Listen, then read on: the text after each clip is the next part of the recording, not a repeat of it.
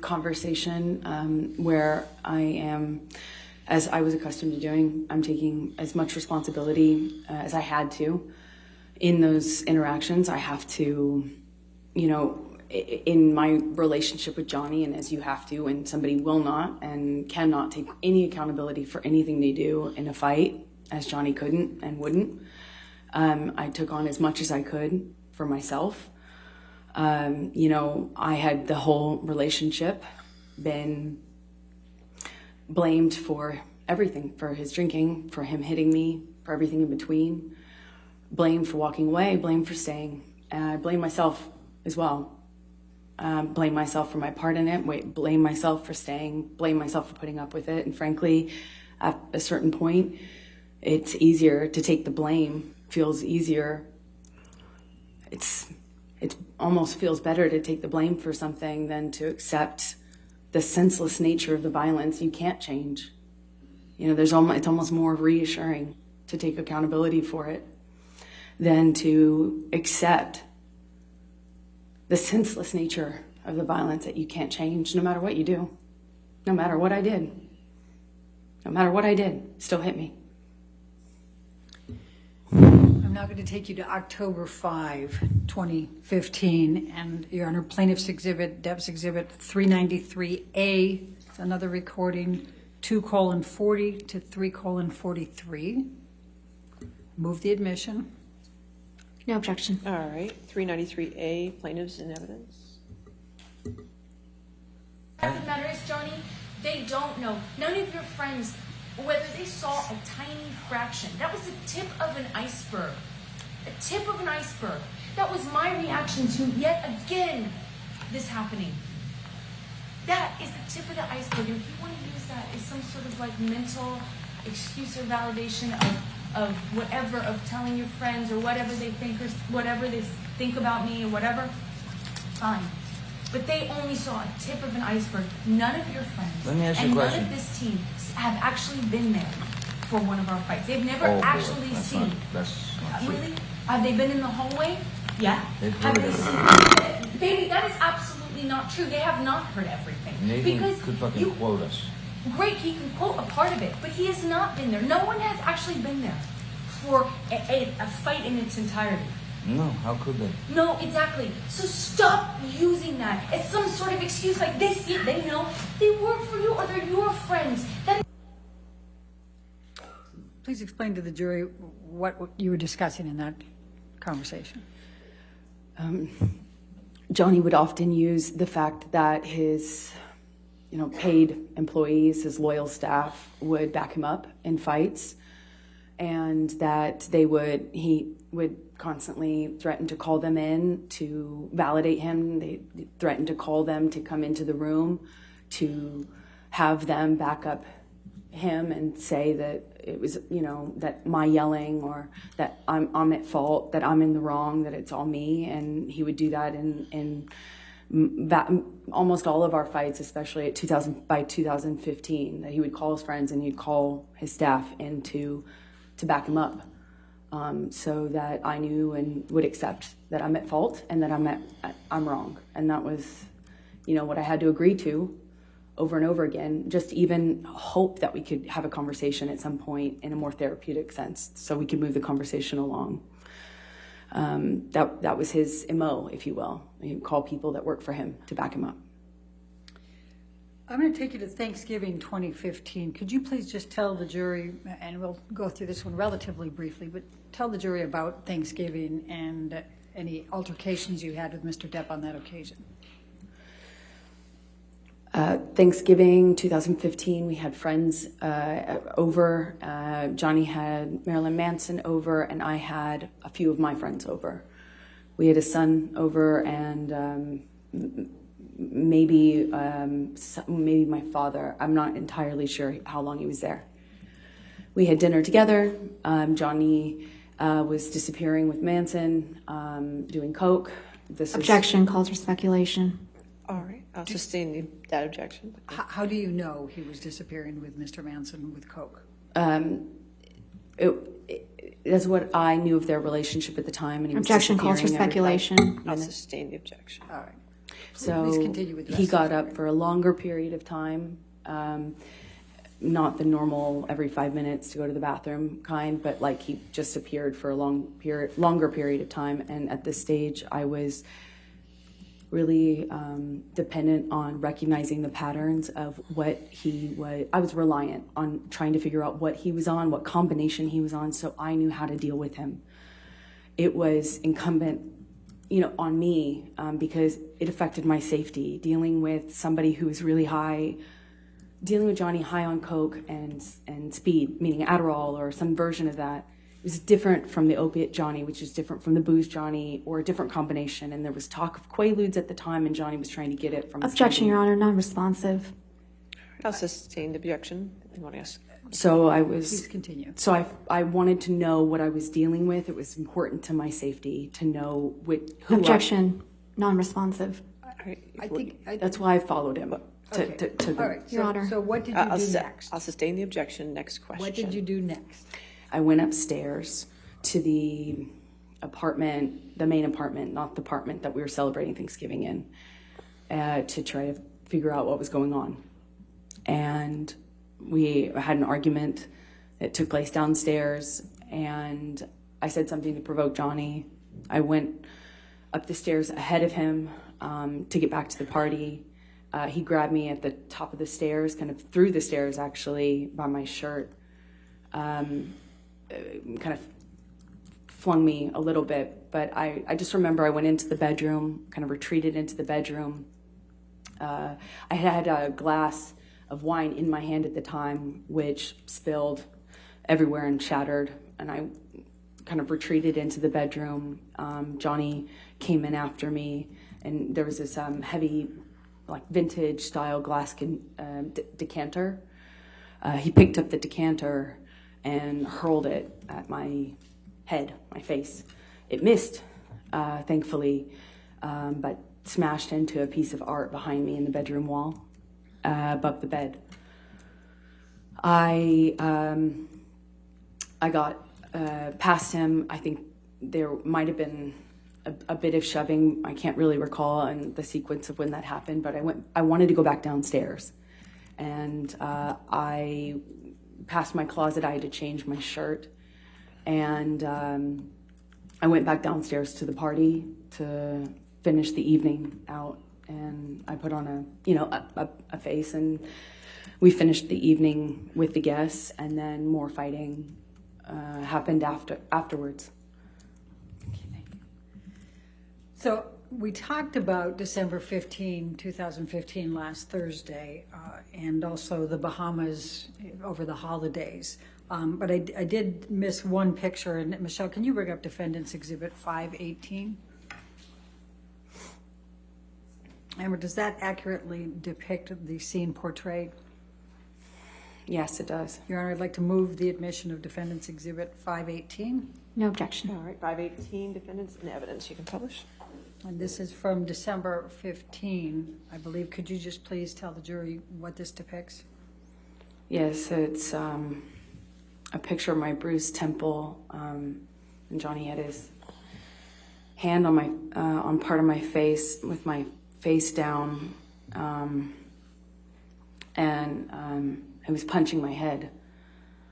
I'm repeatedly punching my head. That's what caused that bruise in my temple. Thank you. Now, we went through the Bahamas before, and you returned from the Bahamas sometime late December, early January, correct? Yes. Okay. I'm going to take you to January, February of 2016. Can you please describe to the jury what was going on with you and Johnny in this January timeframe after this December 15 and the Bahamas incidents? After the Bahamas, Johnny's sobriety fell apart. There was just none of it. It was, so he stopped communicating with the medical team that he had hired. Objection calls for speculation. How do you know that? I was there. They fired him. Objection calls for hearsay. I'll sustain the objection. Okay. Without telling what the medical people did, go ahead and tell what was going on with you and Johnny. Yeah, his his mental health, for lack of what it looked like, his mental health was just falling apart. Is what it looked like. Objection calls for speculation. I'll sustain the objection. What did you observe that led you to believe that his mental health was falling apart? He was Objection, Your Honor. Calls for speculation. She can say what she Leading. observed. I'll sustain the objection as to leading. Next question. What, if anything, did you observe about Mr. Depp's state? He was hallucinating, auditory. Objection calls for speculation. I'll sustain the objection. Please tell the jury exactly what he was doing that led you to believe he was hallucinating. Objection leading. Sustained. What, if anything, was Mr. Depp doing that would have led you to believe he was hallucinating? Same Sustained. objection. Sustained. Please describe what Mr. Depp was saying in January of 2016. He was talking to people who weren't there, meaning people who were not in the room. He was communicating with people and sounds and voices that weren't there. I know because I was sometimes in the room and sometimes on the phone with him. And he would tell me I had a conversation with him that I did not have. He would say I said something that I didn't have. He would comment on somebody being in the room behind me that wasn't there. It was terrifying. It was terrifying because, once he smashed a board right next to my face, and it was unclear to me whether he was even mad at me or he was convinced that the guy he said he saw me with was in the room. I didn't know if Johnny felt the man was in the room with us or not at that point. But I remember he put his fist through a whiteboard in the kitchen. He hallucinated right in front of me. And Objection calls for speculation. Don't use the word hallucinate. Just describe what led you to believe Your that. Honor, I'll objection. sustain the objection. She can testify to what she observed. Please, thank you, Your Honor. Please tell the jury what you Your observed. Honor, may we approach? Okay.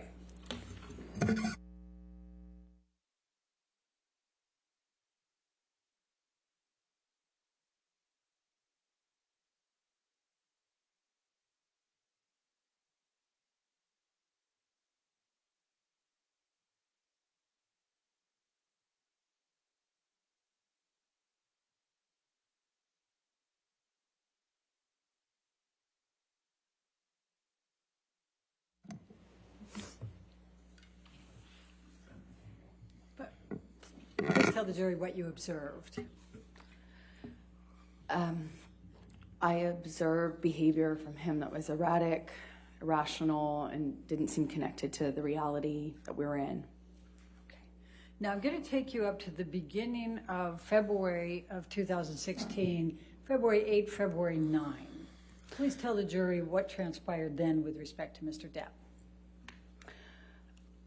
Around this time, Johnny was, again, behaving in a way that was very scary.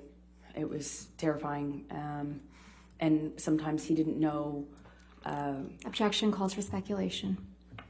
I think she can describe what she's. What are you describing what you're observing? Yes. Then please continue.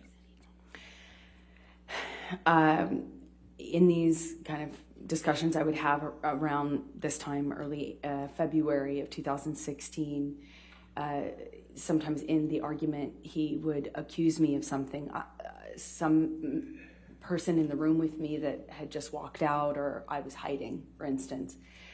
And sometimes he would hold on to that even when he seemed to have calmed down or come off of whatever bender he was on. And it was almost as if I had to confront what delusion he had, or what belief he had, or what accusation he made of me in a new fight altogether. Sometimes he didn't make it clear to me whether he was mad at me or he knew he was mad at me. It was terrifying because I bore the brunt of it. And at around the 8th or 9th, we were in his Sweetser compound, the West Hollywood collection of homes that he has. And I got some cryptic texts from him in the early morning hours that scared me. I won't say what I said, but I came over to his main house. I believe I'd been across the street, and I slept on the couch. We had some interaction in the morning, which made me fearful. He didn't know whether or not I was fearful he was going to believe that he was angry at me. even though we weren't fighting, I wasn't fighting with him. I had done nothing wrong, but I was really worried that the momentum he was on was going to click into a direction of deciding that he was mad at me and I deserved it. And I was terrified that that was going to happen. So I had an interaction with him and got really worried about that on the morning of the 10th. All right. Michelle, I'm going to ask you to bring up Defendant's Exhibit 638. It's already admitted in evidence, Your Honor. And this is from February 10, 2016. And I'm going to ask you to play it, Michelle.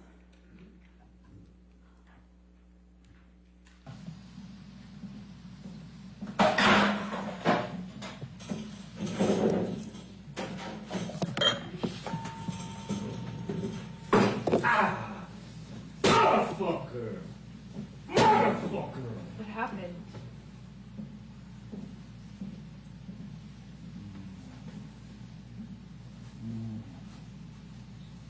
What happened?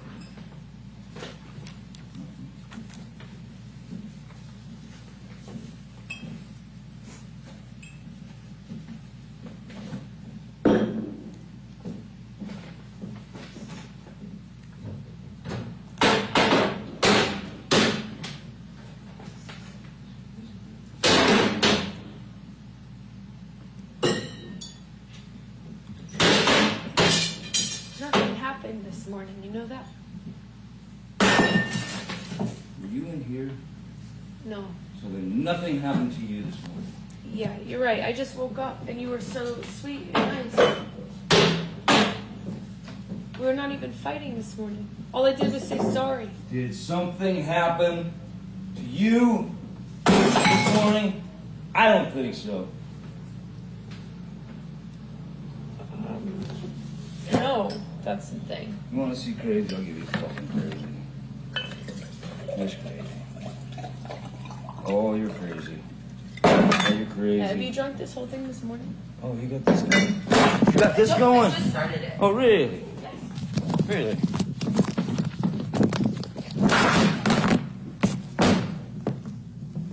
Sneak that shit on me, No, motherfucker. I didn't. You were smashing shit. Oh, bye.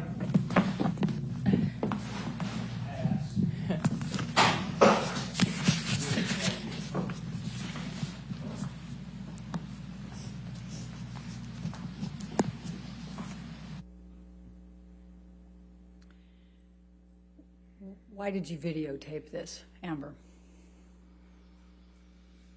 Because I knew he wouldn't remember. Objection calls for speculation. Sustain?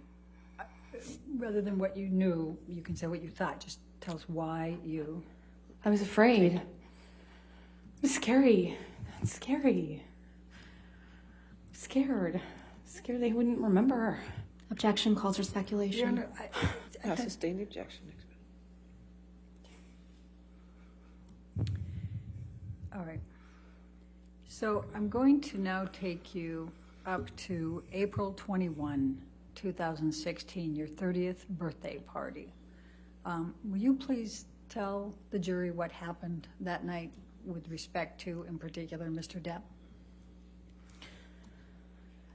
He at that time we had a fitting that day or the day before, and he missed it, and he was kind of disappearing at that time, like at night, vaguely saying like meetings. He had meetings, but then he'd be gone for sometimes like 2 days, just not coming home and that sort of thing. Coming home after a bender Calls for speculation worse. as to Bender. I don't think that calls for speculation. I'll sustain the objection. He's gone for 2 days. Go ahead. And I had my birthday was coming up, and or on my birthday I said, well, are you gonna make it to my birthday party? We had a dinner planned at our penthouse. I said it would be important for me if you made it. Objection hearsay. Not offered to prove the truth of the matter Overruled. asserted. Thank you. And he told me at some point that day that he had scheduled a business meeting or a money meeting, I think he said, maybe, at 7, which is around the time my birthday was planned for. It might have been planned for 8 p.m. He, of course, once my party was starting, he wasn't there. Texted me at some point to let me know that he was going to make it, but that he was running late. And that continued throughout my party. We finished dinner, and when we were cleaning up and kind of everyone was delaying leaving because we were waiting to give him an opportunity to show up before everyone left. And he let me know he was there.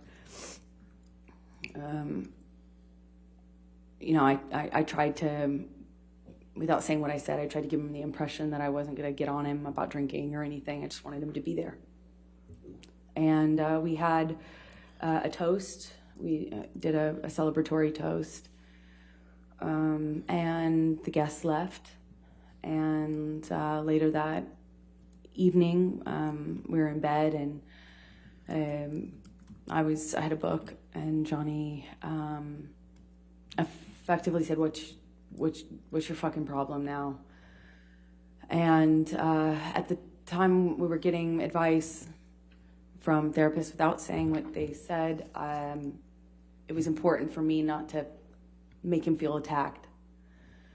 So I chose my words carefully. I won't say what I said, but I remember being very careful about how I worded what I was feeling about my birthday and him having missed it. An argument followed that. I got up out of bed. Johnny's side of the bed was closer to the door than mine. I remember him blocking the door, blocking me to get out, kind of shoving me down, and we had a verbal argument, and then that became a shoving match. I tried to shove him back. I kind of felt myself retreat into the bedroom. At some point, he picked up a large, I guess it's a Magnum size, not a normal size, a large size bottle of champagne, and hurled it at me. This time it went through a painting, and I loved this painting. I remember it just went right through the canvas, left a giant hole in it. And I remember thinking we shouldn't have art in our bedroom anymore. And the fight continued into the salon area, which was outside of our bedroom at the top of the stairs. Johnny picked up my phone. I don't know why. I don't remember what he was saying when he did it, but he picked up my phone and threw it out of the open window of the salon area, out onto the street, out onto the downtown street that this window overlooked. In that moment, I went, oh, no, you don't. I saw his on the countertop and picked it up and threw his immediately, 2 seconds later. I didn't want to be stranded this time alone, meaning I didn't want to be the only one stranded without a phone, which had happened to me already several times before this from Johnny. So I picked up his phone, threw it as well. And I said that I wanted to go stay somewhere else for the evening. I left that room, went into the office. We were still screaming names at each other and screaming at each other. And I walk around the side of his desk, and the next thing I know, he has me by the hair, and he pulls me down, I hit the side of the desk. I remember things flying off of the side of the desk that I hit with my body. I remember trying to fight him off of me. At some point, we're back in my main bedroom, and I believe I was getting my toothbrush out of that bathroom, and when I came out, we had another shoving match, but this one, he kind of I remember he chest bumped me in this bro-y way, chest bumped me and fell to the floor, and when I got back up, he kind of held me down by the shoulders down on the side of the bed, kind of held me, wrestled me down on the bed. I remember I got up once or twice before I ended up on the bed, and he grabbed me, did this thing that he did sometimes when he would taunt me, grabbed me by the pubic area. Just as best I can describe it is he kind of just pushed me down, held me down by it, and kind of pulled me into it, and he was asking me, kind of taunting me, asking me if I thought I was so fucking tough. I think you're such a fucking tough guy, huh? Are you so tough now? Look who's so tough. You want to be a man? Tough like a man now? That happened for a bit of time. I'm not quite sure. I think at some point he left. I remember at some point shortly after that, I remember he was still in the apartment when this happened, but I remember kind of collapsing on the floor and being exhausted. It's just, I remember feeling exhausted and crying and kind of throwing in the towel, if you will. I remember saying to him, just, can we not fight like this? Like, can we start over? Is there anything that we can do? Like, this is really messed up, but can we just not do this, please? Can we stop doing this? Just don't leave. It's my birthday. Let's just call it couch. Let's call it truce and not have it end like this. I don't want to have it end like this. I was just so tired, hurt, and I remember crying and feeling ridiculous that after this I would be crying and saying these things. I'm embarrassed saying it now. He responded cruelly. He told me it's what I fucking deserve, and that I'd wake up alone, and that no one would ever love me because all of this, pointing to my face or body, all of this was going to go away. No one would ever love me, or my tits sag, no one would ever love me, and I better get used to waking up alone. And he said this was all my fault and what I asked for. And he left. I heard him come back in the downstairs. You know, you can hear the door slam. I remember hearing it open and thinking, oh God, is this going to happen again? What's going on now? And then shortly after, I kind of peeked around to the top of the stairs where you can kind of peer into the lower level. And I just see him briefly, momentarily, and he just screams at me, happy fucking birthday, and stormed out. At some point, I walked downstairs and saw that he had also left me a note to that effect. How did he leave a note for you? It was written on a piece of paper as best I can recall, but I'm not sure. And so then the next day, what did you do? I texted, well, I can't say what I texted. I woke up that morning, the morning of my 30th birthday, and I woke up to my best friend crawling in bed with me and putting her arms around me. And I remember wondering how she walked in, because there was a lot of glass on the floor. There's lots of glass. And she put her arms around me and showed me a birthday video that all of my friends, my childhood friends, all of my loved ones made. Of course, stupidly, the first thing I asked her is why Johnny wasn't in the video, because it had been recorded before. It had been recorded sometime before it was clear. And she said that she'd been asking for a few months, and Johnny just... Objection, Your Honor, hearsay. I offered to prove the truth. All right, I'll overrule. Go ahead.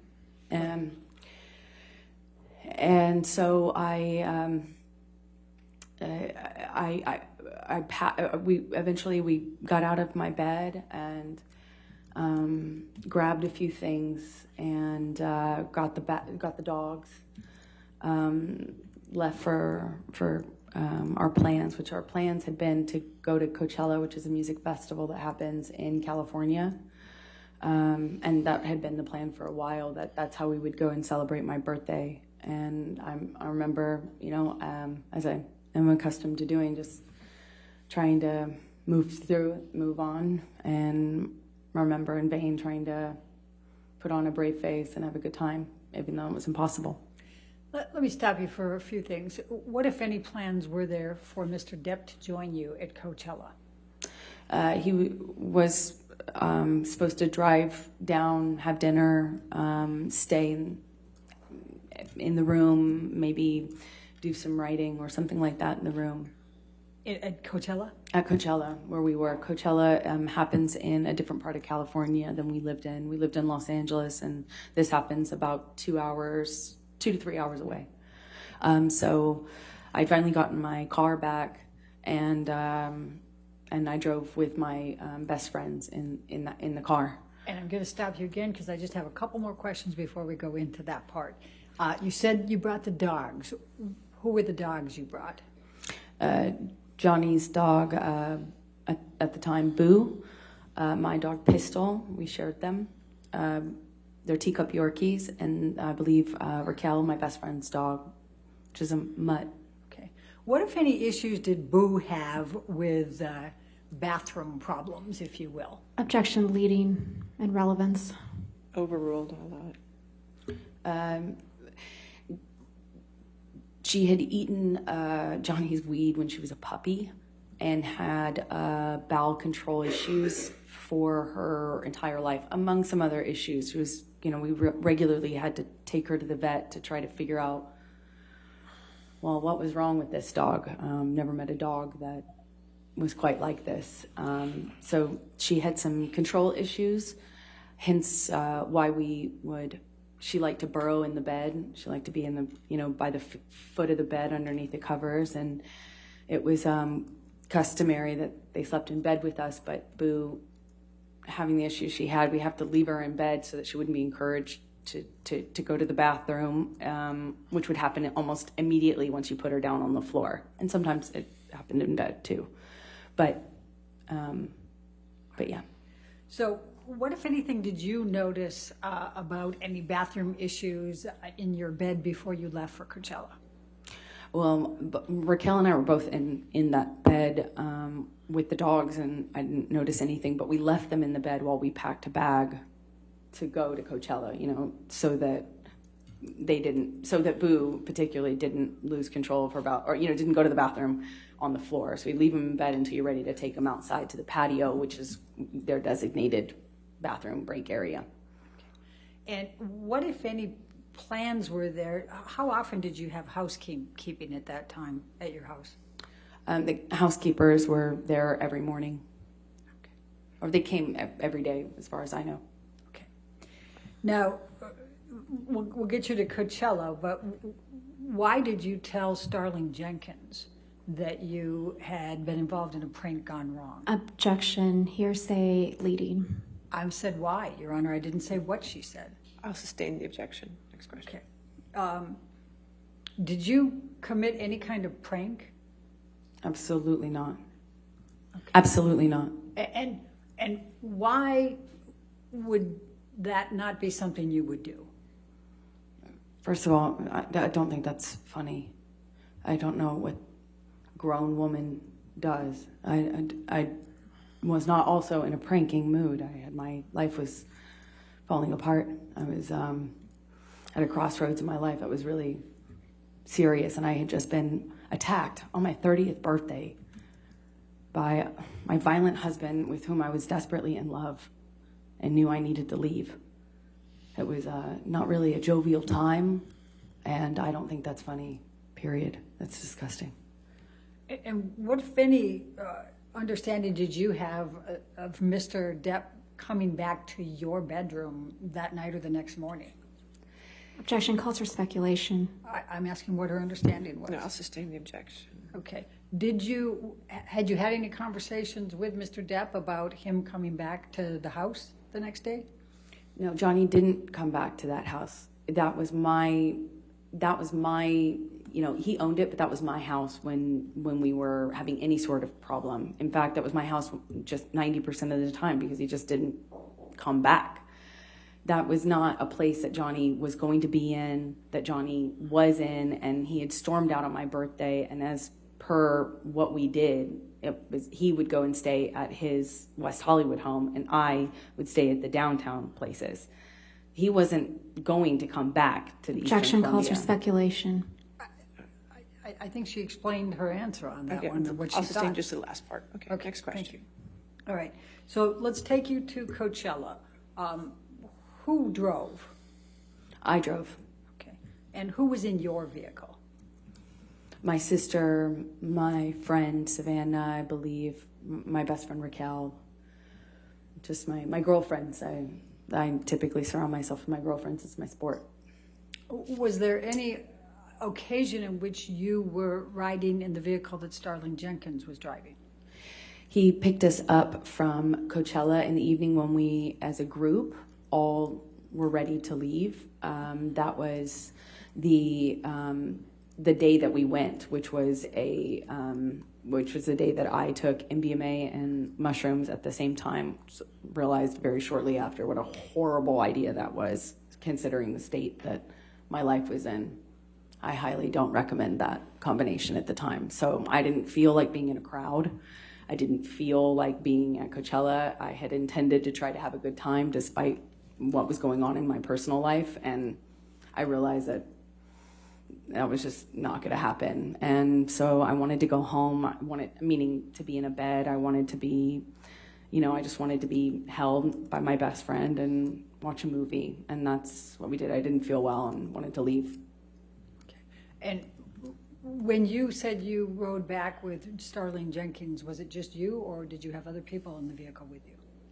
When we left Coachella, it was my entire group. I wasn't ever alone with Starling. I certainly wasn't anywhere near him. I didn't have a conversation with him. I sat in the very back seat with my best friend next to me, and it was a whole group of us. Thank you. Your Honor, I don't know. This might be a good breaking point. All right, that's fine. Okay, ladies, let's go ahead and take our morning recess. Do not discuss the case with anybody, and don't do any outside research. We'll take 15 minutes, okay?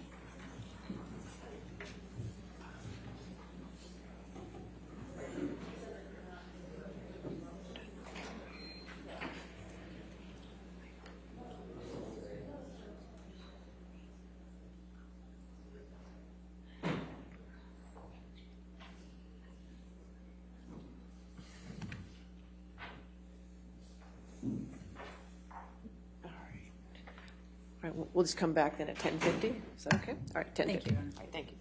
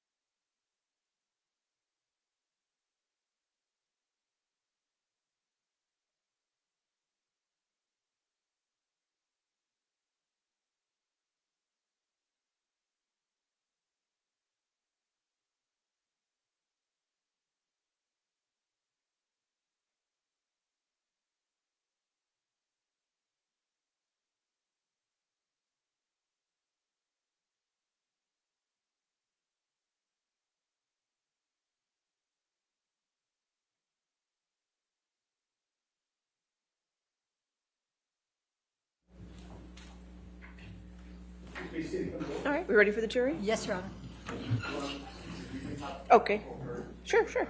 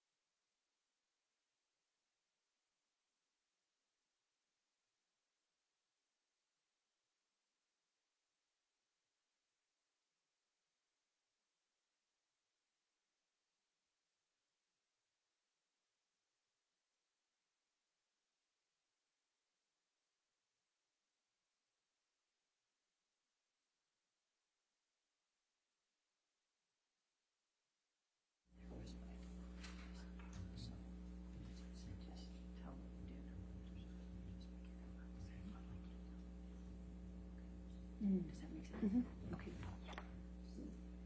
All right, we ready for the jury then? Yes. All right.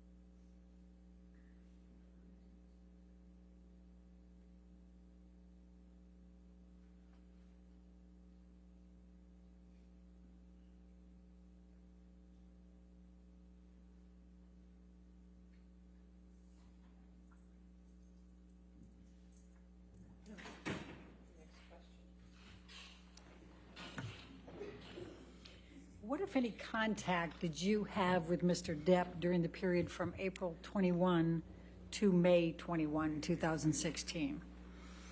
I had no physical contact with him. Okay. I'm going to take you to May 2nd, 2016, the Met Gala.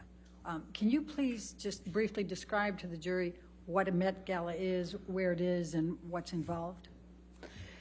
It's arguably the biggest fashion kind of celebrity event, red carpet event of the year. It happens every year in New York City.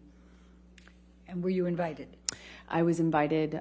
Typically, designers will invite people in the public eye to be their, guest, and they will typically dress them, and it's a way for designers or fashion to kind of intersect with a celebrity world, and it's a big event held at the museum every year. And what, if anything, did you and Mr. Depp do to prepare for that Met Gala? Well, Johnny and I were we were dressed by Ralph Lauren, guests of Ralph Lauren, and Johnny missed the fitting because it was happening around the date of my birthday party in Los Angeles. But we were planning on going together as Ralph Lauren's guests. Okay. And did you show up? I did. I didn't have a phone at the time because I couldn't get it reinstated after Johnny threw it out of the window because no one on his team would respond to me. So I had no way to kind of reinstall it. I had, it's no point in getting a burner phone if you don't know anyone's phone number. So I wasn't sure really what was going on or when he would show up or if he would show up. No one would talk to me on his team. No one would tell me. I didn't know. So I ended up going by myself. Frankly, I wasn't sure if he'd show up and, on the carpet or if he'd show up at the hotel shortly before. I had no way of knowing. And then did you attend the Met Gala? I did. I got out of the car and walked the red carpet by myself, escorted by somebody from Ralph Lauren's team. And I sat next to an empty place setting for Johnny that they cleared as soon as we realized that he effectively stood me up on the carpet. Who did you meet at the Met Gala? I was standing in line right in front of a gentleman. It was Elon. I didn't recognize him until we started talking. And he had reminded me that we had met once before. He was with his mother. Okay. And did you strike up a friendship with Mr. Musk after that? We did. We, as I mentioned, we spoke on the red carpet, kind of in the waiting line of the carpet. He seemed like a real gentleman. He was really nice, and he sat next to me. Well, not next to me. He sat kind of at a nearby table, and we got to speaking that night, and then eventually became friends. Okay. I'm going to, Michelle, can you pull up Plaintiff's Exhibit 46? It's already in evidence. It's Aaron Filati's notes. And I'm going to ask you to go to page 30.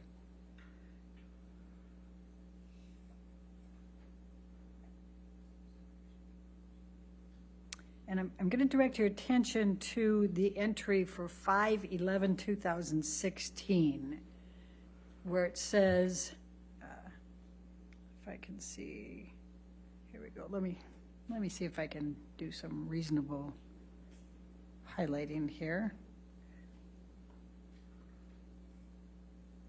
Okay, it says client laughed and also reported using illicit drugs, mushrooms and MDMA on 5/9/2016 at home with a high-profile male acquaintance. Client reported that her husband was not aware of the male visitor nor her illicit drug use. Do you see that? Yes, I do. Who was the high-profile male acquaintance that visited your home on 5/9/2016? I don't recall even being in LA at that time. Where were you? I don't recall. I believe I was in London at the time. Okay. Did you have a male high-profile client at your home in or around 5/9/2016? Not around that date. It seems like it's a wrong date. Okay. And did you use illicit drugs, mushrooms, and MDMA with any high-profile client? No, I did that at the Coachella Music Festival, and that was the end of that. I learned the hard way that that was a terrible idea. All right. Well, while we are on these same notes, I'm going to refer to the Coachella, which is up above, and it says it states she ingested mushrooms and MDMA simultaneously while also consuming alcohol, and states she vomited and was high for at least 24 hours straight. Were you high for at least 24 hours straight? No, I was not. I felt awful, but I was at home feeling awful. At home, meaning at the hotel, with my best friend in bed. Okay.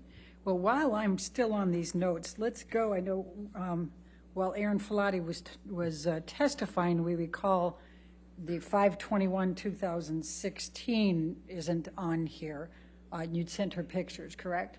Yes, I did. Then let's go to 5/26/2016, and it says, client reports having the hardest week of my life. Client states she cannot deal with the negative media publicity she has received.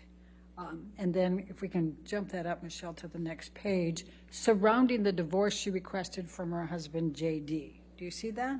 I do. Okay. When did you go in for the DVTRO? May 27th. So that was the day after Aaron Filati's note saying you just had the toughest week of your life? That's correct. Okay. While we are still on this one, let's go up to the first page for the client history.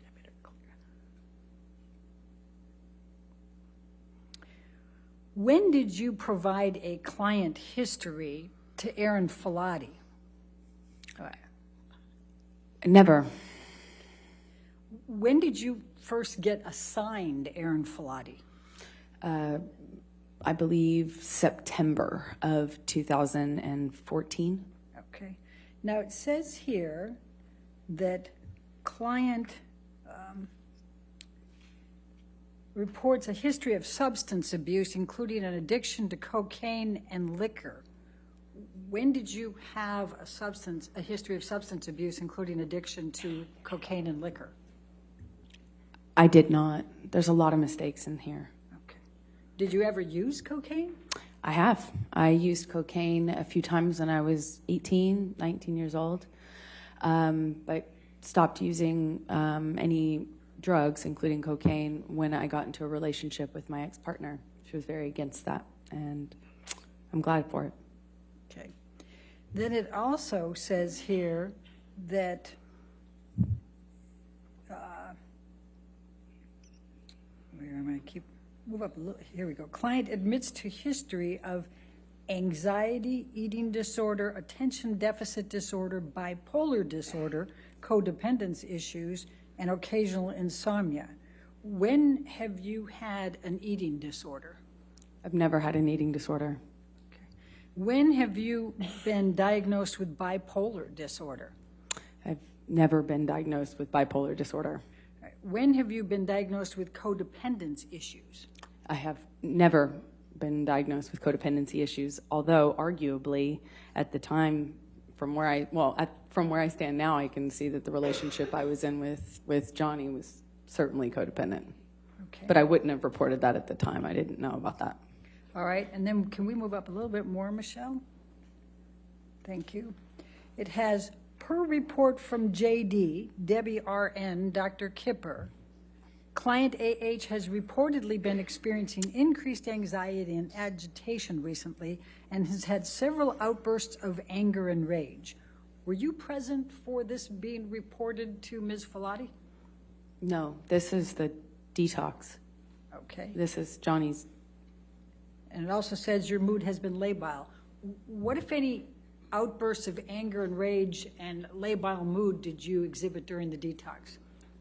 None that she would have seen. None. I was there for Johnny's detox. This is what Johnny was going through. This is not me. Okay. And at the time of the detox, was Aaron Filati your nurse yet? No, I didn't know her, and she wasn't there. Okay. Thank you very much. You can take this down, Michelle. Now, I'm going to take you to May 21, 2016, and I'd like you to describe for the jury what took place that evening in connection with Mr. Depp.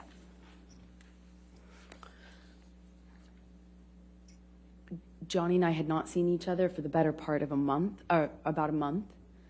I was traveling. I had just shot a campaign in Italy.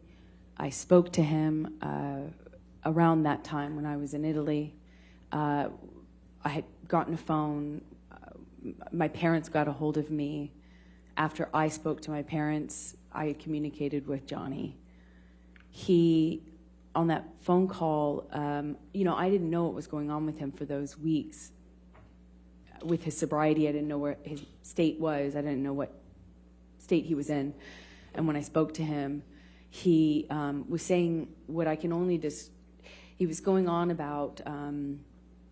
about scientists and DNA and feces, that he had some scientific analysis done and DNA analysis done, and that, as soon as I heard about this feces, he thought that was a prank, and he was going on about all the scientists that he had conferred about the DNA results with. I just thought he was out of his mind, and thought clearly the drinking and the drugs are not getting better.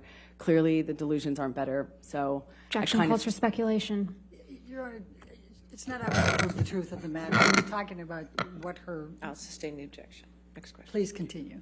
So I hung up from that phone call, assuming that, and then spoke to him once my parents got a hold of me to tell me about Betty Sue. We made a plan, Johnny and I, for him to come over. He said he really needed his wife. He had lost his mother and he missed his wife. He really needed his wife. He said it over and over again.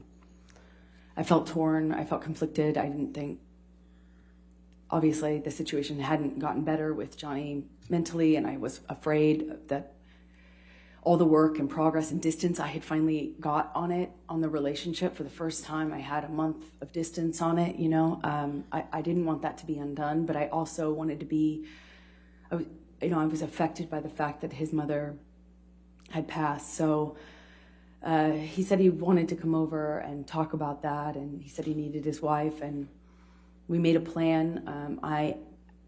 We made a plan for him to come over during the day, thinking that might mitigate the amount that he would be drinking.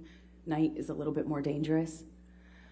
And in the early evening hours, I get a text from him that he's almost there, or that he's there. I think it was around 7:15 or so. And he came over, and we sat on the couch, and at first it was relatively peaceful. I mean, I could tell he was inebriated, but it makes sense. In my head, it made sense. He wasn't like incoherent. It was peaceful. And then he starts talking about the feces again, and this prank that he said one of my friends had left for him in my bed that he wasn't going to be at. And I tried to point out how that didn't make any sense. I'm not even going to be there. I wasn't there. And my friends wouldn't do that. That's not something a bunch of 30-year-old women think is funny. What is he talking about? And he just kept going on and on about it.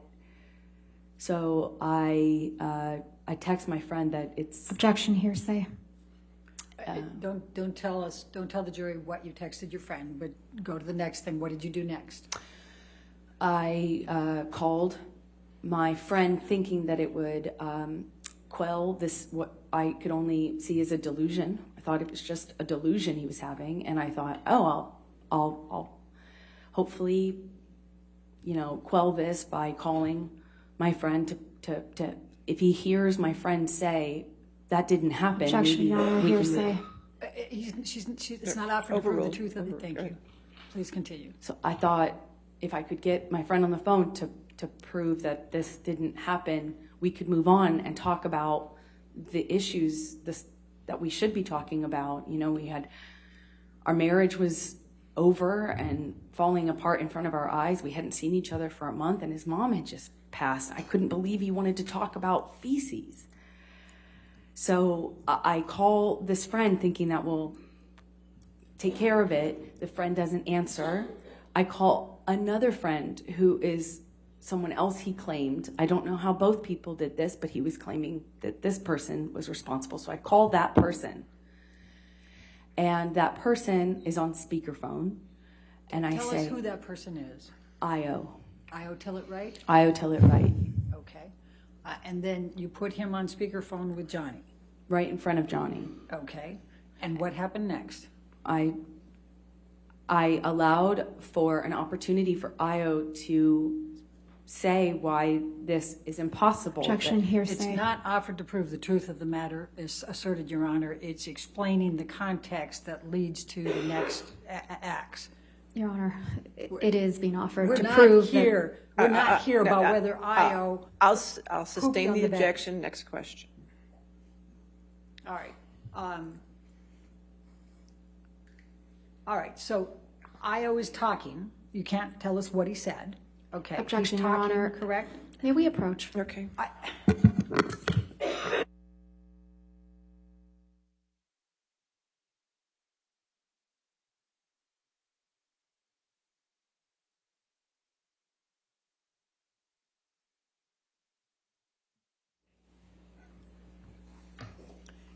So Io is talking. We can't say what he said. What is the next thing that happens on your end with Mr. Depp? It just made Johnny madder. He got more upset, grabbed the phone, and started screaming at Io.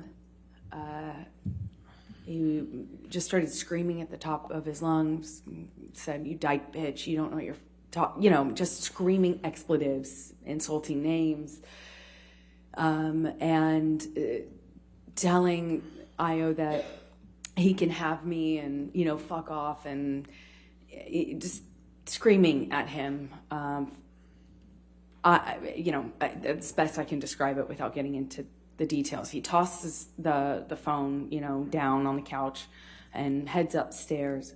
I pick up the phone and try to, apologize for the fact that my husband at the time just screamed at my friend on a cold call. I didn't want Io to think that's why I had called Io, to just be screamed at and blamed for something that sounded crazy, for lack of a better explanation. It sounded crazy. Io said something to me on speakerphone, and reminded me I wasn't safe.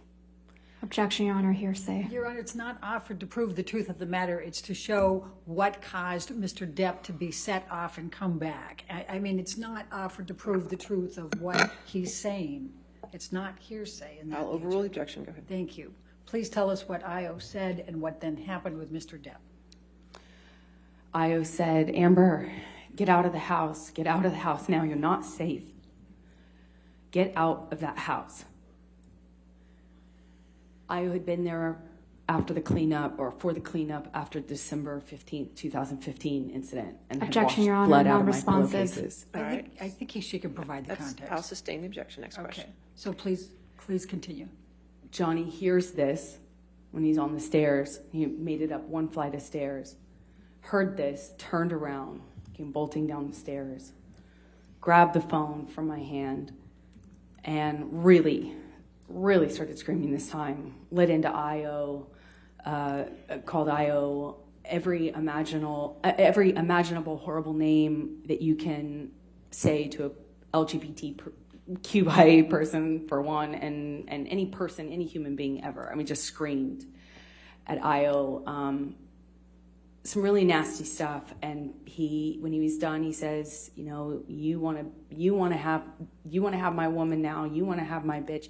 You can have, you take her, you can have her. And he, with that, picks up, just pulls his arm back with the phone and throws it at my face.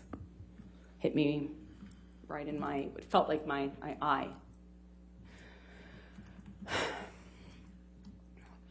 I put my head in my hands and immediately start crying. I said, "You hit me with the phone. Johnny, you hit me." And I'm sitting on the couch. I didn't even have time to react, I didn't even have time to put my hands up. I was still sitting cross-legged in my socks on the couch, and I haven't seen him for a month. And last, several times now that I've seen him, he's hit me, and I didn't even have time to react to this. He comes over to me as I'm crying, and he does that taunting thing to me. He says, "Oh yeah, I hit you, huh? I hit you, yeah?" And he just feels like whacks me on top of my head. Just this heavy ringed hand landed on top of my skull, grabs me by the hair, yanks me up off the couch. I'm struggling to stand up. And I don't know if he was intending to hit me in the face or if he was just trying to grab my face, but he was making this gesture around my face to try to expose my face to him. And he was like, "Yeah, let me see how bad I hurt you. Let me see it. Let me see how bad I hurt you this time. What if I pull your hair back? What if I pull your hair back?" And he yanks my hair back. I'm trying to prevent him from landing the blows to my face. I'm trying to prevent my face from being exposed.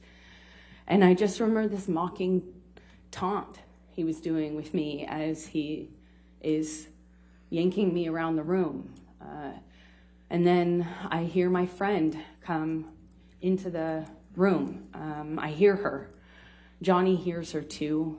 He lets go of me and turns. And Just tell the jury who your friend is. Raquel, my best friend at the time, who lived in the neighboring apartment, she came in, and Johnny moved towards her, and she ran towards me. Johnny looked at her, looked at me. I retreated to the only place I had to go, which is the corner room where the couch was. I retreated kind of to the couch, and Raquel and Johnny both ran up to me. Raquel got in front of Johnny. She kind of managed to get right in front of him, in between he and I. And I'll never forget it. Just very slowly, calm, in just a very slow but very concentrated, very controlled, slow way. Just put both of her arms, her hands up like this, and like I've seen people do with horses. That's what it reminded me of. She just went, "No, no, Johnny, no." And she just got in front of us, in between us, put both of her palms out. Johnny kind of squared off to her, ran into her arms, and she just repeated herself very slowly, very calmly, very directly. He hit both of her arms off of his chest like that and barreled towards me. I instinctively curl up on the couch, and I just feel her arms come around me, next to me. She was sitting on my left next to me on the couch, and I just feel her arms around me. And I'm just looking down at the carpet, feeling her arms. And that's when Johnny, who I can see partially and hear, is right in front of me, and he's screaming at me to get the fuck up. "Amber, get the fuck up. Amber, get the fuck up. Amber, get the fuck up." And every single time he said it, he's screaming it louder and louder and louder. I think he screamed it probably about 10 times, so loudly. The next thing I hear is, "Boss, boss." And I realize that his 2 security guards had come into the apartment after Raquel. I see them or hear them, and Johnny turns to them, and I see Jerry say, "Boss, boss." And I get up off the couch, and I say to Jerry, Objection, Your Honor, hearsay. Not offered to prove the truth of the matter asserted at all. I'll sustain the objection. All right. Next one. So don't tell us what you said to Jerry, just what happened next. Then they tell him something, and he picks up the bottle that I guess he walked in with. It was a This is Magnum. Mr. Depp or Jerry? I'm sorry, Johnny. Okay. And starts smashing things off the nightstand, the coffee table, starts screaming, and they kind of, I feel them kind of corral him. I'm not making direct eye contact, but I can kind of just sense and feel and sound and hear things smashing as he exits the apartment, kind of knocking things off the countertops and breaking things on the way. I realize he's punching something. I assume it was the picture because it broke right after he walked past it. And he leaves that apartment. I hear him in the hallway, still screaming. I hear more doors opening, more racket. Eventually, Josh, Raquel's husband, comes into the room and brings me to safety, brings Raquel and I to safety in their apartment. And that's where I stayed for the next few hours.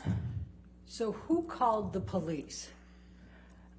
I believe it was Objection calls for IO. speculation. Your Honor, this is not, we have to have the context here of somebody called the police, because then the police come. So I think we have to put, it's not offered again to prove the truth of the matter asserted, it's just who called the police. Your Honor, the objection is not hearsay. It's speculation. Do you know who called the police?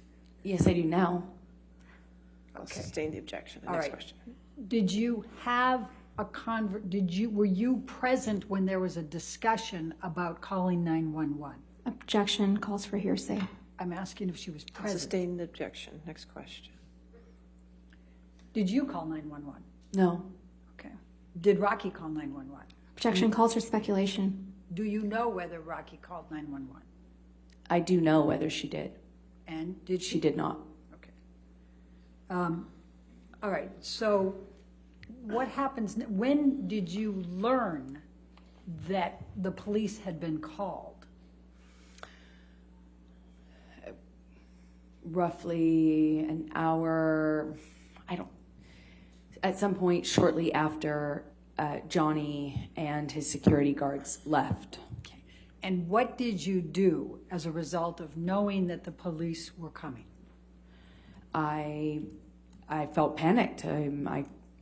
I didn't know what to do because I didn't know what they were going to do when they saw the state of the place. He'd also smashed up the other apartment where I kept all my things. So I didn't know what they were going to do. And I panicked. I called the only lawyer I have, which is my entertainment lawyer. He does like my movie contracts and stuff. And I asked him for advice. And then without telling what he said, what happened next? I called a domestic relations attorney after that conversation. And had you known this domestic relations attorney before then? No, I did not. Did you get that name from your entertainment attorney? Yes, I did. Okay. And when you called the domestic relations attorney, without saying what she said, what did you do as a result? I told the police officers who arrived that I would not Objection, Your Honor. Hearsay. Again, not offered to prove the truth of the matter asserted. All right. I'll overrule the objection. Go ahead. Thank you. I'm sorry, could you repeat that? I repeated to the officers, I refuse to cooperate at this time at the advice of my attorney. Okay. Did you call your publicist that night? No. Okay. Now, I'm going to ask you to take a look at some pictures, but before I get there, I want to just ask you a couple of questions leading up. What were you doing when the police officers arrived?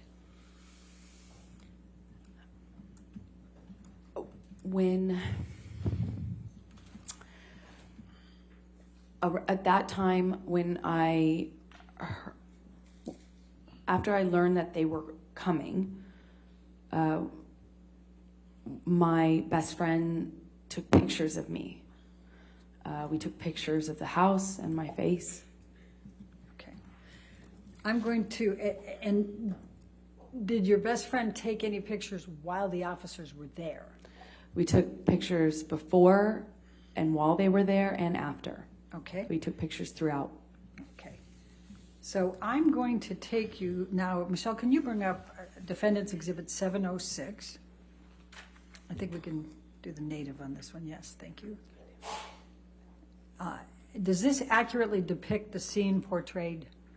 Yes, it does. Your Honor, I'd like to move the admission of Defendant 706. No objection. 706 in evidence and published.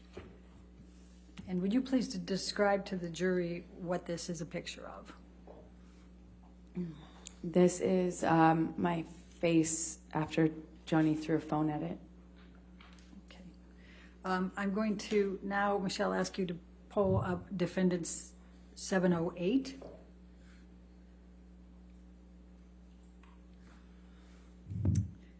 And does this accurately depict the scene portrayed in this picture? Yes, it does. All right.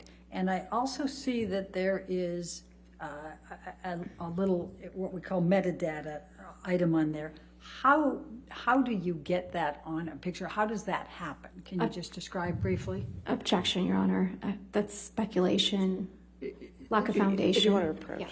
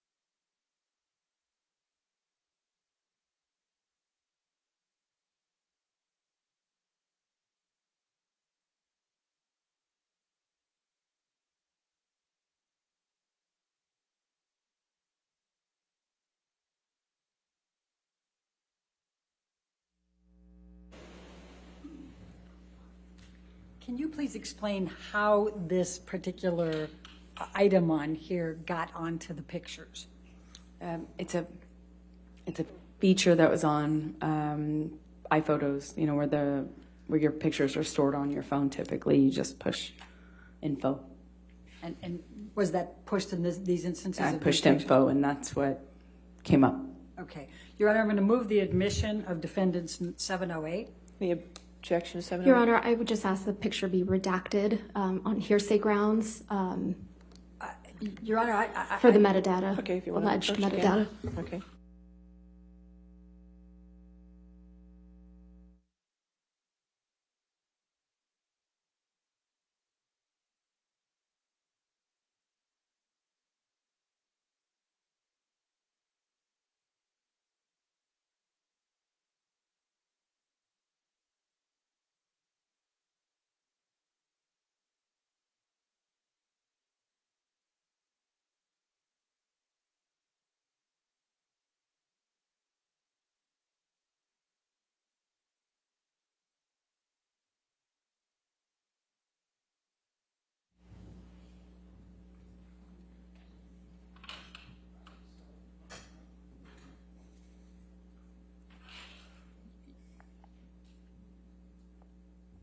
Your Honor, one moment, please. I'm All just right. trying to figure out how to move this fast. Okay, that's fine.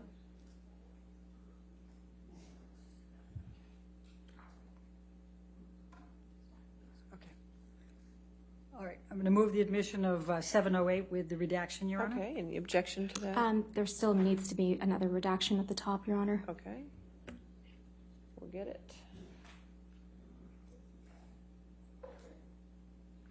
Thank you.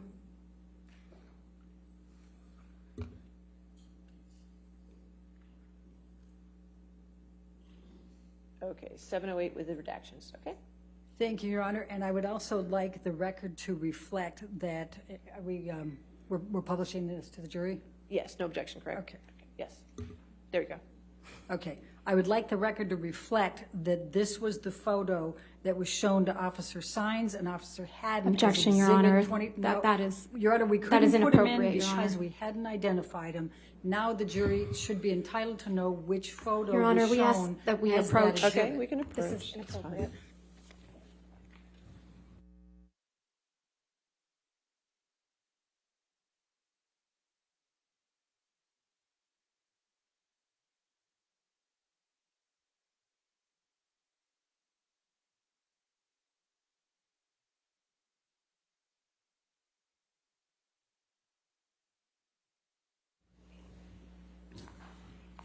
So for the record, this particular photo was shown to Officer Sines and Officer Haddon as Exhibit 24 in both of the depositions that were shown earlier where the pictures were not allowed to be shown yet because they hadn't been admitted.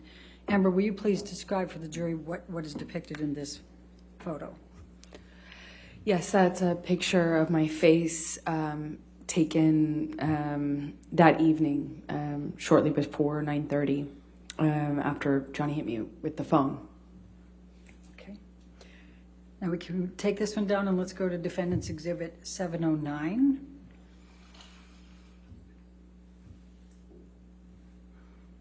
And based on the court's ruling, I'm going to ask if you can redact that. Michelle, please.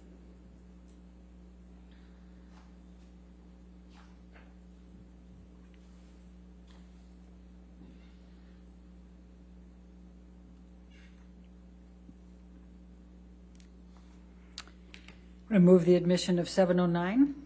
All right, any objection? Not with rejections. All right, Thank you. 709 with redactions and evidence, you can publish. If it could be published to the jury, Your Honor. Thank you. Yes. And Your Honor, for the record, this is the photo that was shown to Officer Sines and to Officer Haddon as Exhibit 25 for both of their depositions. Okay. Amber, could you please describe for the jury what's depicted here? That is my face after the phone incident. It's that night. All right, let's bring Defendant 710, please.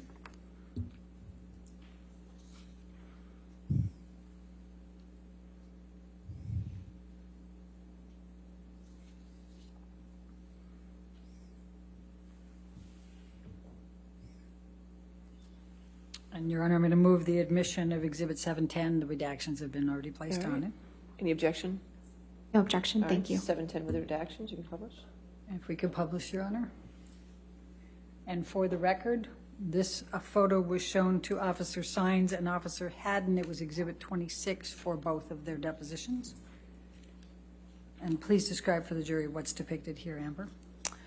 That is my face in yet a different light that same evening after Johnny hit me with the phone. Okay. Let's go ahead and go to Defendant's Exhibit 711.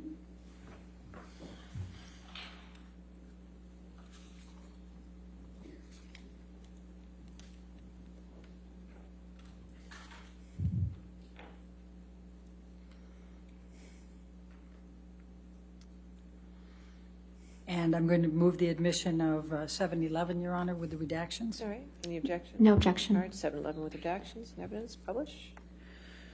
And for the record, Your Honor, for the jury's purposes, this was shown to Officer Sines and Officer Haddon as Exhibit 27 to both of their depositions.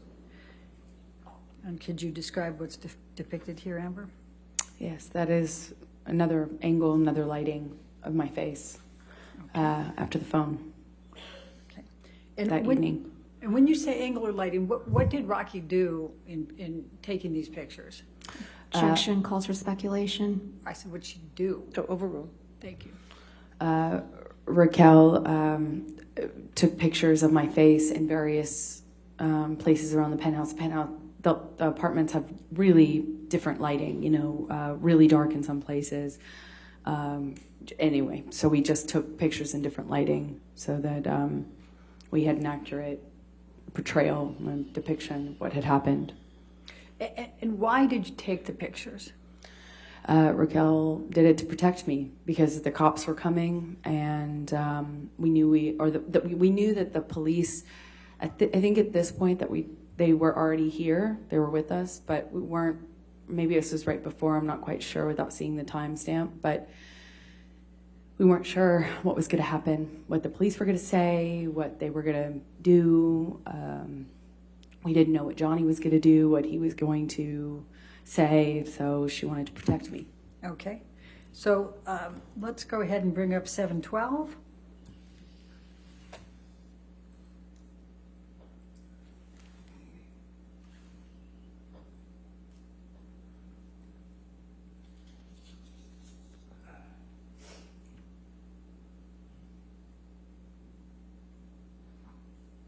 All right, now move the admission of 712, Your Honor. All right, any objection? No, thank you, Your All Honor. right, 712 with redactions, you can publish. Thank you, Your Honor. And please describe what's depicted here. That is another picture of my face, Okay. taken around the same time. Okay. And then let's go to 713.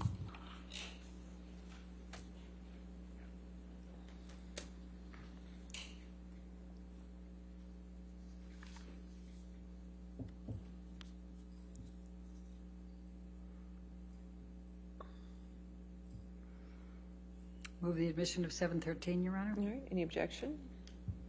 No objection. All right, 713 with redactions, you can publish. And for the record, this one was shown to Officer Sines and Officer Haddon as well as Exhibit 29 to both of their depositions. And just describe briefly to the jury what this is. This is another picture of my face taken at the exact same time and in the same location as the other one, just with one of the lights turned on, or an additional light turned on in the previous one. Okay. Let's go to 714.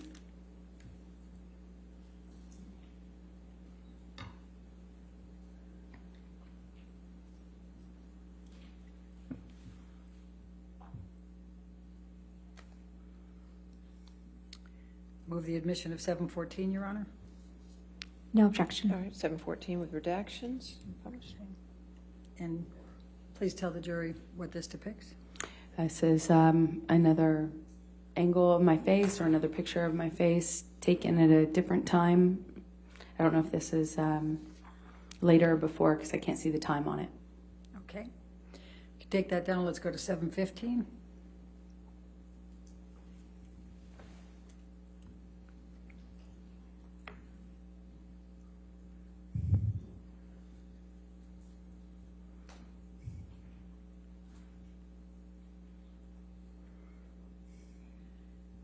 I'm going to move the admission of 715, Your Honor. No objection. All right, 715 with redactions, in evidence, you can publish. Thank you. And for the record, this one was shown to Officer Sines and Officer Haddon as Exhibit 17 for both. Please describe for the jury what's depicted here.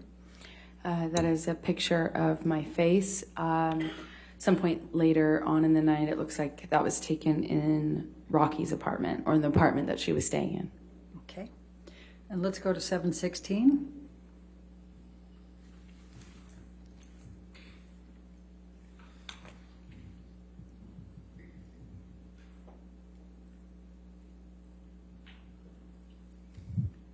Move the admission of 716. No objection, Your Honor. All right, 716 evidence as redacted. And Emma, could you please tell the jury what this picture depicts? Yes, it's the business card that one of the police officers left for me in case I changed my mind and wanted to comment. Okay. And with the pictures that we have just seen before this, were they taken before the pictures of the police card, the card that was left, after, or do you know? Objection, compound. It's not. And calls for Your speculation. Honor, compound is overruled. Thank you. We took pictures before, during, and after. And the question I had for you is the pictures you've seen so far, were those taken before at the time of this, before this card was presented to you and you took the picture, after, or do you know? Some of them were, but without seeing all the timestamps, I can't tell exactly. Okay, that's fair. Thank you. Okay, and then I'm going to ask you to take this one down and go to 717.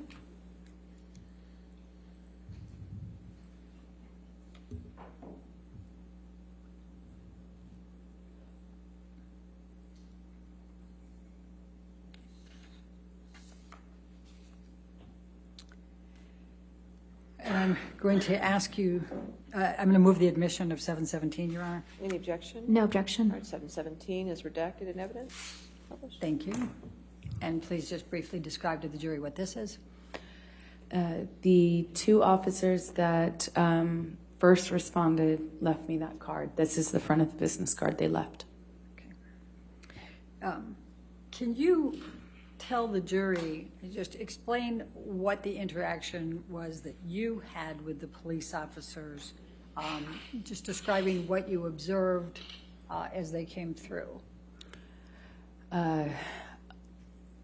I did not want to speak to them. I asked that Raquel's partner or husband ask them to go away without speaking to me. And just so the jury understands, who was Raquel's fiance at that time?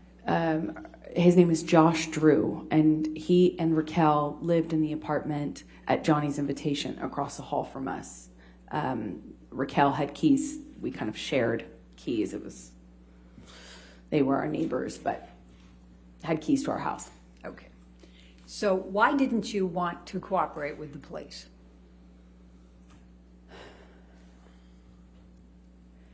Because I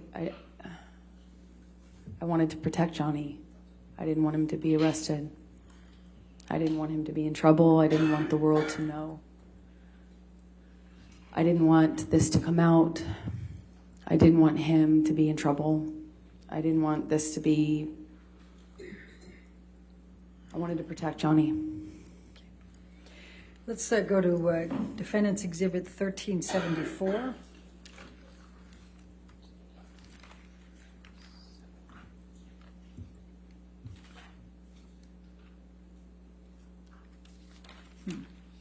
That's 1374. One moment, Your Honor. All right.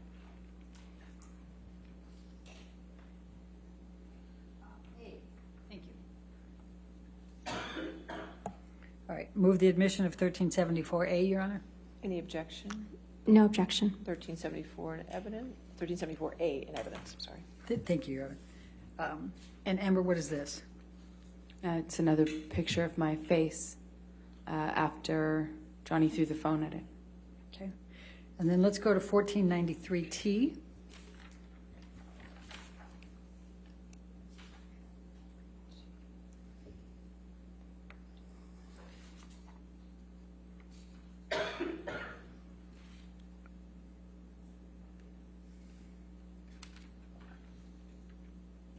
And move the admission of 1493T.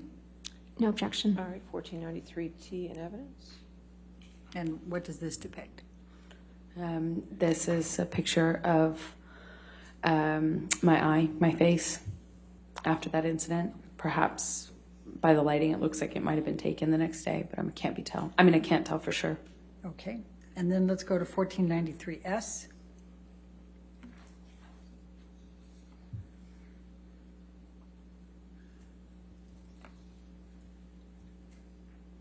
And move the admission of 1493S. No objection. All right, 1493S in evidence. Published. And what does this depict? And this is another picture of my eye and side of my face. Now, were there also pictures taken of the property that you described Mr. Depp destroying or damaging? Yes, there were. Okay. Michelle, can you bring up Defendant's Exhibit 700? And based on Your Honor's rulings, we will take off the metadata.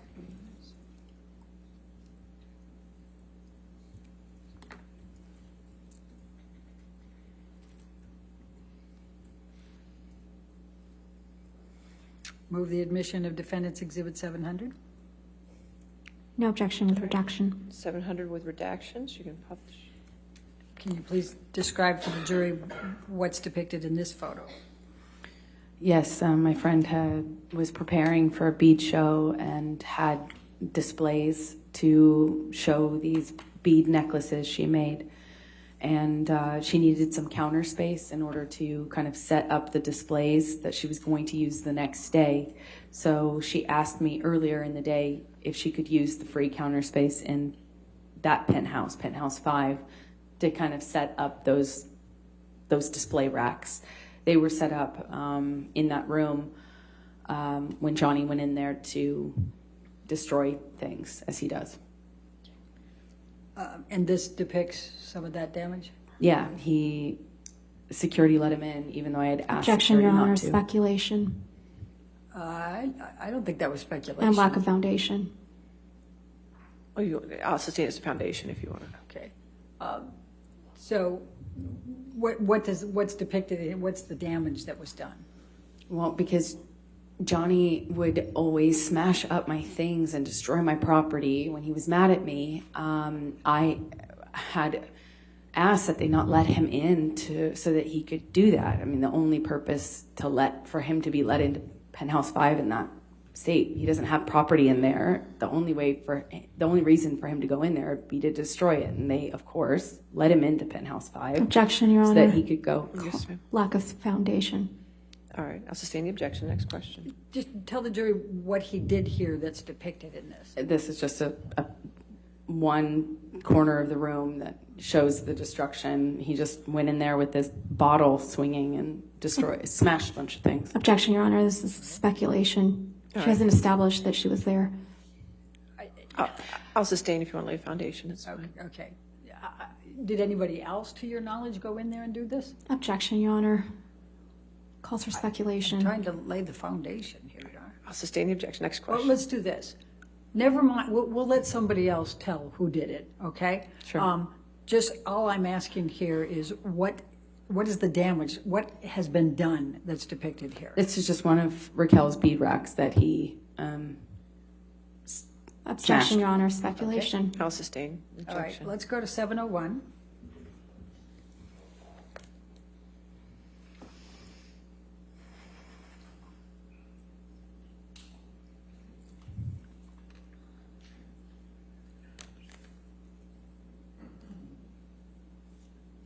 Move the admission of 701. With redaction, no objection. All right, 701 with redactions and evidence. Thank you. Amber, can you please describe what's depicted here? Yeah, it is our bedroom in penthouse 3, the main penthouse. Looks like he was just throwing things. Objection, Your Honor. Calls for speculation. Sustain the objection. So just describe what you see here as opposed to what you say he did. I see a bunch of art tossed on the bed. Okay, where was that art before Mr. Depp was at your house on May 21, 2016? Hanging on the wall where it belongs. Okay. Let's go to, Michelle, can you bring up defendant 702, please?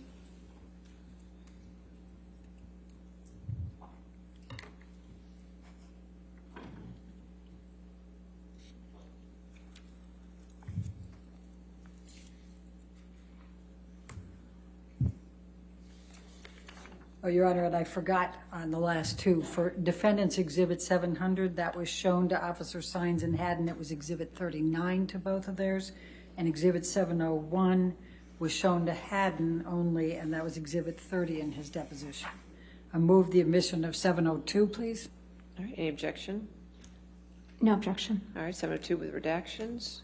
Thank you, Your Honor. And let the record reflect this was also shown to Officer Haddon as deposition exhibit number 40. And can you please describe for the jury what's depicted here? Yes, it is broken glass from one of the broken pictures that were hanging on the wall. And where is this physically? This is in penthouse 5 on the stairwell. Okay. Michelle, can you bring up defendant 703, please?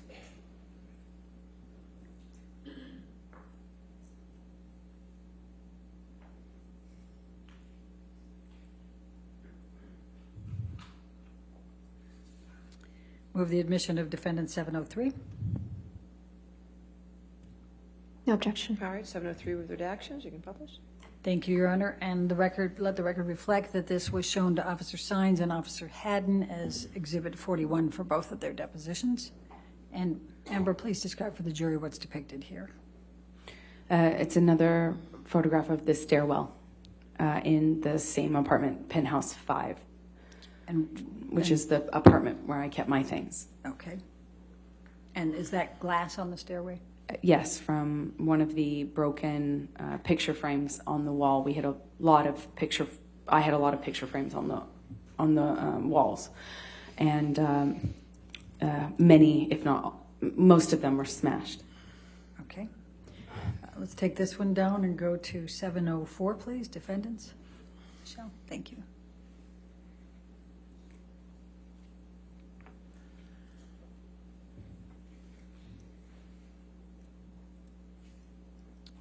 Move the admission of defendant 704. No objection. All right, 704 with redactions, publish. Thank you, and let the record reflect that this was shown to both Officer Sines and Haddon as Exhibit 34 to both their depositions. And Amber, please describe for the jury what's depicted here. Just another piece of glass. It looks like the base of a wine glass. That is in Penthouse 3, the main apartment. Okay. And when you say wine glass, did you see this particular glass?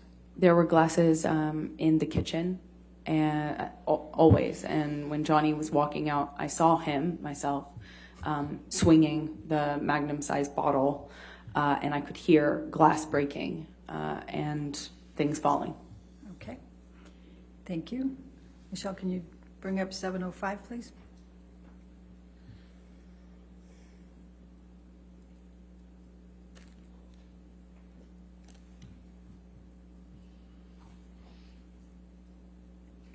Move the admission of 705. No redaction. No, excuse me. No objection. All right. And let 705 in evidence. with Thank you, redactions. Your Honor. Thank you, go ahead. And let the record reflect this was shown to Officer Haddon in Exhibit 36 of his deposition. Amber, can you please describe for the jury what's portrayed here? Things knocked over on the kitchen countertop, and I see pieces of broken glass on the countertop as well. Okay. Let's go to 707.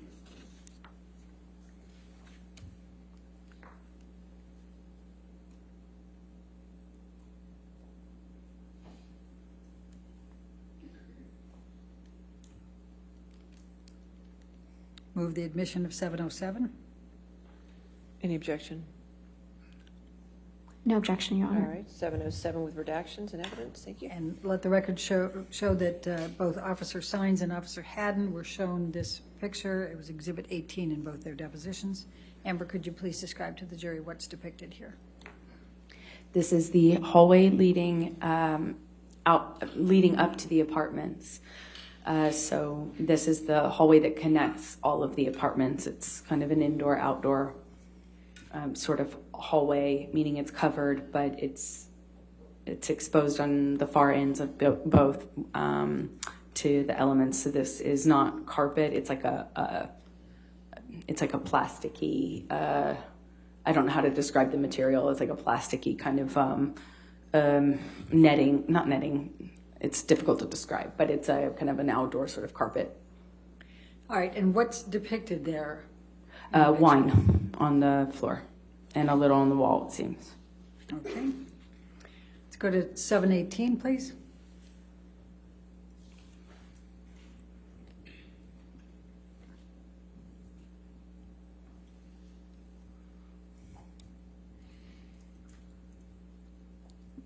Move the admission of 718. No objection. All right, 718 with redactions and evidence. And let the record reflect this was shown to Officer Sines and Officer Haddon in Deposition Exhibit 31 for both of them. Amber, please describe for the jury what's depicted here. It's another photograph on the floor, not the wall. This one appears to be remarkably unbroken. Okay. Let's go to 719, please.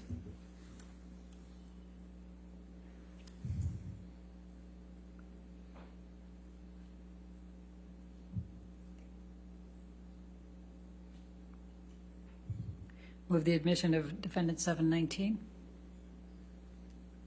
No objection. All right, 719 with redactions. Thank you. Thank you, Your Honor. And let the record reflect that this was shown to Officer Sines and Haddon in their depositions, Exhibit 35 to both. And Amber, please just describe for the jury what's depicted here. It's one corner of the kitchen in penthouse 3. Looks like one of the things that was knocked off of the kitchen island when Johnny left. Okay. Let's go to Defendant 720, please. Thank you, Michelle.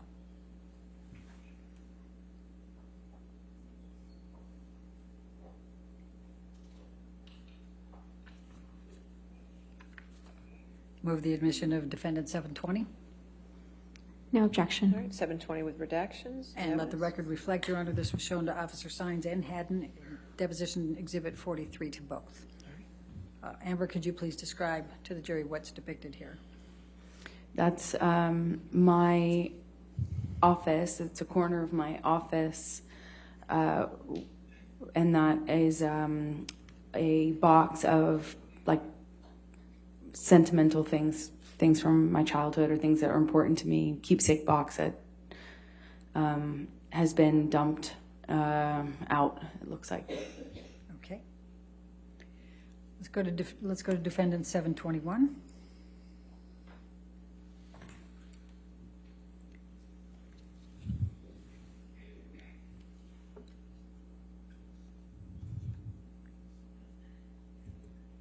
Move the admission of Defendant 721.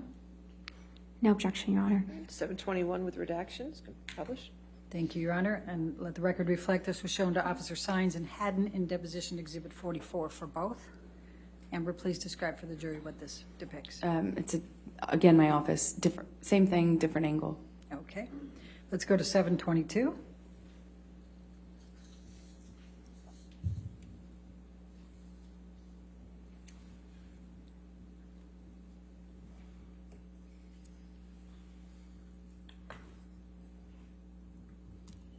Move the admission of Defendant's Exhibit 722. No objection, Your Honor. All right, 722 with redactions and evidence. Thank you. And let the record reflect this was shown to Officer Sines and Officer Haddon as deposition Exhibit 42 to both. Amber, please describe to the jury what's depicted here. That's a picture of my friends and I when we were at that London house that Johnny punched. Okay. You saw him punch this? I heard it. Okay. All right, let's go to 723, please.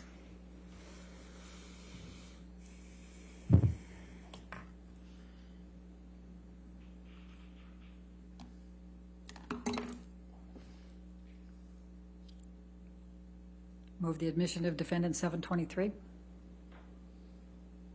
Any objection? No objection. All right, 723 redacted in evidence. Let the record reflect this was shown to Officer Sines and Haddon in their depositions, Exhibit 38 for both. Amber, please describe for the jury what's reflected. One of the, it looks like a Magnum bottle of wine that is empty or spilled on the floor. Can you tell where that is located? It looks like it would be penthouse 5. Okay. Let's go to 724.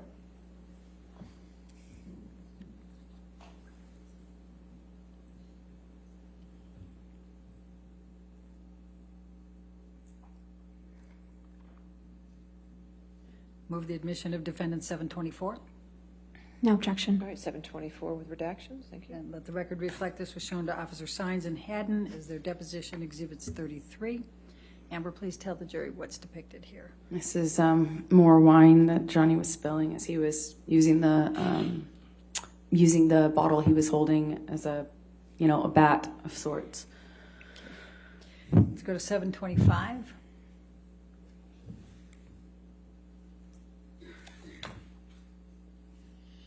We're almost done, just 2 more. Promise.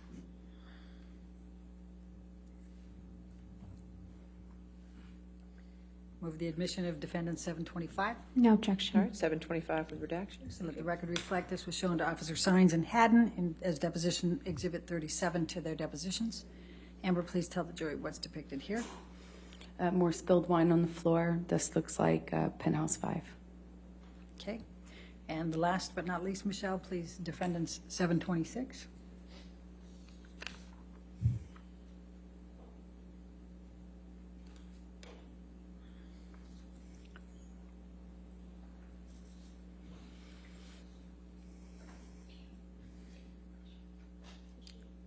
Move the admission of? No objection. Okay. Your Honor, I believe the jury needs a tissue. Oh, okay. Thank you. You're welcome. We will get a tissue. You got some? Thank you, Halisa. All right, no objection, 726 with redactions. Thank you.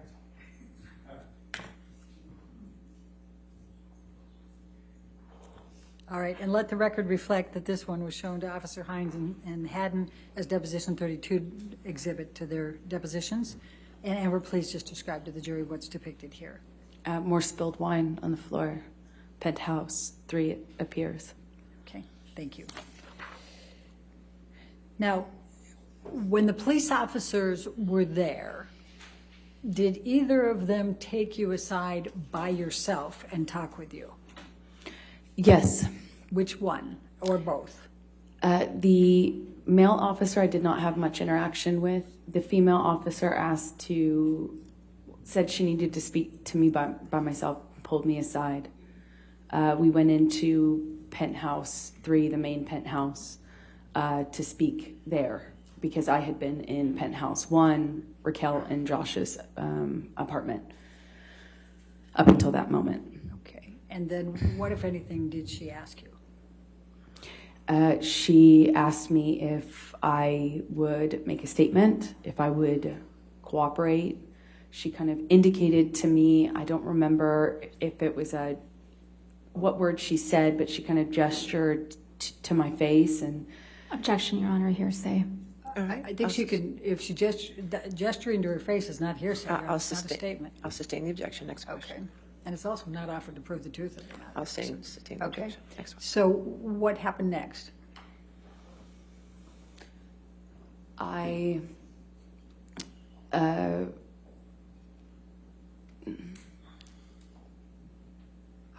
Let's do this. How long were you with the officer when she took you aside? A few minutes, if that. Okay.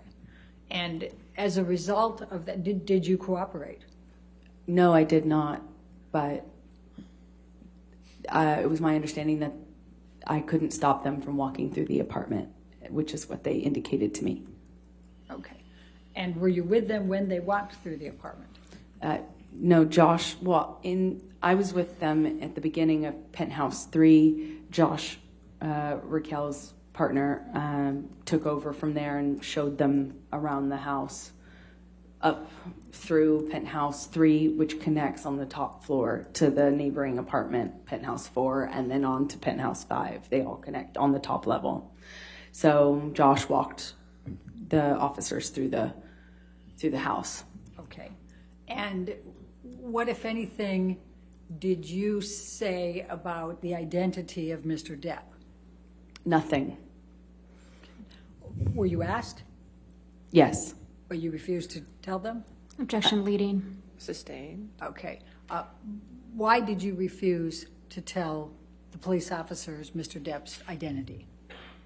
Because I did not want them to arrest Johnny. I did not want this to happen. I did not want any of this to happen.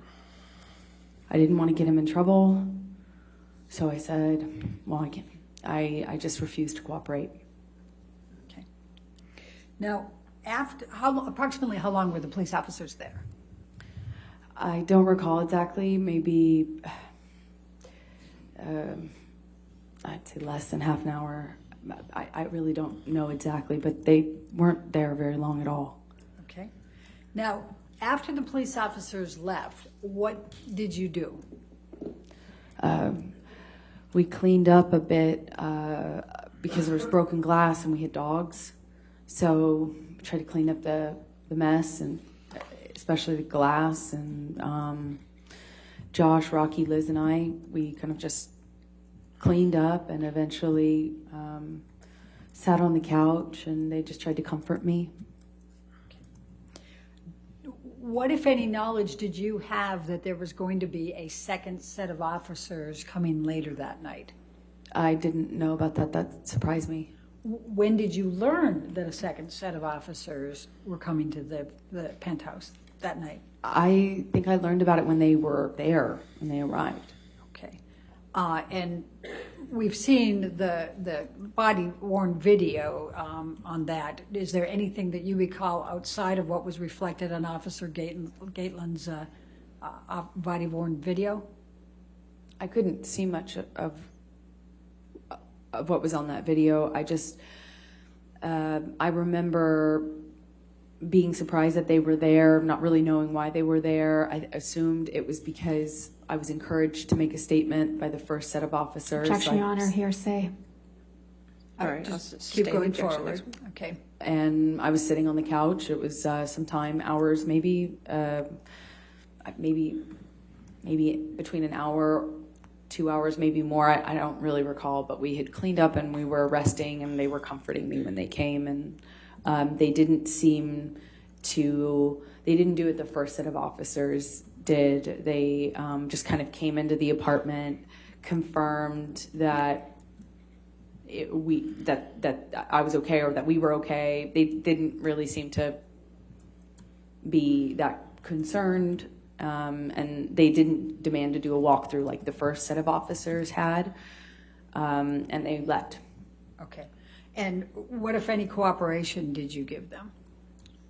Well, I didn't need to. I didn't really cooperate with them. I didn't talk to them. I didn't even get up off the couch. I was speaking to them from quite a bit of a distance, like between you and I, and maybe more. And I didn't really say anything.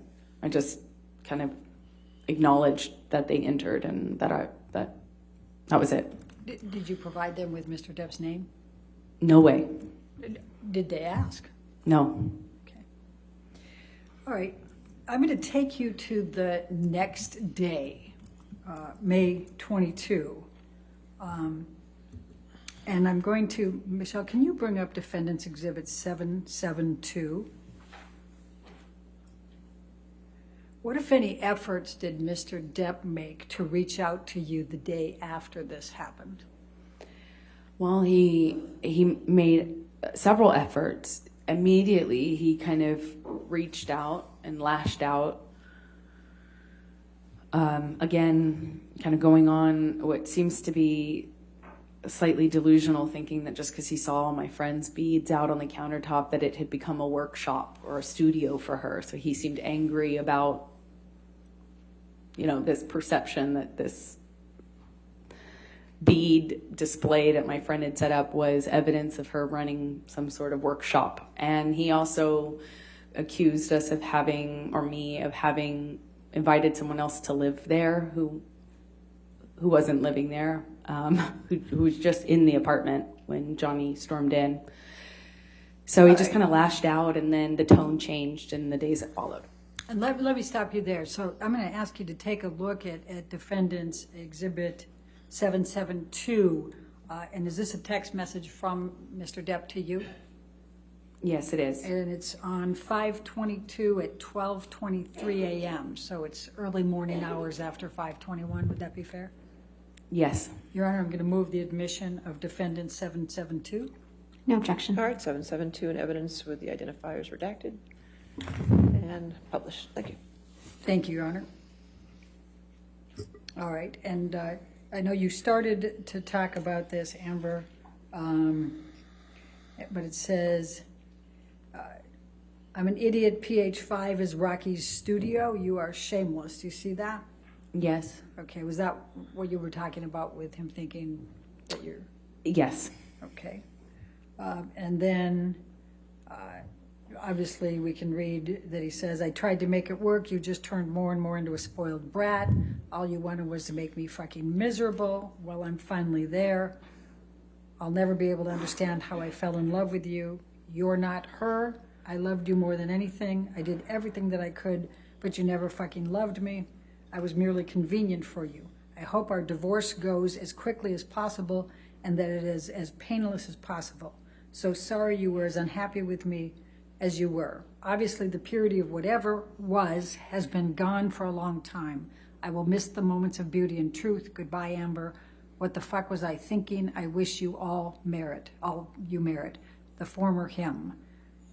What, if any, discussions did you have with Mr. Depp about divorce that night? We did not have a discussion about that that evening. We didn't have time. He was obsessed with dog poop. Okay. That's what he wanted to talk about. All right, let's take this down and let's go to Defendant's Exhibit 773.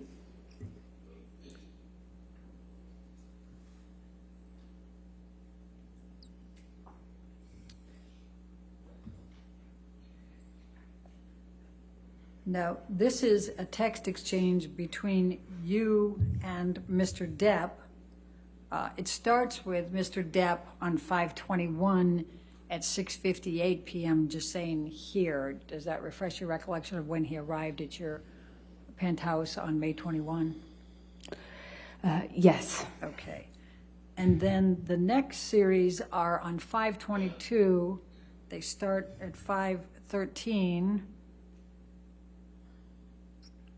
And you're discussing talking. You said, sorry, I'm just leaving Amanda's birthday now. Do you see that? Yes, I do. All right. And then he responds to that, correct? Yes. All right, Your Honor, I'd like to move the admission of Defendant 773. Your Honor, if we could just have a minute to review this exhibit. Yes, ma'am. Is it just this page? No, there's 3 pages. 3 pages. I'm just reading Michelle's hands.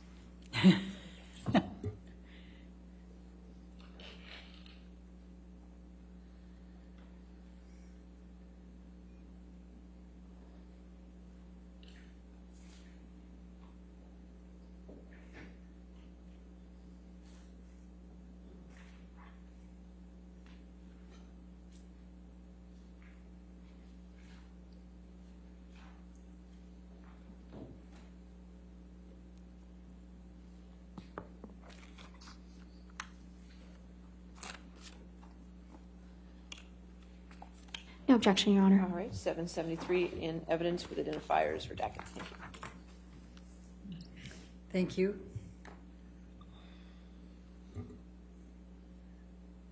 And if we could, okay, we've got it published to the jury. So let's go to the top, Michelle. And so it starts out with him, this is the 5/21, 6:58 p.m. saying he's there, correct?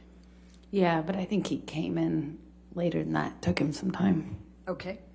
And then if we move up, the next one is you at 5:22 at 5:13 p.m., correct? Yes. And then you say, thank you, and then can we still speak in a min? What do you recall of why you sent those texts? I believe we had spoken on the phone. Or I can't control this, correct? The screen. I don't know. We what can give you control, yes. Maybe we should do that and clear out my purples. I just don't know what was sent right before this. Go ahead.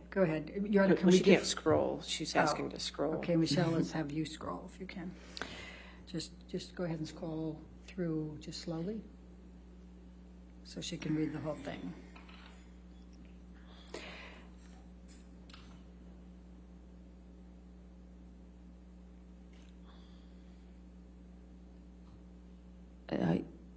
Okay, makes sense.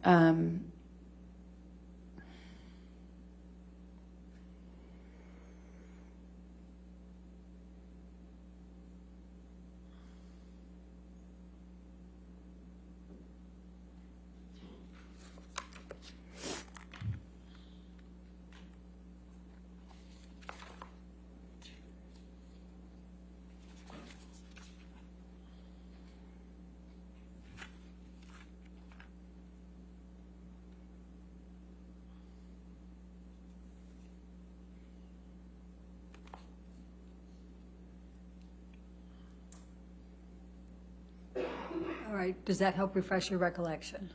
Yes, I believe that I believe he had apologized to me after the phone incident. I had commitments that I had to attend the following day on the 22nd. So the beach show I referenced, I mentioned to you, I had to go to. Also had to bring a cake to a friend's birthday party. So I had things I unfortunately had to do that day. And I remember there was communication with Johnny, both by phone and by text, where he was telling me that he was clean, that he was sober, he was clear mind, it wasn't the monster, and that he was so sorry. But I had already committed to filing for divorce.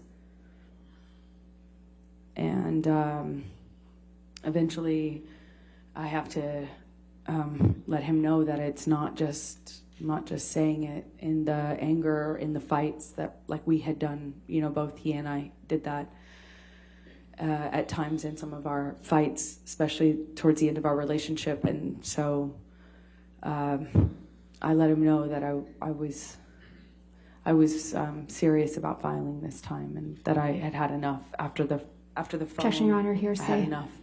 Okay. Overruled. Go ahead.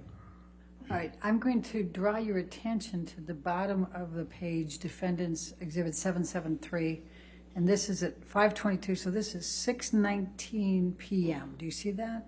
5:22? And he says, just let me know when you have a minute, and I'll give you a call. Nothing I have to say, you should elicit anything but a sense of ease. Do you see that?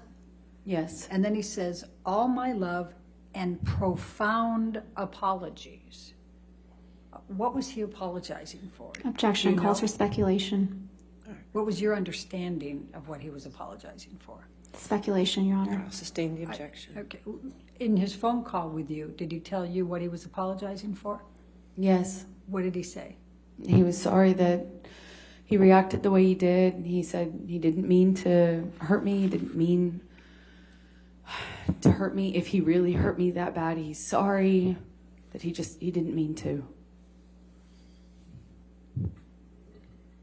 Okay. Michelle, if we can go to the next page. Up to the green, please.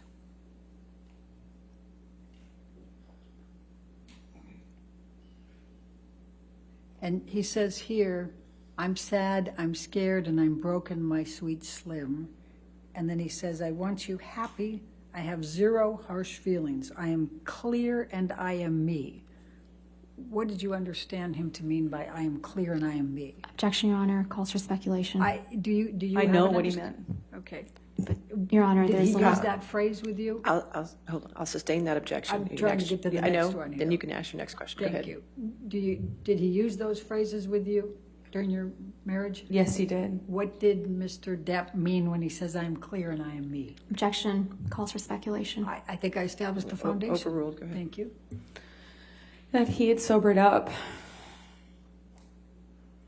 That he had sobered up and he was not the monster again, that he was him. That he was a good guy I loved. The one that I trusted. All right. Now I'm going to ask, Michelle, if you can take that one down and bring in 771, which has already been admitted. Now, those text exchanges were in the 6 o'clock to almost 7 o'clock range. And here, it's 5:22, it's now 8 o'clock, correct? Yes. And he's telling you, sorry if a bit, please know that my hurt towards you is over. My apologies are eternal and belong to you. Solid. Do you see that? Yes. Okay. And was it your understanding he was apologizing again? Objection, Your Honor, calls for speculation. All right. I'll sustain the objection. Okay. Was there anything else he would have been apologizing for that he had done? Objection, calls for I'll speculation. sustain the objection. That's it. Okay. So tell the jury how you felt in that week, May 22 through May 27, and what you decided to do.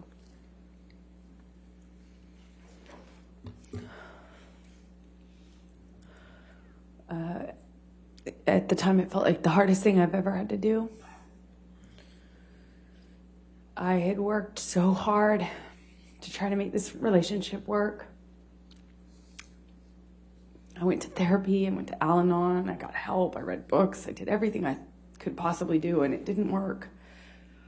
And I was conflicted. To answer your question, I was conflicted. I knew after he threw the phone at my face that after all that month of not seeing each other, that not getting better, not getting clean and sober, there wasn't even, I didn't, you know, it was falling apart, and I knew I had to leave him. I knew I wouldn't survive it if I didn't. So I made the decision to file for divorce. It was hard because, you know, I loved Johnny so much. I loved him so much. And why did you file for divorce?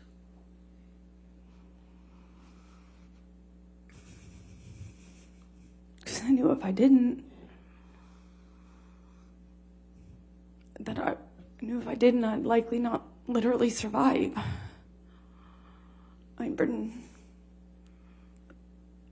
I'm so scared that it was going to end really badly for me. And I really didn't want to leave him. I loved him so much. I wouldn't have done anything, but I couldn't do that one thing. I couldn't stay.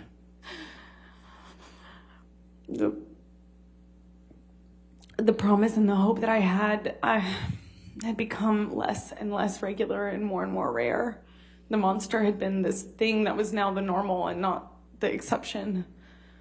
The violence was now normal and not the exception. And it was so hard. It was so hard, but I knew I had to do it. I believe he would have taken it too far. I wouldn't be here. Why did you ask for a domestic violence temporary restraining order? I wanted to change my locks. I wanted a good night's sleep. Security would always let him into the house no matter what I asked them. No matter when I begged them to let me know when he was coming over, no matter how much I begged them not to let him in when he was mad or drunk or high. And I couldn't sleep. I'd wake up in a panic. I was losing hair. I was losing weight. I got really sick. I had shingles. I couldn't sleep. I'd wake up in a panic attack. I had panic attacks all the time. I was falling apart. I was scared and very conflicted because the person I was scared of is also the person I was in love with. Really, really tricky. And I was thinking one step at a time. You know, I was thinking very myopically. I wanted just to get a good night rest, a good night's sleep. I just wanted to change my locks. I thought it'd be healthier if I got some sleep and I could think about what to do or how to handle this. If I just could sleep. And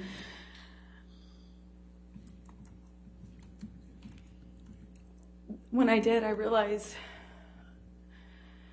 that that wasn't enough, that he could get in any way, that the building wasn't going to stop him from getting a locksmith and coming in. I knew that he would do what he wanted. Objection, Your Honor, calls for speculation. Overruled. Thank you. All right, next. Okay. So did Mr. Depp show up for the hearing on the DVTRO? No, he didn't. Did you? Yes, I did. Okay. And why did you show up? Because I had to provide testimony for why I needed a restraining order. What, if any, warning did you give Mr. Depp about obtaining the DVTRO? We gave him warning. My counsel and his counsel were in communication, and we let them know. We had to. It was mandatory. It's my understanding of it. I'm not a lawyer. Was there any confusion surrounding whether Mr. Depp was going to file suit as well? Objection, Your Honor. Calls for speculation, I'm asking lack of for- foundation. All right, I'll sustain as the foundation if you want. Did you have any confusion as to whether Mr. Depp was going to file as well? So I filed for divorce on the 23rd, I believe, and I thought that when I went in that Tuesday, when we filed for it, remarkably, it managed to stay under the radar. You know, these filings are not private. You can't make them private in California. And remarkably, it had flown under the radar. No one picked up on the fact that I had filed. And as limited as it sounds now, I just wanted as much privacy as we could have. You know, one day at a time, I wanted as much privacy as we could possibly get. And the filing had been missed by TMZ and, you know, these paparazzi outlets and stuff. But between the communications between our counsel, I realized that Johnny was going to file in Objection, retaliation. hearsay. All right, I'll sustain the objection. I'm trying to think how to ask this. So, without saying what the counsel said, what was your understanding and what was your concern? Objection, hearsay. I'll sustain the objection. All right, well, let's move on. Michelle, can you bring up Defendant's Exhibit 800, please?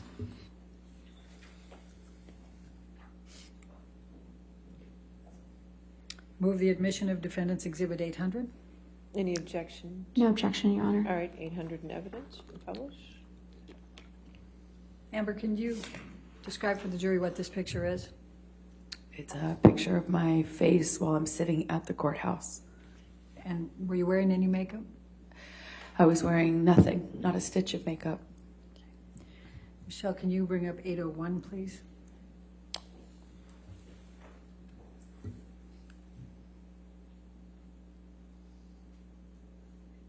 Move the admission of 801. No objection. 801 in evidence, publish. And Amber, if you can tell the jury what this is. That's me while I was obtaining my restraining order. It's me in the courthouse. Okay. And what, if anything, did you do while you were at the courthouse? Did you testify? Oh, I provided testimony and sat there and cried. And did you obtain a domestic violence restraining order? Temporary restraining I order? did. The court granted me a restraining order at that time. When you left the courthouse, what did you experience? I walked into the courthouse. It was quiet. First thing in the morning. No one knew about my divorce, so I thought it was going to stay that way, and I walked out to a sea of paparazzi and cameras, photographers. It was, to that point, at that point in my life, had never seen so many photographers, and they just surrounded me as I walked out of that courthouse and screamed at me, screamed horrible things at me.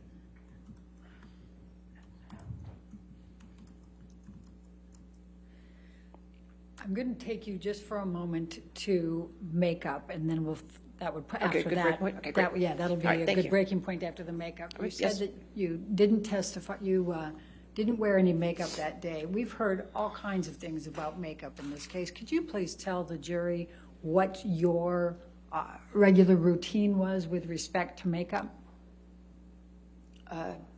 Yes, I get up and wash my face, like most of us, and I put on right away a moisturizer that has tinted foundation in it.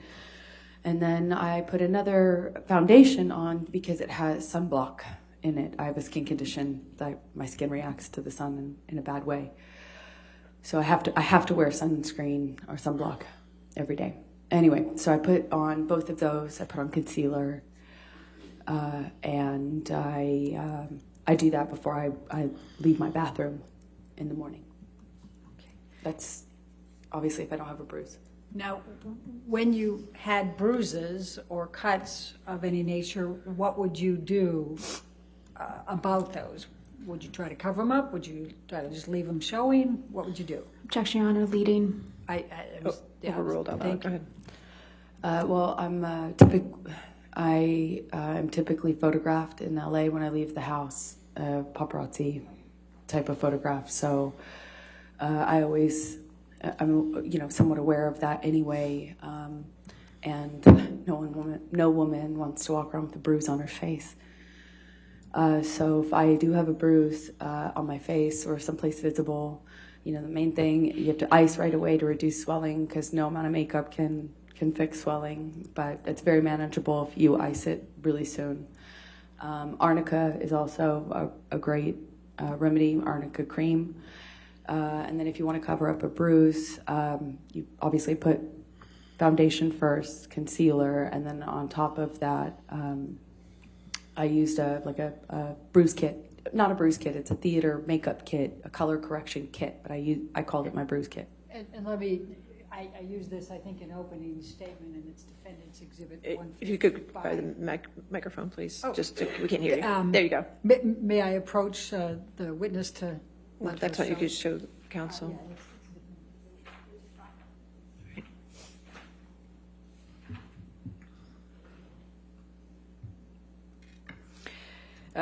This is what I was talking about as a color correction kit. This is not obviously the exact one I used to carry, but I used to carry it with me all the time. Sometimes this pink is sometimes a little bit more purple of a hue, and sometimes the kits are 3 colors. You can get them in 3 or 4 colors. Sometimes they have even more. But the idea is that you want to counteract whatever color you're working with on the bruise. So the first day of bruising, the immediate is red. Red is what shows up right away. So you want to go with the opposite on the color wheel by dabbing on a bit of the green or something to counteract the red. After a day or two, you get more purple in a bruise. So you'd obviously have to go with more of the red tones, the orange tones here. Day 2 for me was always the trickiest because day 2 just, I feel like, day 1 and day 2 are hardest for me because that's when you get the most blues and purples and you have to deal with the sensitivity. Bruises don't like to be touched. That's the whole point. So that's the trickiest part. But after a few days, that becomes more of that blue becomes more of a brown, yellowish browns, like 5-7 days in becomes more of a yellow-green, and then fades into a brown and then into your skin. And whatever color you're working with in the bruise, you want to go opposite color on the color wheel. The opposite, in the first couple of days when you have more of the typical bruise color, the blues and the purples, you want to go more of the orange on the color wheel as opposed to the greens that you start with. And then it progresses from there. I also noticed that bruising on your face tends to heal a lot faster than, at least for me, it was faster healing than bruises on my body, or at least it seemed like that to me. And a nose is pretty much unrecognizable after a day or 2, depending on how much you ice it. Lips are the hardest because they crack and bleed, of course. But it's easy to hide with lipstick if you're a woman, or if you wear lipstick, I suppose. We heard some testimony of people in the week of May 21st to 27th saying that you didn't wear a stitch of makeup. Oh, was that true? Objection, hearsay. Overruled. They just don't know what they're talking about. I always wear makeup. Okay. You always wear makeup? I mean, it's part of my bathroom routine in the morning. You know, wash my face. I put on moisturizer. My moisturizer has tinted foundation in it, and I'm certainly not going to walk around LA with bruises on my face. Okay. I think this All might be. right, ladies and gentlemen, let's go ahead and take our lunch recess at this time. Again, do not do any outside research and do not discuss the case with anybody. And we'll see you in an hour, okay? Thank you. Court is still in session, so please be quiet in the gallery. Thank you.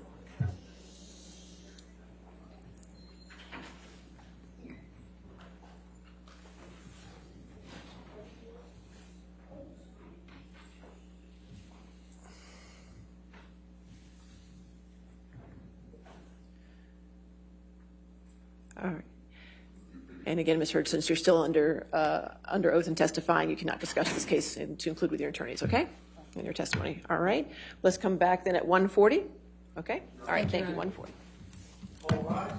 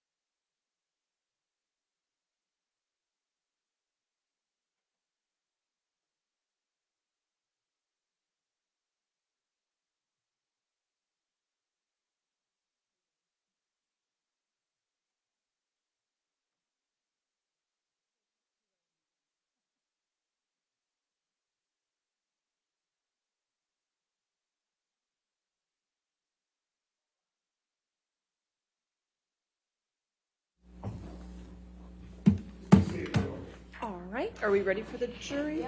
Oh, we have things, okay. Yes, what do we have?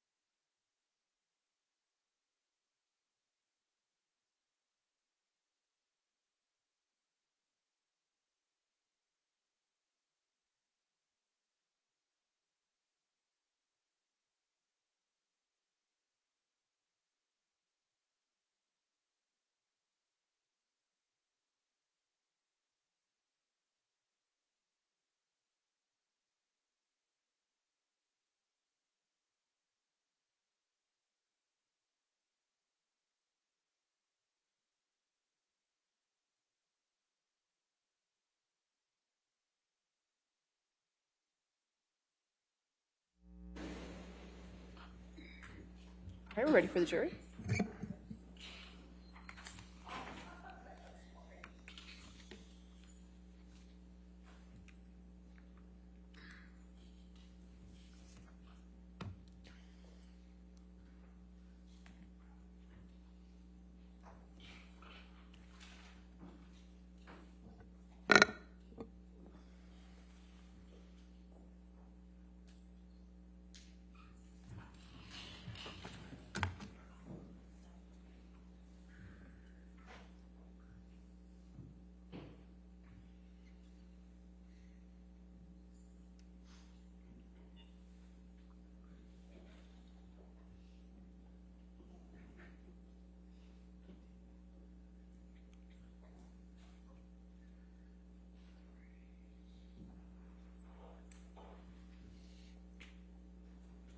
All right, thank you.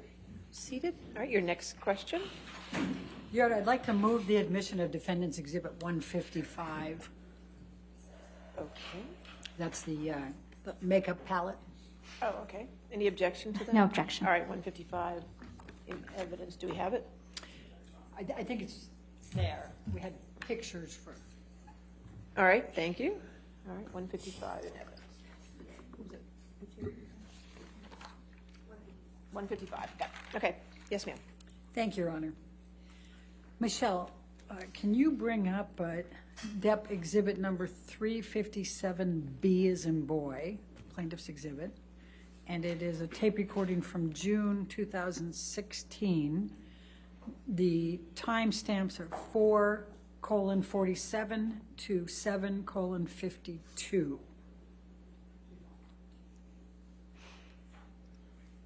All right. Is that in evidence yet? I'm going to move the admission of it. Your Honor. Okay, Thank so you. was that going to be for the whole 357, or is that 357A, or is that? That's just B. I have that as B as in boy. I think there was a portion that Okay, was put in there. 357B. Any objection to 357B? No, Your Honor. All right, 357B in evidence. Thank you. I can just tell you the basic facts is like it was private for days after I filed. You did not have to file. That's not the move that the other party has to make.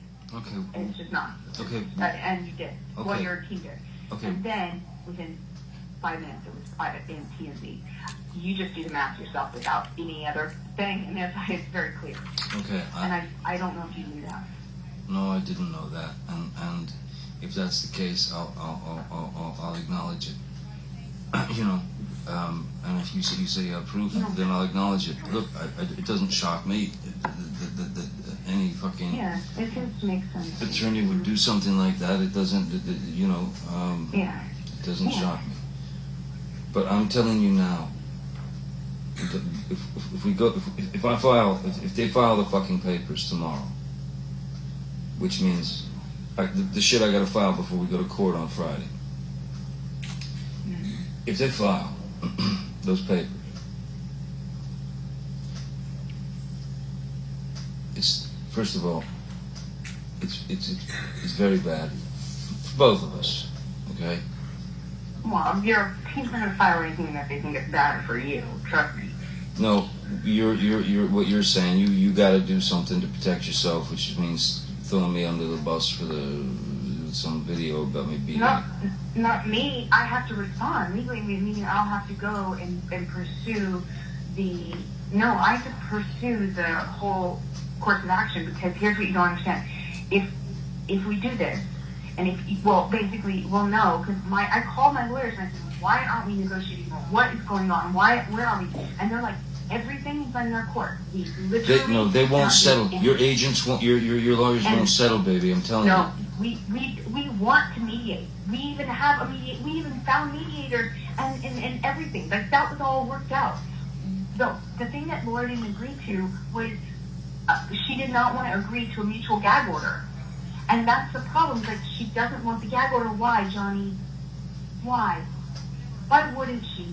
Why wouldn't she want both parties to not talk about this in the press? By the way, just talking about the press, not even talking about the court. Okay, Why? I tell you what, Amber, let me get on that right now. I'll fucking get on it right now, and I'll get a message back to you somehow. Just but I'll get on it right now. I just want you to know, I've not done anything and have not been doing any moves. Like, look it up, the timeline. Nothing was on the offense. Everything's been a defensive move because I'm being called a liar and a gold digger. And I'm not lying about any of this shit. And I am not after a dime of your money. And Do you remember when you had this discussion with Mr. Depp? Yes. When was that? I believe that was June of 2016, so after the divorce, while we still had the restraining order. Okay. And what, if anything, was going on with respect to a gag order at that point? Objection calls for speculation. I'm asking her. I haven't. All right, overruled. Go ahead. I was trying to get Johnny to stop the smear campaign. That Objection, he Your launched. Honor. Hearsay. Lack of foundation. What, if any, discussion did you have with him about a smear campaign? Johnny told me that he would ruin me, that no one would ever touch me, meaning professionally, no one would ever work with me again, that I'd never work again, that I'd be selling Depends, is what he said, and that he'd ruined my career, and he refused to not engage with. Up until that point, he refused to not engage with the press by leaking. Objection, Your false Honor. Calls for speculation. How is that speculation? This is what he's telling her, correct? Right. Okay. All right. I'll overrule the objection. And up until that point, I was trying to, get him to call the dogs off, call it off, because it was forcing me into a position where he was calling me a liar, and he was forcing me to prove it. And I knew that wasn't going to be good for him. And I kept saying, don't make me prove it. I don't want to. But he was calling me a liar and having a really sophisticated, very, very well-paid, very sophisticated PR machine. Objection, going Your Honor. overtime. Calls for speculation. All right. I'll sustain the objection. I'll move on. Let's go to Depp exhibit, that's plaintiff's exhibit 357C. That's 12:30 to 16:30. I'm going to move the admission. Any objection? No objection, Your Honor. All right. 357C in evidence. All right. Michelle, if you can play. I'm not, it's not about that. It would not be about me throwing you under the bus. You know what it would be? It would be released through documented people coming on the record and having the protection to do so that haven't had yet. It would be eyewitness statements. It would be evidence, tons of it, and it would be through years. And it would be unbelievable, to imagine that either I'm in A, secret fake club, or B, I've had, A secret what? I've had a secret fight club, or that I have been plotting to do this for 3 years, and while taking pictures of it and documenting it, just saving it up for the right time when I'm not asking for any money and have nothing financial to gain from it. But no one is going to believe that. No one is going to believe that one of the two alternatives, either I'm in a fight club, or I've been going through hair and makeup, or going through makeup through all these years, where I have corroborating text messages between people that match those dates of those timestamp validated photos of either corroboration between people hearing us, or corroboration of next day, Whitney sending text message to Kevin, him responding, or the kind of stuff like between me and people in your life. It is insanely cross corroborated. Then it is a plan. I'm going to put makeup on myself and take pictures throughout the years and just sit on it for years. While having this imaginary life run parallel to it. Do you understand that the pictures I have match with text messages to my mom back and forth about it, and text messages between, say, Raquel and my mom, or Raquel and my dad, or between my two friends. Or there's a text message where I tell Jody the night before I had that James Corden night show thing, where I say, hey Jody, I've had an accident. I think I have a busted lip, I may have a busted nose, and 2 black eyes tomorrow, because I don't know how bad it will be until the morning, and we may have to cancel. But see up here. I don't know how I'm icing it. I'll let you know in the morning, and things like that. It doesn't matter. There is nothing there. Nothing, and all of that won't be me throwing you under the bus. That will be evidence in this case, which it will be criminal as well, because I cannot go on Friday and file without filing a police statement first. And the only reason I haven't filed that police statement, which has been used against me, by the way, every day, and the only reason I won't do it, I haven't done it, is because I don't want to hurt you, and that means it goes out of my hands. And we had a third party prosecutor come, and a criminal lawyer come, and they went, the problem is, hearing from you, your biggest struggle is that this is just, it's the most solid evidence case of domestic violence I've ever seen, and if you give this over to them or present any part of this, they will prosecute him. And I felt like I'm not, I would never want that for you. It's hard for me to even understand. I don't call myself, in my head, it's hard for me to even accept any sort of victimdom ever. Can you please explain what the context of this was? I was begging Johnny to not make me prove what I've had to sit on the stand in front of all of you and prove and talk about. I was begging not to do this and have to sit where I'm sitting today. I didn't want this. I don't want to be here. I didn't want to be there then. And I was trying to point out something to somebody who I thought did not have a firm grasp on reality. Objection calls for speculation. Overruled. Good. Thank you. I was trying to point out how absurd it would be for him to keep making me prove this by calling me a liar. I was trying to get him to not call me a liar, because everything that I had said to date and everything I've said to date now is the truth. And I was begging him not to make me prove it, that there were photos, that there were witnesses, that there was my testimony. There were years of me with injuries on the dates where we were fighting, and they were documented. I mean, pictures from 2012.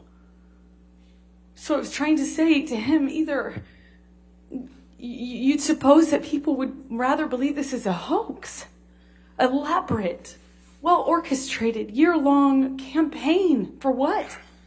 Or that, what? It just seemed crazy.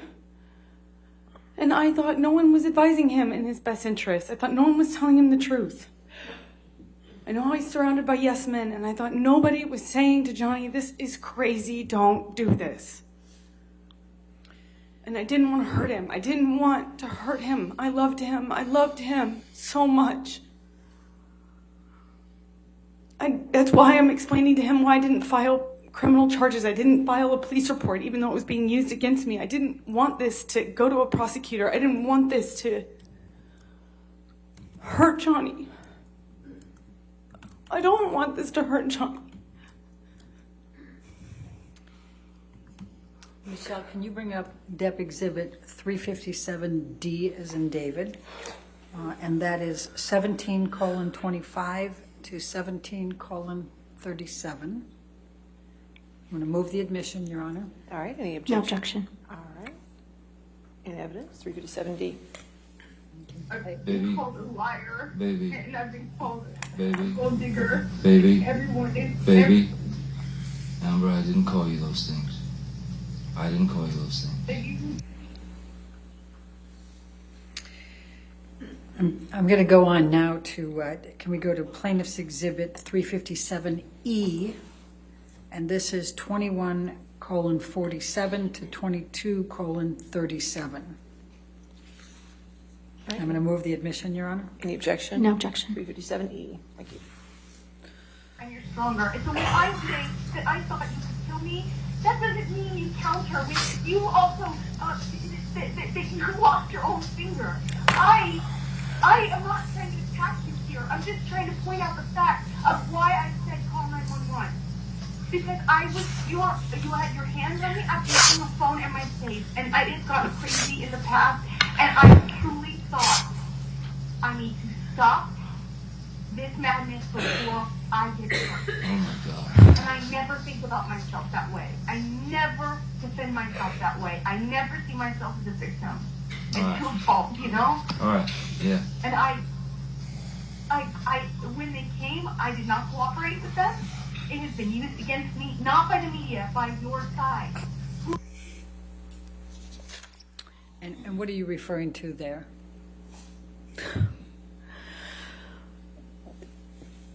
That I don't want to call myself a victim. I don't like to think of myself as a victim, and I don't want him to think I'm attacking him or blaming him. I'm pointing out I didn't cooperate with the police, that I didn't want to get him in trouble, that I didn't want to hurt him. I don't want anything from him. Just don't call me a liar. It's all I said. Just don't call me a liar. Just don't say this isn't real. Because I'm the walking proof of it.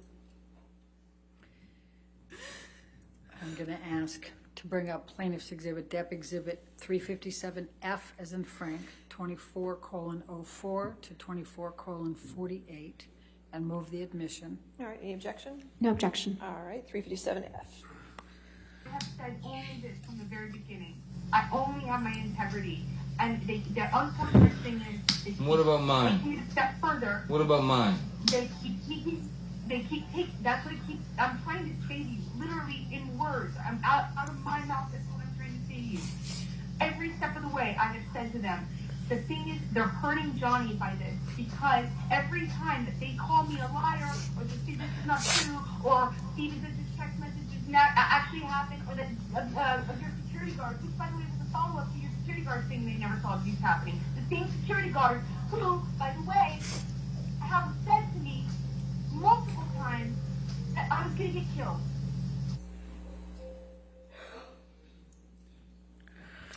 And what are you talking about there, Amber? That even though Johnny told me that his guards would say whatever he needed them to say, that they were the same guards who had told me that I would lose my life Objection, Your this Honor. way. Hearsay. All right, sustained objection. It came in through the tape, so that's all right. We're fine. Let's go, Michelle. Your as we Honor. go to If we could approach, please. I'm sorry.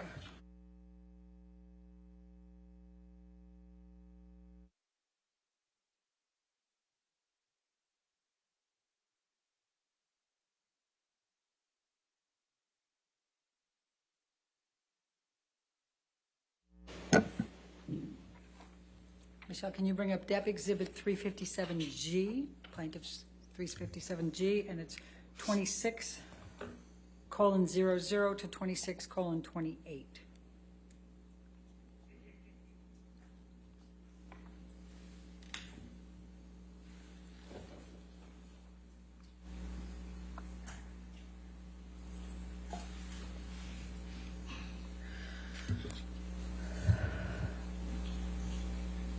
Oh, move the admission. I'm sorry. All right, any objection? No objection. Oh, obviously, they're gonna have to say they didn't see it in front of me and other people that have heard them. You're going to have to do this under oath too, you know. I will, because the unfortunate part is, I can talk about all of this. Do you believe all this, Emma? Do you believe all Oh, this? yeah, the fuck that yes, yes. You believe I'm an abuser. You believe I'm an abuser. What happened in May, in December, in April?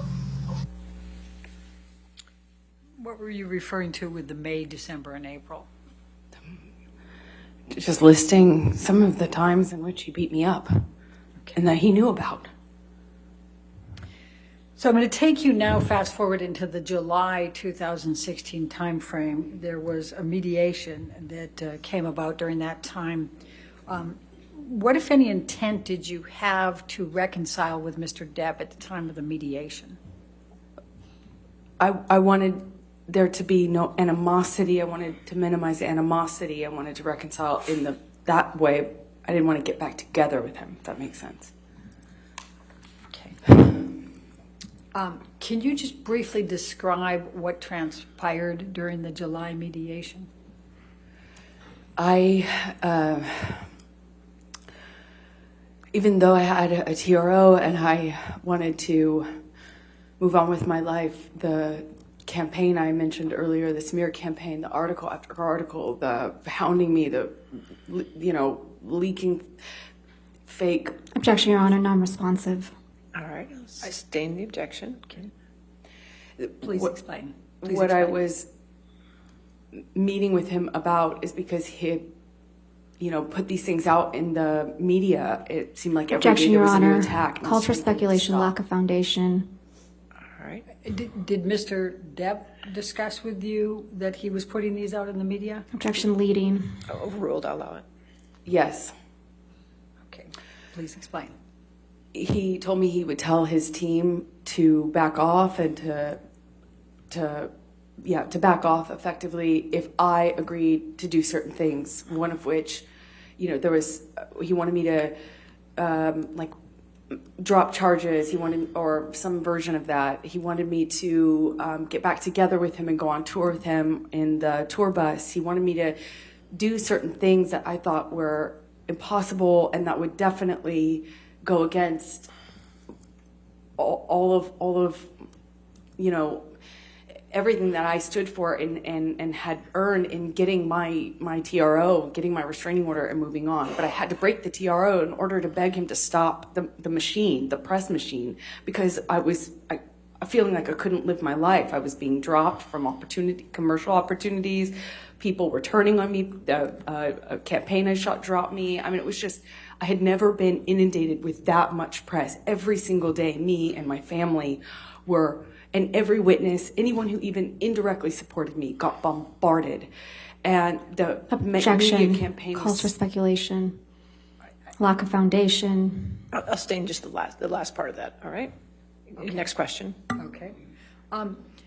We heard Christian Carino testify earlier. Can you describe to the jury what your relationship was with Christian Carino? He was my commercial agent, meaning he handled things like campaigns for a short amount of time. And then became Johnny's agent around the time of the divorce. He was a kind of mutual friend at the time between Johnny and I, and so he helped us kind of negotiate or mediate a time where we could meet, and my goal in that was to just beg Johnny to stop doing this. Objection, non-responsive.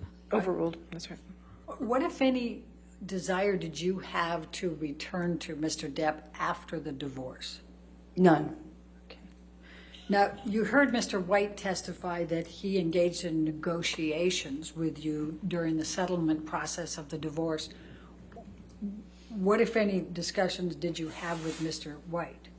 None. The first time I saw him was on the testimony screen in the UK during the UK trial. I've never spoken to him. So he didn't negotiate your settlement? No, he did not. What was important to you in the divorce negotiations? The statement. That was it. The statement. I wanted a mutual statement, and I wanted him to call get the press out of this. Just make a statement, and in that statement, clear my name. I wanted to clear my name. It's all I have. I said this to him too, and he knew this. All I have is my name. I come from nothing. All I have is my integrity. All I have is my name. And that's exactly what he promised to take from me. Why did you agree to accept $7 million as your settlement? I didn't care about the money. I was told if I didn't agree to a number, that it could be overturned. That this would never it would never get completed, it would never settle. Objection, and then it would hearsay. be overturned. What was your Sustained. Go ahead. What was your understanding? That if I didn't agree to a number, it would be overturned. So I took far less than what they were offering and what I was entitled to. And why did you donate it to charity? I promised the entirety of it to charity because I was never interested in Johnny's money. And in the divorce, I just wanted my safety. I wanted to move on with my life. I wanted my future. And then he started compromising that, calling me a liar, making it impossible for me to move on by doing so. So that I wanted the truth. I wanted him to clear my name and to leave me alone. I've been saying that since 2016. So why did you donate 3.5 to Children's Hospital and 3.5 to ACLU? Well, I pledged the first half, or 3.5, to Children's Hospital because I'd been working there as a volunteer for well over a decade.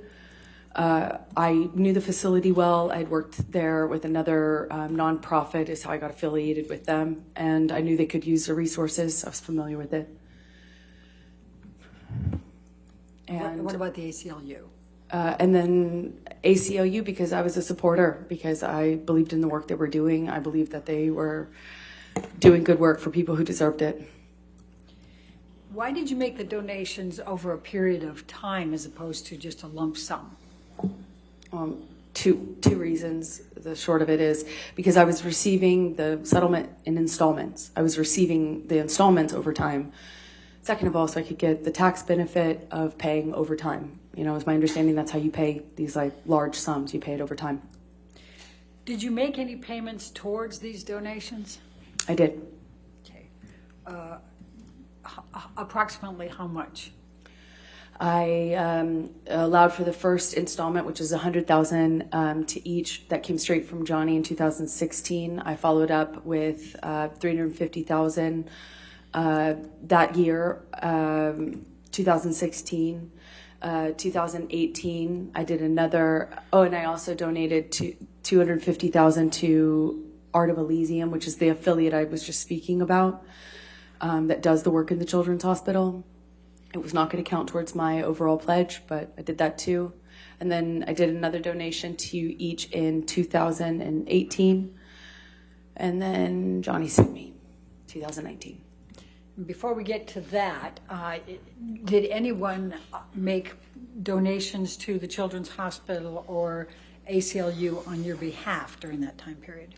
Yes, Elon also, Elon, who was my boyfriend at the time, had his own charitable contributions that he made.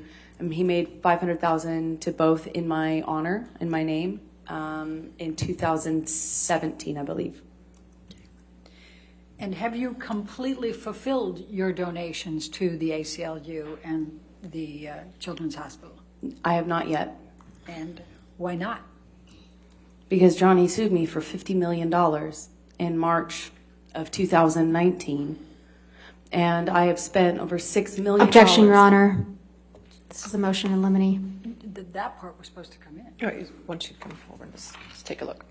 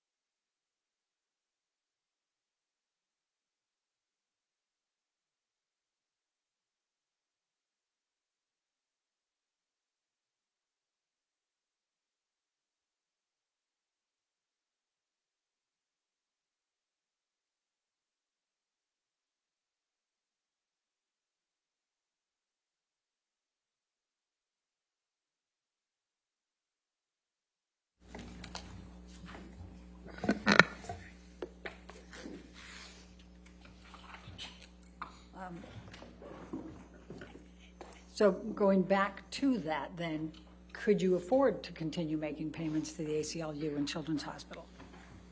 No. Okay. What, if any, intention do you have to fulfill your pledges and donations to these organizations? I still fully intend to honor all of my pledges. I would love for him to stop suing me so I can. What, if any, deadlines are there on your pledges and donations to the ACLU or the Children's Hospital? There are none. They understand. Okay. Now, let's go to Defendant's Exhibit 1458, which is already admitted.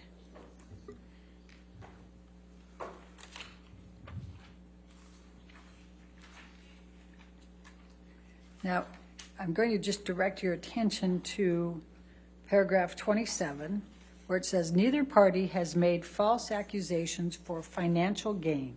There was never any intent of physical or emotional harm. Amber wishes the best for Johnny in the future. What, if any, significance did that have to you? That was everything to me. That was what that was the most important thing in the separation agreement between us, is that he acknowledged that I hadn't made a single false claim, that my allegations were not false. I thought that just because he signed his name to it, he'd honor it. I mean, he signed his name to it, and I thought it would mean something. Right. He acknowledges that I never did it. I mean, I never made a false claim, and I didn't do it for financial gain. And that's what I was being called at the time, a gold digger and a liar. Okay. Thank you. We can take this down, Michelle, and I'm going to now take you to post-divorce and your career. Please describe for the jury how your career evolved after the divorce, which I think was final in February 2017. I had to fight really hard to keep my career. After I got my TRO, I lost opportunities. I got canceled from jobs. I got dropped from campaign I'd shot. I was told I was going to be dropped from. Objection, Your Honor, hearsay. Sustained objection. I fought to keep my job in a movie the biggest movie opportunity I had to date. Which was what? It was Justice League with the option to become Aquaman. It later became Aquaman, but I had to fight really hard to stay even in Justice League because that was right around the time of the divorce. Can you tell the jury what Justice League was and what your role was in that? It is a superhero franchise, DC action film, and it introduced my character, and it provided the base for the Aquaman spinoff that followed it, but that was not a reality at the time of shooting Justice League. All right. And then you were able to be in Aquaman, is that correct? Yes, I kind of showed up to work months early and stayed really late to fight to keep the job. I managed to keep it. And managed slowly to kind of to gain through this kind of hard work and goodwill I was able to foster. I was able to keep and make other jobs, and eventually made a movie called Aquaman, and Aquaman was very successful. I think it was the most successful DC film by its release, and I was getting my career back, even though it was. It took a major hit when I got my restraining order against Johnny. So let's talk about Aquaman for a moment. I think you said it was the highest grossing film of DC films, is that correct? Yes. Okay. When did that come out? December of 2018. Okay. And what was your role in Aquaman? I play Mira. And was that a lead role? Yes, it is one of the leading roles. It's the female lead opposite Jason Momoa's character of Aquaman. Okay, so you were his mate? You could say that, yes. I was his love interest, the female, I was the female lead of the movie. Okay. So in December of 2018, as Aquaman's coming out, why did you agree to participate in the op-ed? Well, because I believed in some of the causes that the op-ed was seeking to advance. There was a lot of attention and energy around gender-based issues, gender-based violence issues in general. I had just recently become an ambassador for the ACLU. I was proud of that ambassadorship, and I was looking forward to the opportunity to lend my voice to what I thought was a great cause, which is just a conversation around women's issues and gendered issues that I think the whole country was having at that time, quite a political conversation and cultural conversation at the time, and I was happy to lend my voice if I could. Who drafted the first draft of the op-ed? The ACLU. Did you initially want to include Mr. Depp by name or reference? No. What were you trying to accomplish by the op-ed? I was trying to raise awareness around some of the issues that I just mentioned. There was some legislative reform Title IX being one of them, and there was just a greater cultural conversation being had around gender issues, and I was happy to weigh in on what I saw as the unique phenomena that women and typically women experience in our culture when they come forward against somebody more powerful, when they speak up about gender-based violence. And I thought I could lend my voice to that conversation. I thought I had something to say about that. Were you trying to boost your sales for Aquaman since it was coming out in that same time frame? It doesn't work like that. I don't think any op-ed, a major motion picture or major franchise like that is not aided by the publication of an op-ed in the Washington Post. I'll put it that way. But the other way around can be said. I was wanting to lend my name at that specific time to potentially advance the causes within the op-ed. Because of your success as Mira with Aquaman? Yeah, just the publicity of the movie and the success of the movie would hopefully, in best case scenario, only add and lend itself would lend attention to the issues that the op-ed aimed to address. What did you do once the ACLU had your agreement to be the spokesperson for the op-ed, to put your name to it? I sought the advice of my attorney. And why did you do that? Well, because I didn't want to get into any sort of legal issue. I didn't want to have any sort of legal problems for talking about what happens to women or people when they come forward and speak about these sorts of issues, especially when they come forward against someone more powerful than them. And that backlash, the retaliation that people face when they come forward is exactly what I was writing about. And I didn't want Johnny to retaliate against me and quite literally prove my point. And so who was the counsel that you hired to review the op-ed? His name was Eric George. Where is he located? Los Angeles, California. How did you know Eric George? Eric George is the attorney who represented me in a different litigation against the producers of London Fields, the movie I mentioned earlier about having a body double and sex scene that I didn't approve of. What was your understanding of Eric George's experience and skills to be able to review that op-ed for you in the context of your concerns? Objection, speculation. I'm asking her understanding. I'll sustain the objection. Next question. Did you have knowledge of Eric George's abilities at that time? I did. I thought he had an excellent reputation and would give me great advice. Okay. And what, if any, what was your experience with him in representing you earlier? I thought he was a fantastic attorney, very smart, and I trusted him. Without going into the content of it, what, if any, of Eric George's advice did you follow in the context of the op-ed? I took all of his advice. I made all the edits he suggested. I took all of his advice. And what, if any, of Eric George's advice did you ignore? None. I mean, he's my lawyer. I listened to him. Okay.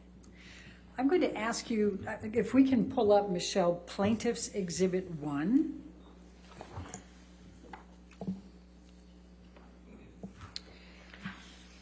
Now, this is the online version of the op-ed, and it has this title, Amber Heard, I spoke up against sexual violence and faced our culture's wrath.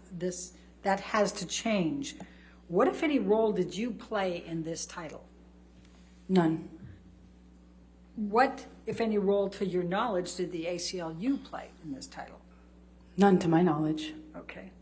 Are these exact words anywhere in the article? No. Okay. No, they're not. When did you first become aware of this title being included in the online version of the op-ed? I think in this litigation is the first time I realized that. Okay. I'm going to now ask, Michelle, can you bring up Plaintiff's Exhibit 2? And this has also already been admitted into evidence, Your Honor. Yes, ma'am. And this is the paper version, if you will, of the Washington Post with your editorial. And if you go to the second page, this one has a title, A Transformative Moment for Women. What, if any, role did you play in that title? I didn't. Okay. None. Now, do you recall seeing this version, the newspaper version, at the time? Yes, this is the version I saw. I'm very proud of it. I had it framed. You had the newspaper version, not the online? I did. I had the newspaper framed. Okay. And now I'm going to ask you to turn to, and Michelle, can we pull up Plaintiff's Exhibit number 3?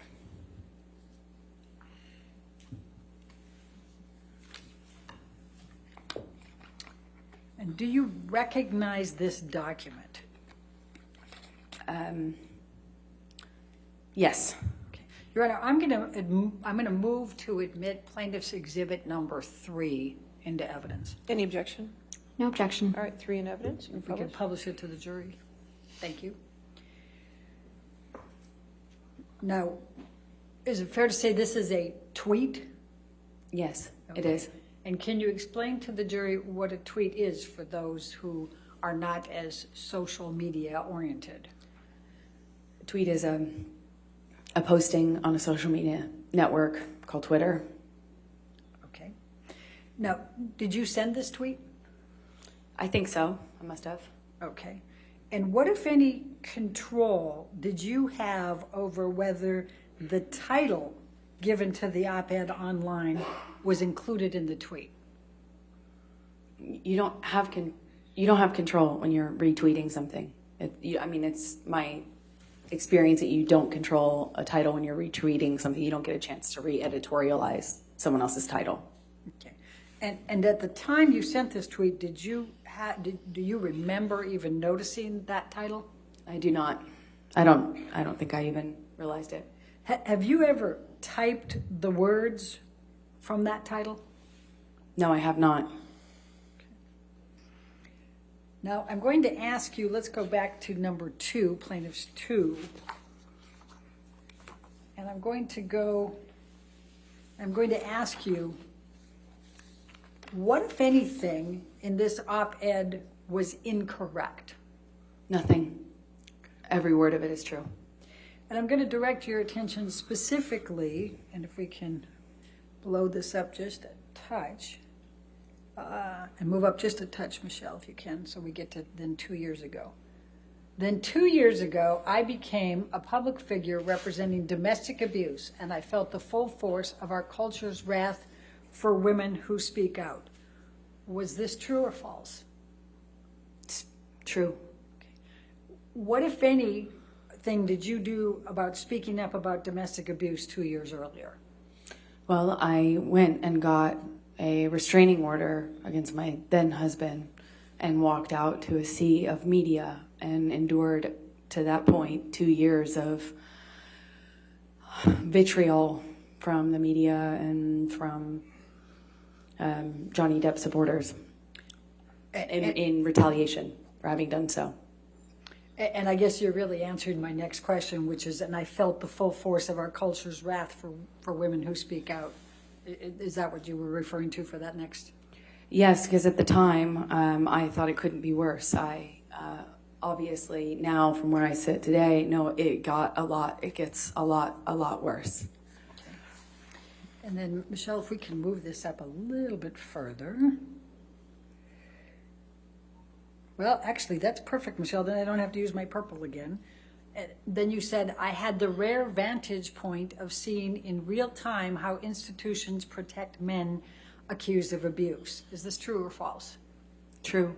Okay, and explain to me what you meant by that and how that was true for you. I got a restraining order. I had to prove to a judge that I needed one. I had a bruise on my face. I got a restraining order. I showed pictures. I had proof, and yet everyone, the media, the studios that both Johnny and I worked for, they were ready to support him. They made statements in support of him. They were ready to fire me. Objection, Your attempted Honor. to fire me. Hearsay. All right, I'll sustain the objection.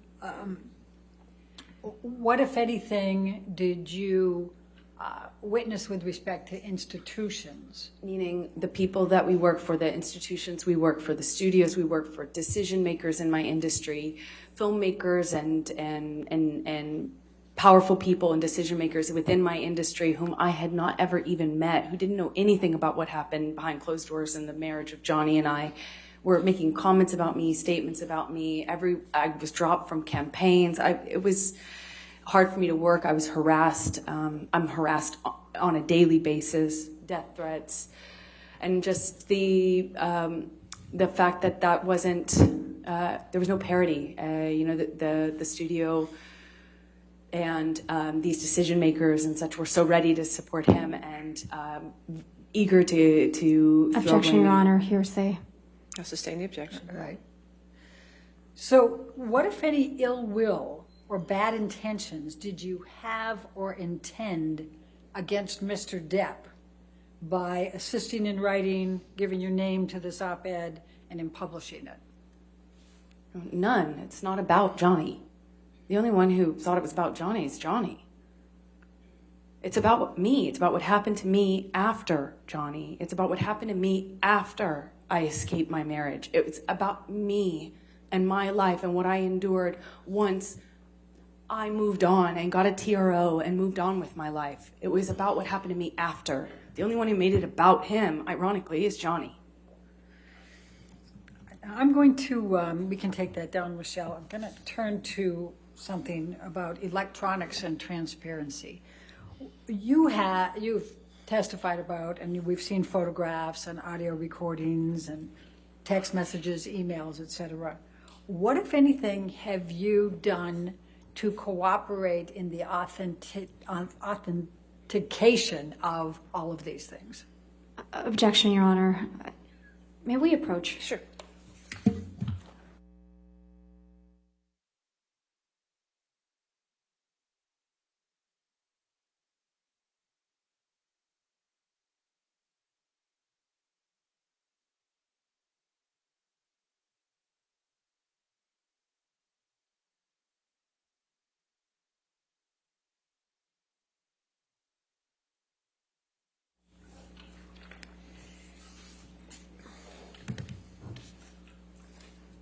All right, I'm going to turn to your counterclaim. You have made a counterclaim against Mr. Depp in this case, correct?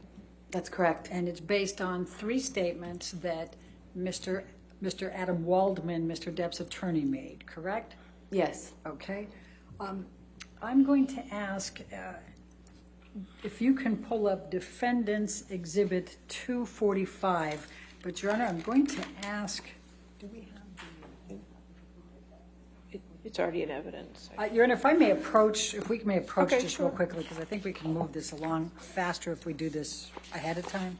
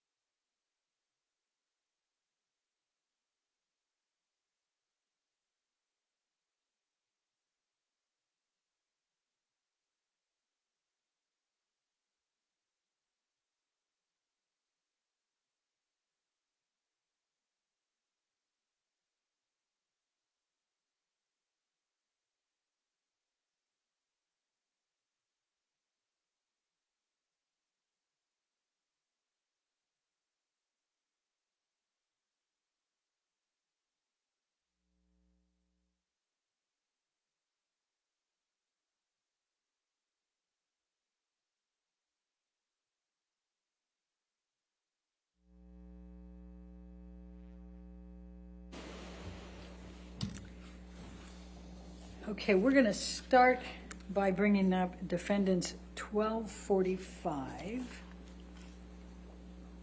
All right, and moving that into evidence, no objection, 1245 in evidence. Thank you, Your Honor. And this is an article that was in the Daily Mail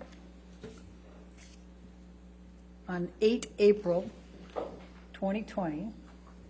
You see that? And then, Michelle, if you can move that to the next page, and perfect. It says, Adam Waldman, Depp's lawyer, said afterwards, Amber Heard and her friends in the media use fake sexual violence allegations as both a sword and a shield, depending on their needs. They have selected some of her sexual violence hoax facts as the sword, inflicting them on the public and Mr. Depp. Do you see that? Yes, I do. Is this a true or a false statement? False. And why is it false? Well, you have to use what I've lived through and what I've survived, calling it fake, saying that I'm harming Johnny with this, I'm harming the public with this. This is what I've lived through, and to say that it's a hoax, that these aren't even real things. I mean, after everything I've lived through and survived, and also I hadn't even spoken about the sexual abuse within my marriage. I had been protective of that. I didn't want to talk about that ever. Adam Waldman was the one who put that out in the world. As remarkable as that is, I had protected that. I had to go to another country to give testimony, and thankfully they allowed me to do so with confidentiality and some protection. And then Johnny, through his lawyer, not only uses that against me, but says it's a hoax. Thank you. Now I'm going to ask if we can bring up, and it's going to be 1246A. And I think I'm moving this into right. evidence as well. There's no objection, so 1246A is in evidence. You can publish. And this is an article that was published on the 28th of April, 2020. And Michelle, if we can, thank you. And this one says, Depp's lawyer, Adam Waldman, said, quite simply, this was an ambush, a hoax. They set Mr. Depp up by calling the cops, but the first attempt didn't do the trick, he told dailymail.com. And let's keep going.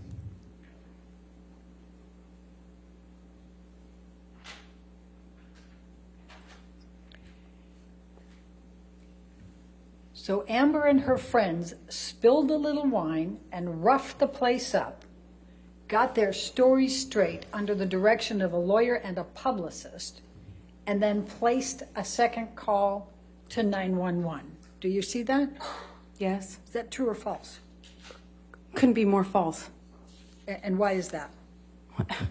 Every part of it is false. I didn't call 911. I didn't call the police. I refused to cooperate with them to protect Johnny. I protected Johnny. I didn't call them once and I didn't call them twice. I didn't rough up the place. I cleaned up the place. I didn't even know the second cops were coming. If I wanted to get something from him, if I wanted to hoax Johnny, why wouldn't I cooperate with the police? Wouldn't I say something to the police? Wouldn't I do more damage to the house than just knock over the things that you saw pictures of? It makes no sense. And to do it online when there's no fact checking, there's no authorities, there's no one able to, I can't respond. I can't fight this and use these sorts of media leaks and these comments to re-echo over and over and over again online with a network of people that are intent on helping Johnny through a sophisticated PR machine. Objection, Your Honor. Hearsay, speculation. I'll sustain the objection. Next question. All right. And so what, in fact, did you do that night? I cleaned up. I protected Johnny. I refused to cooperate with the police, like so many other people do. I tried really hard to keep it private even after that, even when I was committed to filing for a divorce. I tried to protect Johnny. I tried to protect the history of what we had. I tried to protect him. And did the opposite. And I didn't even have a lawyer. I didn't call my publicist. I called my contract attorney to get me another lawyer who could give me advice on how to protect Johnny. Every bit of this was to protect Johnny and to protect the secret that I had fought really hard to keep for nearly 5 years, which was that behind closed doors,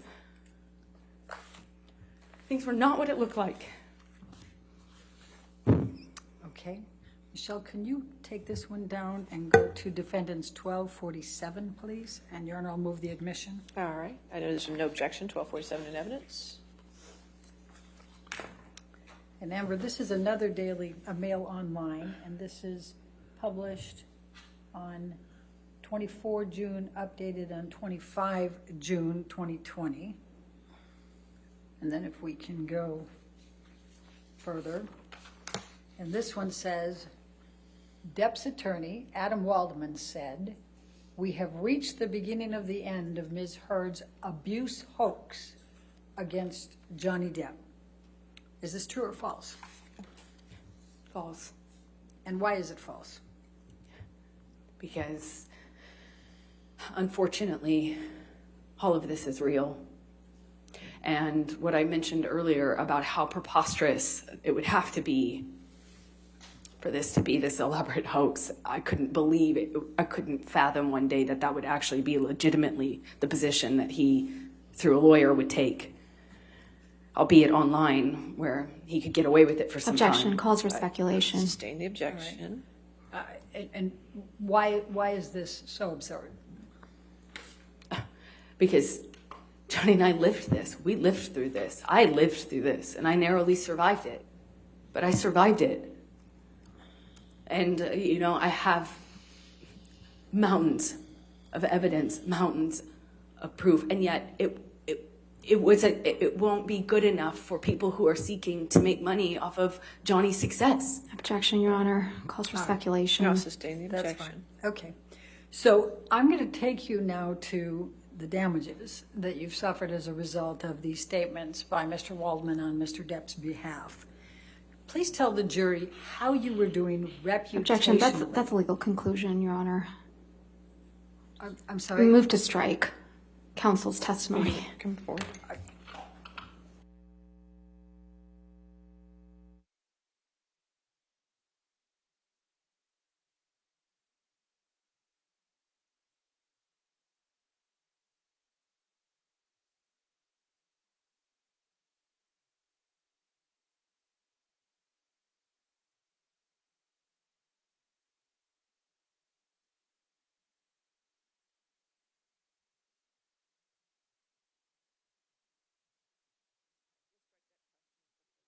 From the record, we'll disregard that question. All right, your next question. What was your understanding of on whose behalf Mr. Waldman was making those three statements? Objection. Lack of foundation. Calls for speculation. If you want to approach again, that's not what we just said here. I just want to...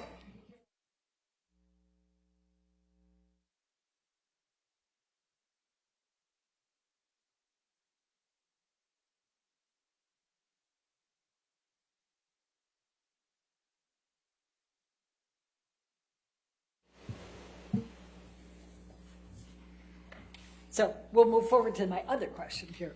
How were you, please tell the jury, how were you doing reputationally before these three statements were made, beginning April 2020? April 8 was the first of them.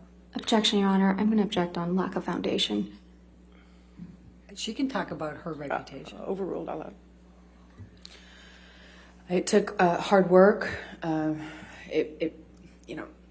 It took a lot of hard work on my part, but I was able to work, get my life back on track. I was taking care of my myself emotionally. My career, I was working really hard. I was able to star in a major success. I worked on a TV series that I had been attached to for a very long time. I became an ambassador for several nonprofits that I deeply care about. I was doing a lot of really, it felt really good to be doing the social work and the charity work that I was doing. And I was also filming and working and planning on, I was awaiting a schedule from Warner Brothers for Aquaman 2, the sequel.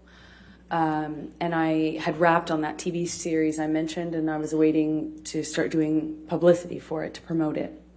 And I had a campaign, a global campaign, as a spokesperson for a major beauty brand.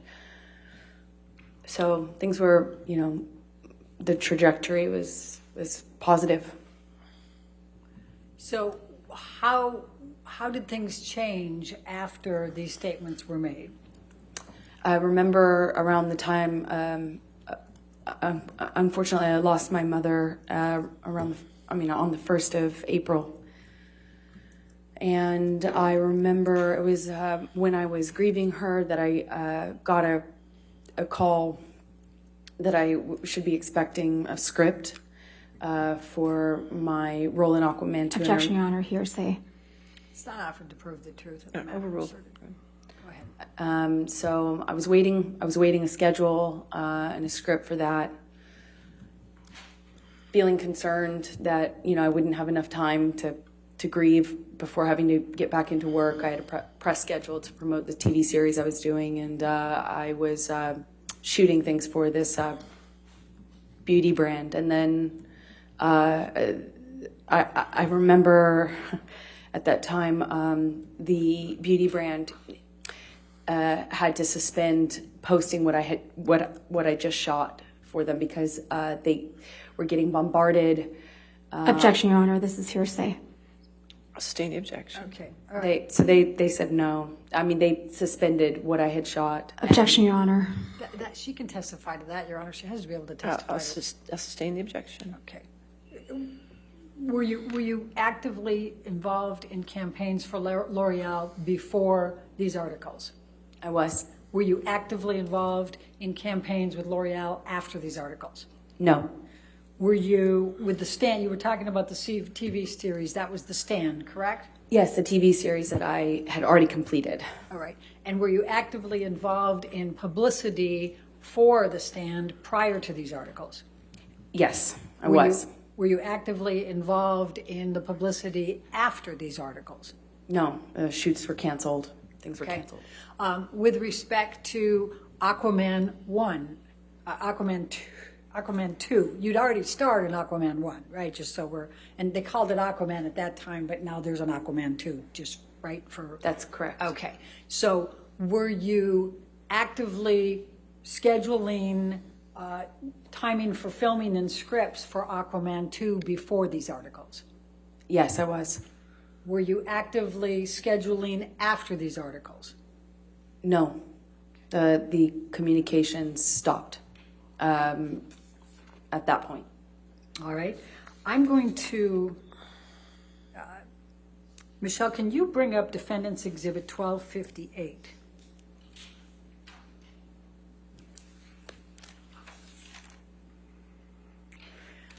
I'm going to show you what has been marked as Defendant's Exhibit 1258. It's dated September 21, 2015.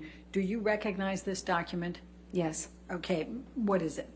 It is the Justice League Aquaman contract. Okay, Your Honor, I'm going to move the admission of Defendant's Exhibit 1258. Any objection? Yes, Your Honor. May we Oh, approach? sure. Yes, ma'am.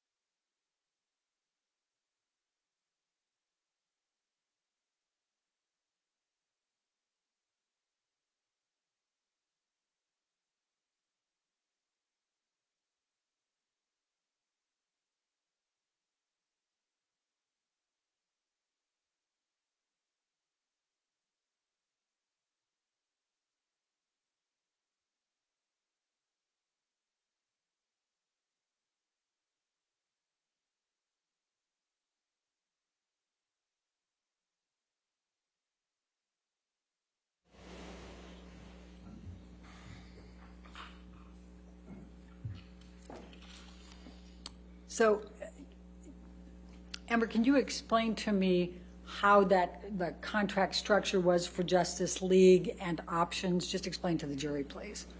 It's structured like a three-picture option. I signed on to do Justice League, where my character was introduced. The fee is, small relative to what it will become if and when you do the other options or movies in that under that umbrella. So it was the contract for Justice League, which could then become Justice League 2, or it could be Aquaman, or it could be some other movie within the DC universe. And the second picture ended up being Aquaman. And then the third picture, Aquaman 2. Each time the fee goes up, but... Objection, Your Honor. This calls for speculation, lack of foundation. Overruled out loud. As far as the contract is concerned, that's what the contract says. All right. And if we go to page 6, so what was your fee going to be for Aquaman? And what was it for Aquaman? $1 million. Okay, and then was there also box office bonuses, opportunities? Yes, I believe. Okay. Yes, there are box office bonuses. If it makes a certain amount in the box office, you get a bonus. Okay, and it says picture number 2. At the time you entered into the contract with on Justice League, did they know what the picture would be? No, as I mentioned before, when you do the contract... Objection calls for speculation. All right, I'll sustain that objection. Okay. So ultimately, what was picture number 2? Aquaman. All right. And then what was it for picture number 3? Aquaman 2. Okay. And what was the fee under the option agreement at that time? $2 million. Okay. Now, did you have contracts with L'Oreal? Yes, I did. Okay. And can you just describe for the jury what was involved with L'Oreal? You talked about being involved in campaigns and then not. Just explain that to them if you can. As a spokesperson, I'm just involved with the brand as a representative, and a certain amount of commitment you have to do throughout the year on social media and on red carpets promoting various products or causes they're advancing. Generally, it's just like a brand ambassadorship. Okay. And did you, let's pull up 1262.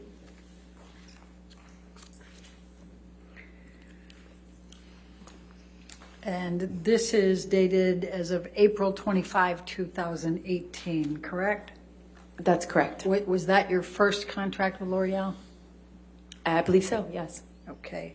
And was that for a term, a specific term? Yes, it was. Okay. Was it for 2 years? Yes, it says 2-year contract, and that sounds right. All right. And then I'm going to ask you to turn to 1264. And that's April 20, 2020. And what, if anything, did L'Oreal do with regard to extending your contract then? They extended it. They chose to extend it with the option to kind of... All right. And did they extend it just an additional 3 months? If you look at paragraph 1. Let's see. Yes, they did. Okay. And what, if any, work did you do for L'Oreal after these 3 statements were made? I have only been able to participate in, I believe, 1 live event that they also couldn't promote or use the material from because of... Objection, Your Honor. Calls for speculation and I'll hearsay. sustain the objection. Okay. Now let's go to 1265. And this is, as of November 15, 2021, this is another extension with L'Oreal, correct? Yes, it is. And if you look at the second option term under paragraph 1, it's an extension of 20 months, is that correct? That is correct. Okay. And what, if any, work have you been able to do for L'Oreal since this contract? As I stated, I believe I've only done one in-person event with them, and they couldn't use the material. Okay. Now, let's talk about the stand for a minute. Let's pull up 1263. And this is dated July 3, 2019. And I believe you indicated that you had already filmed it by the time these statements were made in April and June of 2020. Is that correct? That's correct. Okay. And what, if any, marketing opportunities were you participating in prior to those articles?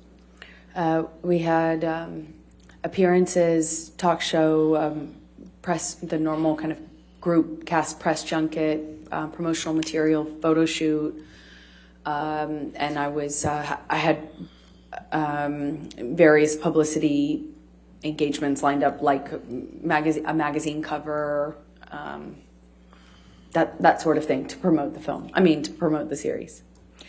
And what, if anything, were you able to do with marketing opportunities after the 3 articles were published? None. What, if any, covers were you on after that for the stand? They pulled the offer for that, so none. Okay. And while we're on this agreement, if you look at the second page, how much were you paid for the stand? It's at 6C.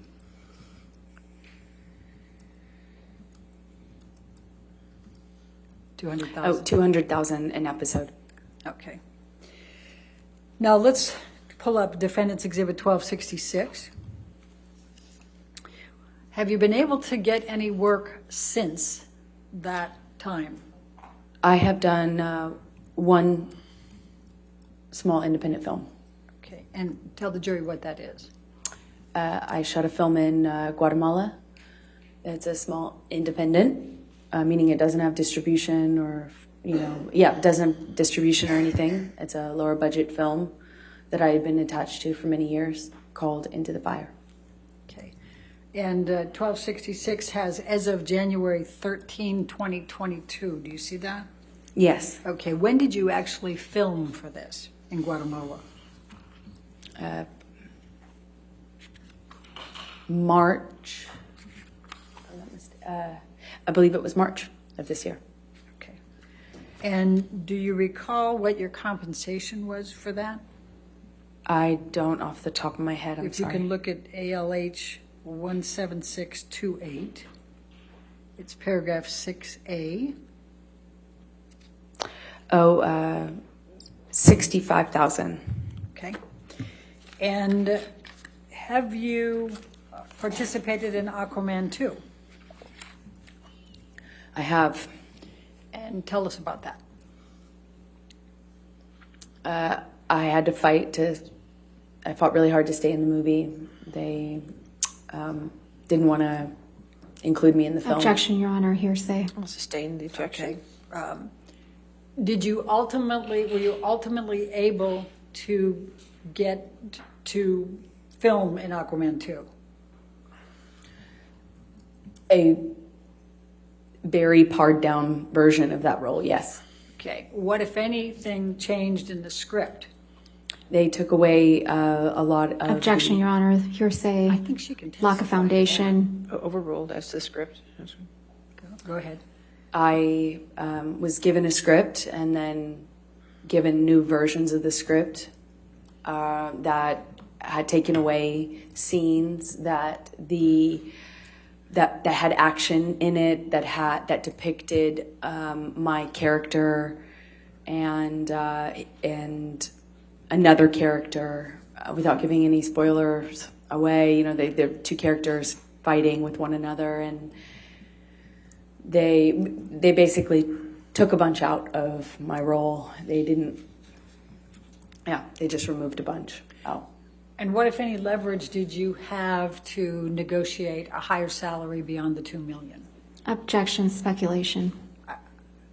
I'll sustain the objection. What, if any, effort did you make to negotiate a higher salary for your participation. I couldn't renegotiate my contract. And why not? Objection, this calls for hearsay and speculation. Do you know why? Still the same objections, Your Honor. I'll sustain the objection.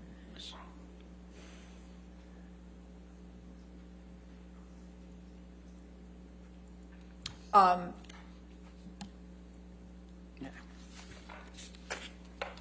right.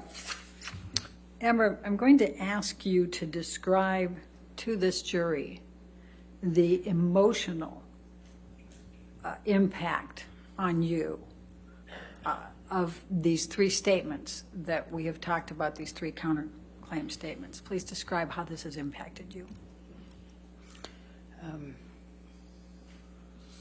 These statements are used over and over and over and over again online to reverberate, re-echo, and re-energize.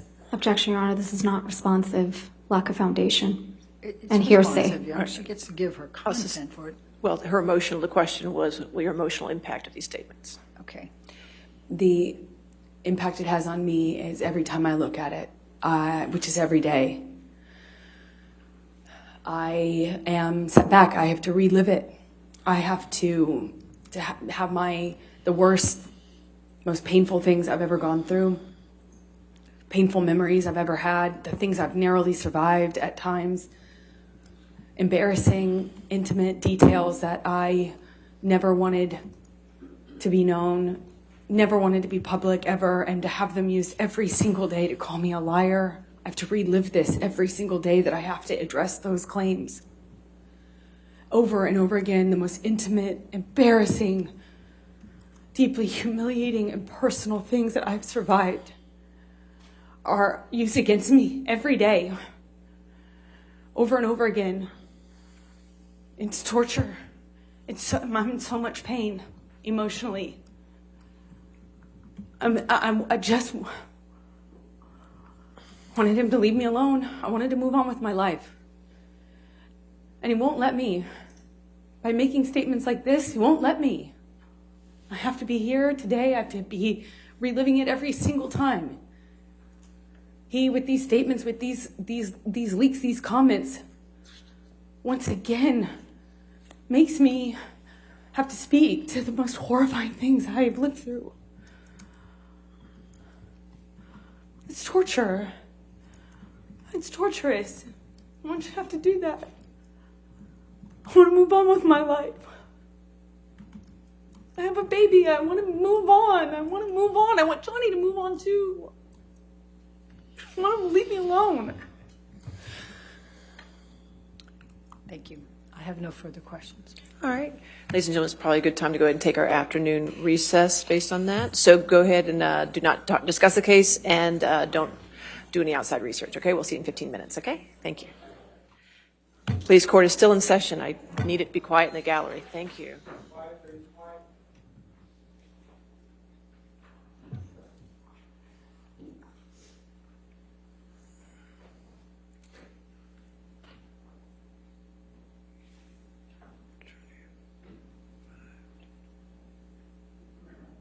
All right. Why don't we just make it 3:25 then? We'll come back at 3:25? Okay. Thank you. All right, thank you.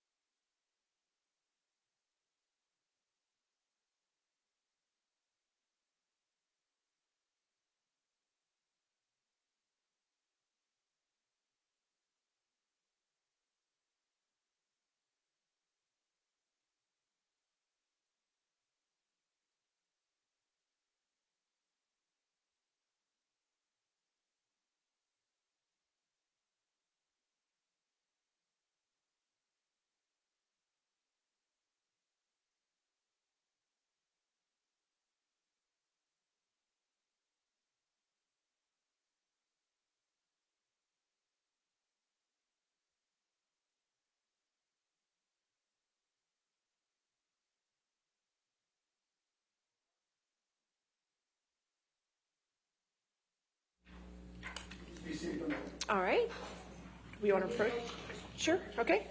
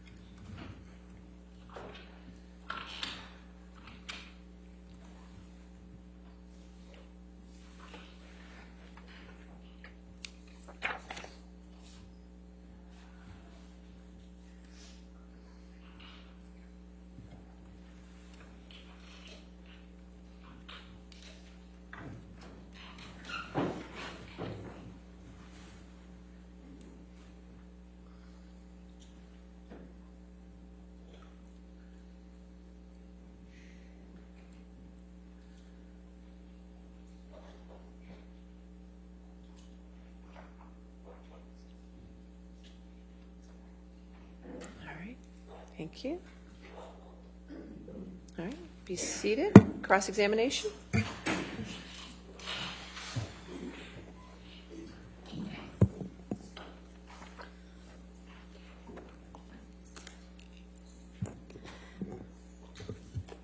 Good afternoon, Ms. Heard. Good afternoon. Mr. Depp hasn't looked at you once this entire trial, has he? Not that I've noticed, no. You've looked at him, though, many times, haven't you? Yes, I have. You know exactly why Mr. Depp won't look back at you, don't you? I do. He promised you you would never see his eyes again. Isn't that true? I don't recall if he said that. One of the last times you ever saw Mr. Depp was when you met him in San Francisco in July of 2016, right? That was the second to last time I saw him, yes. And this was after you had publicly accused him of domestic violence.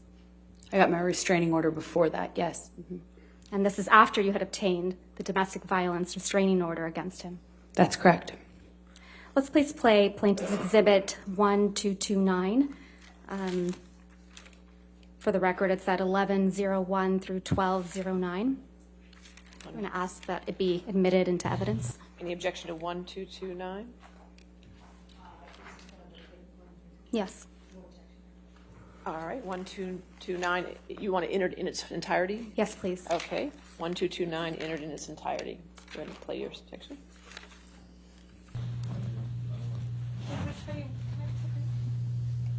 I don't understand. Is this what you want? No.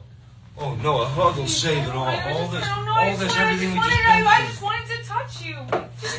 Really? After all this shit you just said? I just wanted to give After you a all this hug. shit you fucking accused me of? You Yes, want to please, touch me? please stop me. Fucking, Please stop. fucking nuts. Please, I just wanted to hug you and say bye. I didn't want to take it back. We did that last night. It's fine. That was good enough. No, No, because I'm nothing to you. And I will always be nothing to you. Calm. Calm. What? You're not my shrink. Your head's my heart. Please just calm my heart. No. No, it's yours. You're in a fucking heart. No, we'll never see each other again. You won't don't take my fucking glasses off. You don't like fucking looking at not my fucking eyes? You will not see my eyes again. That's you and Mr. Depp in that recording. That is. And this is from when you and Mr. Depp met in San Francisco in July of 2016, right? Yes, that's what it sounds like. That was in the hotel. We met once after that as well. This is after you publicly accused him of domestic abuse. Yes, and got my TRO. Yeah. And he tells you will not see my eyes again, doesn't he? Yes, he does in that recording. And he kept that promise, hasn't he? As far as I know, he cannot look at me. He won't look at you, right, Miss Heard? He can't. One of the first questions your counsel asked you on direct is, why are you here? Do you remember that? I do. Let's please play Plaintiff's Exhibit 357A, which is already in evidence, Your Honor. And for the record, it's 2122 through 2140.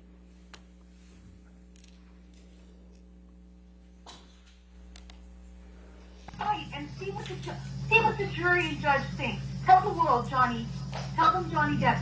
Johnny Depp, man, I'm a victim too of domestic violence, and Yes. it's a fair fight. And see how many people believe or side with you. That's your voice on that recording, right? Yes, it is. And you were speaking with Mr. Depp? Yes. And you said to Mr. Depp, quote, you can please tell people that it was a fair fight and see what the jury and the judge think. Tell the world, Johnny. Tell them, Johnny Depp, Johnny Depp, a man, a victim too of domestic violence, end quote. That's what you said, right? I was saying it to the man who beat me up, yes. I thought it was preposterous. And the man you beat up numerous times. Right, Ms. Heard? I could never hurt Johnny. You're here in this courtroom because Mr. Depp finally told the world that he is a victim of domestic violence. I know that he is suing me and has sued other people or corporations that have said that as well. You didn't think he would tell the world he was a victim of domestic violence, did you? I found it hard to believe that he could or that he would do that, considering the relationship he and I had. I thought it would be crazy for him to do so, knowing what I know we lived through. Or, as you said to him in that recording, who was going to believe that Johnny Depp, a man, is a victim of domestic violence, right? With all due respect, I wasn't saying it because he's a man. I was saying it because he's a man who beat me up for 5 years. Mr. Depp is your victim, isn't he? No, ma'am. And once he left you, you continued to abuse him publicly by calling him an abuser, didn't you? He is an abuser, and you can look either of us up online and figure out who's being abused online. Let's look at some of that. Mr. Depp wears rings on every finger, doesn't he, Ms. Heard? That's my experience, yes. And they're not delicate rings, are they? No, they are not. Every one of his fingers is adorned, your words, big, chunky rings. Isn't that right? That's my experience of him. And Mr. Depp is always wearing rings, right, Ms. Heard? That's my experience of him. And you've never known him not to wear these rings. That's my experience, is he normally wore rings, yes. So Mr. Depp was wearing these big, chunky rings on every finger, every incident of abuse you've described to this jury, right? I can't say for certain it was in every single incident. But you've never known him not to wear rings, right?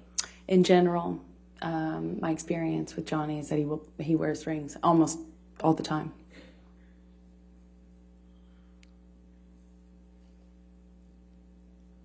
Ms. Heard, do you recall giving testimony in a deposition in this matter in January of this year? I do. Can we please play from your deposition, day 2, 512, page 512, lines 11 through 15?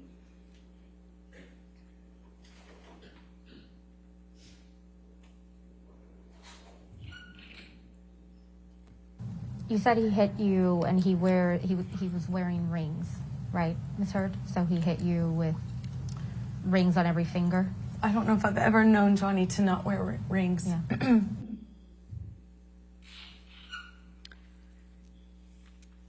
Ms. Heard, you testified to an incident in March of 2013 where Mr. Depp hit you in the face multiple times.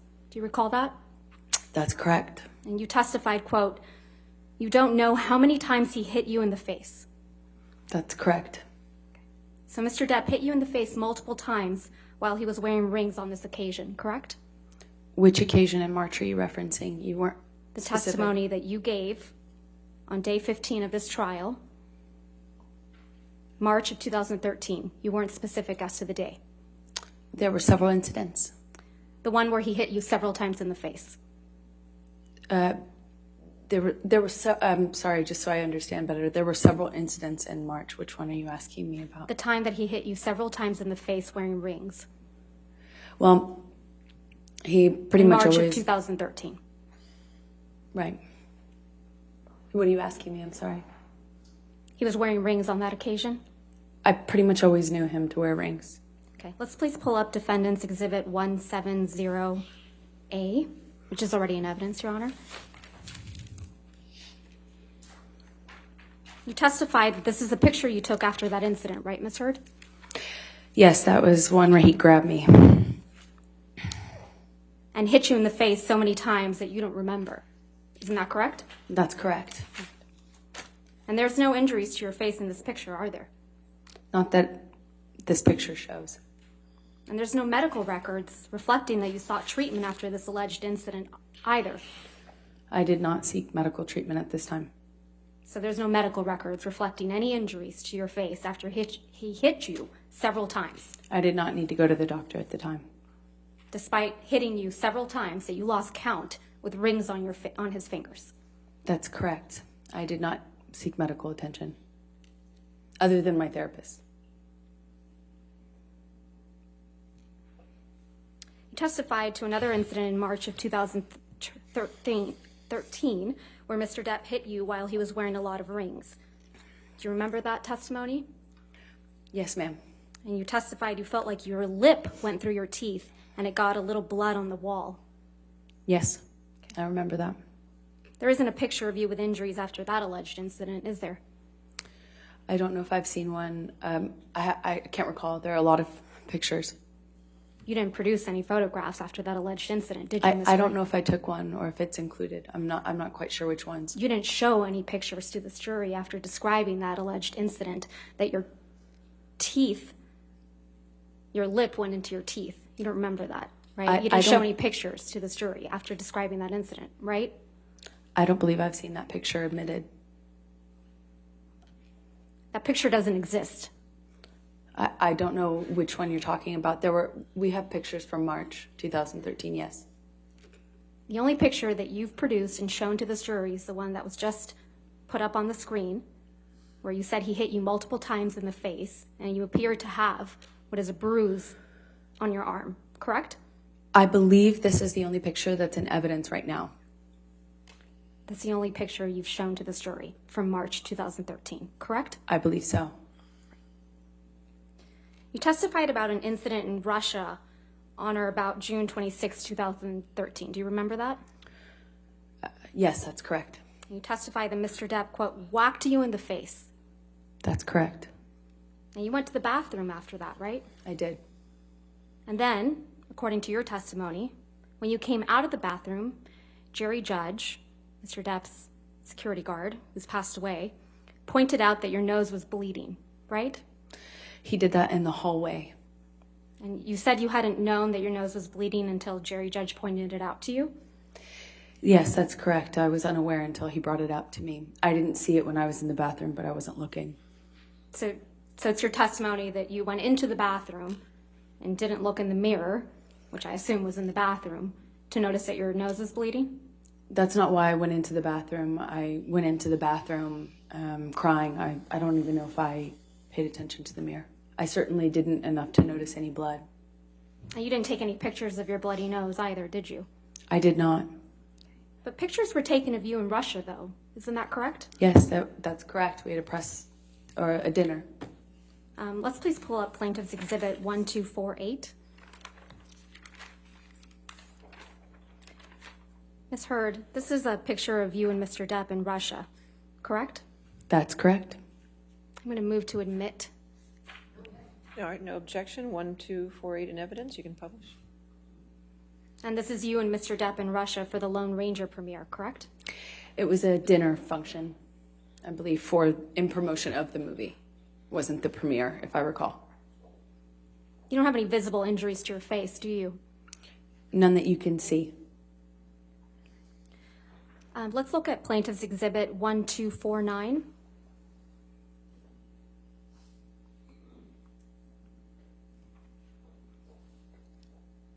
This is a picture of you, isn't it right?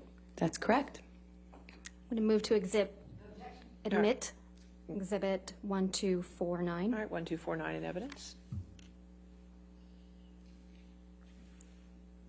This is also a picture from when you were in Russia for the Lone Ranger premiere, right? That is correct. And you have no visible injuries to your face, do you? None that you can see. Even though Mr. Depp whacked you in the face so hard that your nose bled? He did. While wearing chunky big rings, right? That's correct.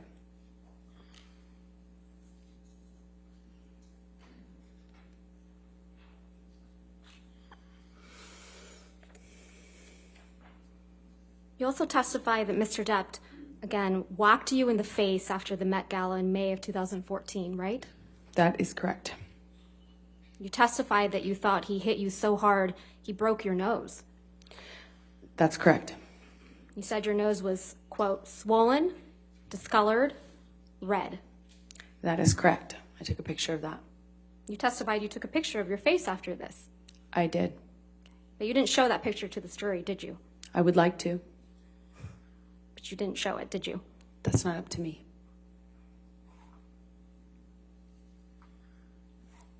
You understand you were under an obligation to produce all photographs after any alleged incidents of violence, right, Ms. Hurd? I produced everything. You didn't produce any photographs after the Met Gala. I produced everything. You also understand that you're under an obligation to produce all medical records reflecting any injuries you allegedly sustained from Mr. Depp, correct? That's correct. And you haven't produced any pictures or any medical records reflecting a broken nose after the Met Gala in May of 2014, have you? I have given everything to my lawyers, everything. I've turned over literally everything that I have. Is it your testimony, Ms. Heard, that you sought medical treatment after Mr. Depp allegedly broke your nose after the Met Gala? Not after the Met Gala. I did not seek medical attention, no. You also attended an event after the Met Gala in May of 2014, didn't you? That is correct. And you went to the all-star comedy tribute to Don Rickles. That is correct. That was the next night after the Met Gala. That is correct. And there were pictures of you taken at this event. Yes. Let's please pull up Plaintiff's Exhibit 1252.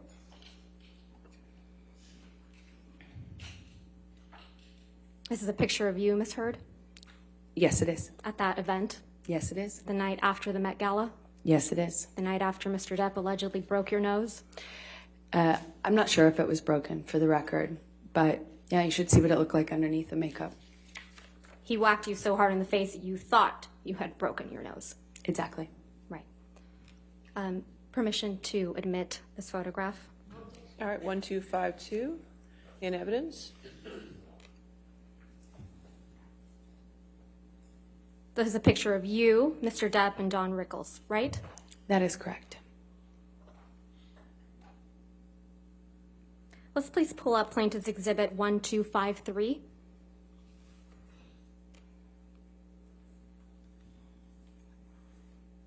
This is another picture from that evening, right, Ms. Heard? Yes, it is. Permission to admit Exhibit 1253 and publish it. All right, so moved. 1253 in evidence.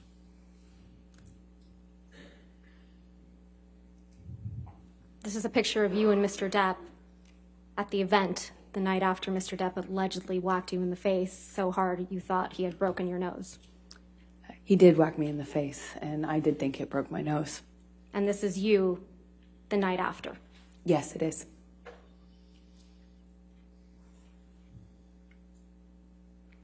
Let's please pull up Plaintiff's Exhibit 1254. This is also a picture of you at the same event, correct, Ms. Heard? That is correct. Move to admit Plaintiff's Exhibit 1254. All right, 1254 in evidence. You can publish. Thank you. And just to confirm now that the jury can see it, this is a picture of you at the same event, the night after Mr. Depp allegedly whacked you in the face so hard you thought he broke your nose. This is a picture of me after he did whack me in the face. The night after, right? Yes, it is. I believe it was the night after, yes. Your nose doesn't appear to be injured in any of these pictures, does it, Ms. Heard? I'm wearing makeup. Your nose doesn't appear to be injured in any of these pictures, does it, Ms. Heard? That's why I'm wearing makeup. Right.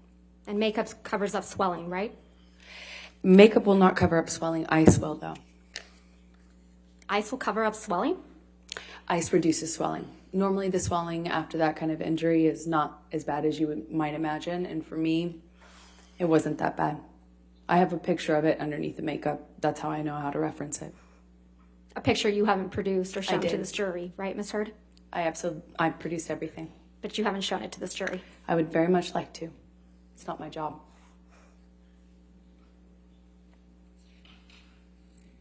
Your Honor, may we approach? Yes, that's fine.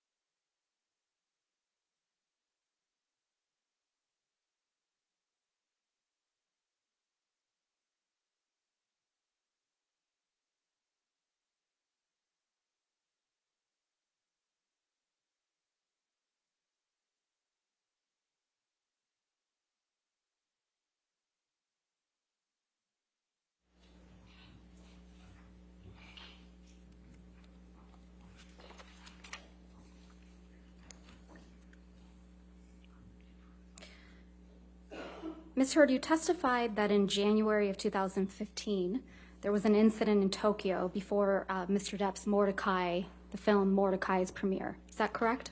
That's correct. And you told this jury that on this occasion, Mr. Depp was kneeling on your back. That's correct, in the closet. And you also told this jury that you wore a backless dress to the Mordecai premiere that very same night. I did. And you testified that you were checking for bruises in the car on the way to the event to make sure that there were, quote, no visible marks, right? I was checking on my phone after the event to make sure that they couldn't see anything. Your testimony was that you were checking in the car on the way to the event to make sure that there were no marks on your back. Perhaps I misspoke or I misunderstood. It was on the way back from it. It was after I was concerned. Concerned that there would be marks in any photographs since we were being photographed at Johnny's press event. And you didn't show this jury a picture of you in that backless dress, though, did you? I don't know what you mean. I'm sorry. You didn't show this jury a picture of you at the Mordecai premiere wearing a backless dress, did you? I haven't had the opportunity to. Okay. I assume you have it? I do.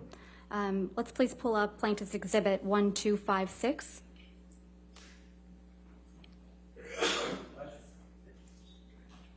This is a picture of you and Mr. Depp, or the back of you, at the Mordecai premiere in Tokyo, correct, Ms. Heard? That is correct. Your Honor, I move to admit and publish this picture. All right, 1256 in evidence.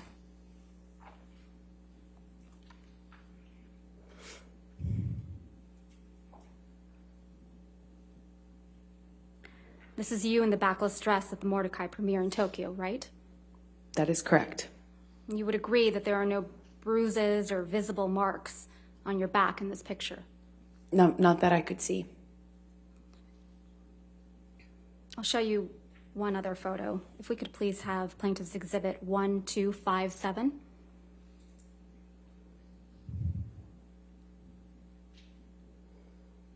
This is a front angle picture of you and Mr. Depp at that premiere, correct? That is correct. Move to admit Plaintiff's Exhibit 1257. All right, 1257 in evidence.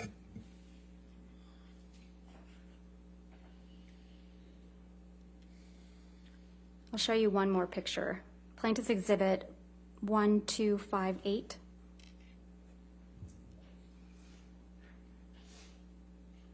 And again, Ms. Heard, this is you and Mr. Depp at the Mordecai premiere. Yes, it is. Move to admit Plaintiff's Exhibit 1258.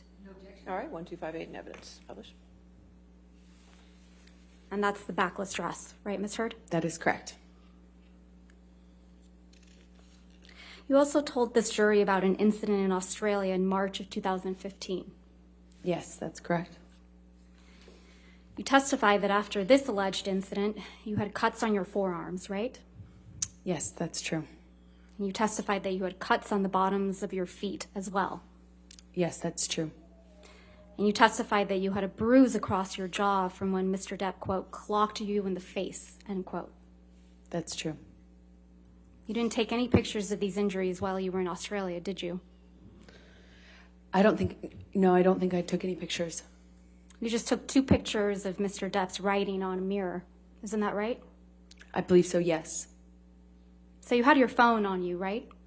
At some point I did have my phone. And your iPad? I had my iPad, I believe. You testified that you were also raped with a liquor bottle in Australia, right, Ms. Heard? Yes. You testified you bled from your vagina as a result of that sexual assault. Yes. There aren't any medical records reflecting that you sought medical treatment for any of these injuries, are there? I did not seek medical treatment after Australia, no. Not for the rape? No, I did not want to tell anyone. Not for the cuts? No. Not for the injuries to your face? I didn't need to. You also told the jury about an incident on December 15, 2015, right? Where? I'm sorry. December 15th, 2015. Yes, that's correct. You told this jury that after this incident, you had a broken nose. It certainly felt like it. Ms. Heard, do you recall giving testimony on day 16th in this trial?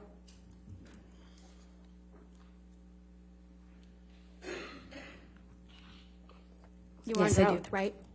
Yes. We can have a transcript for the jury, or excuse me, for the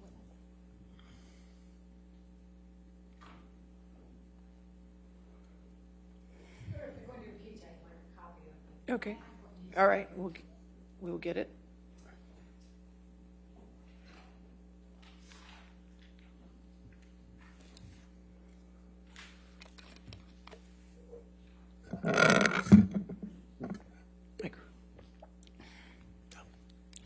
I will do. Thank you, Judy.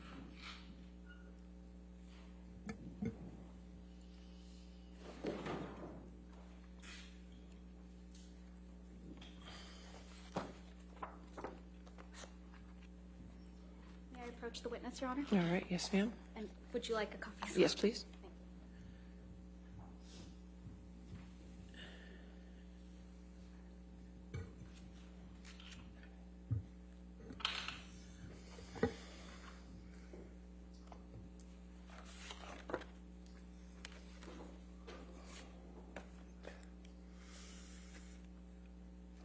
If I can please direct your attention, Ms. Heard, to page of day 16, 4593 of the jury trials transcript.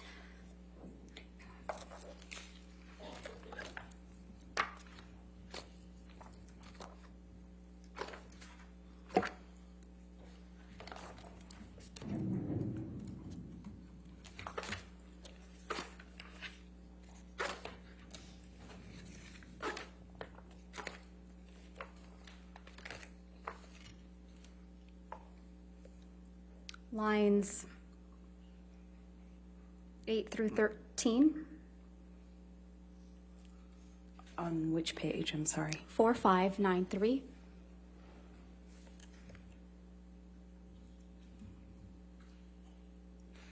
Yes?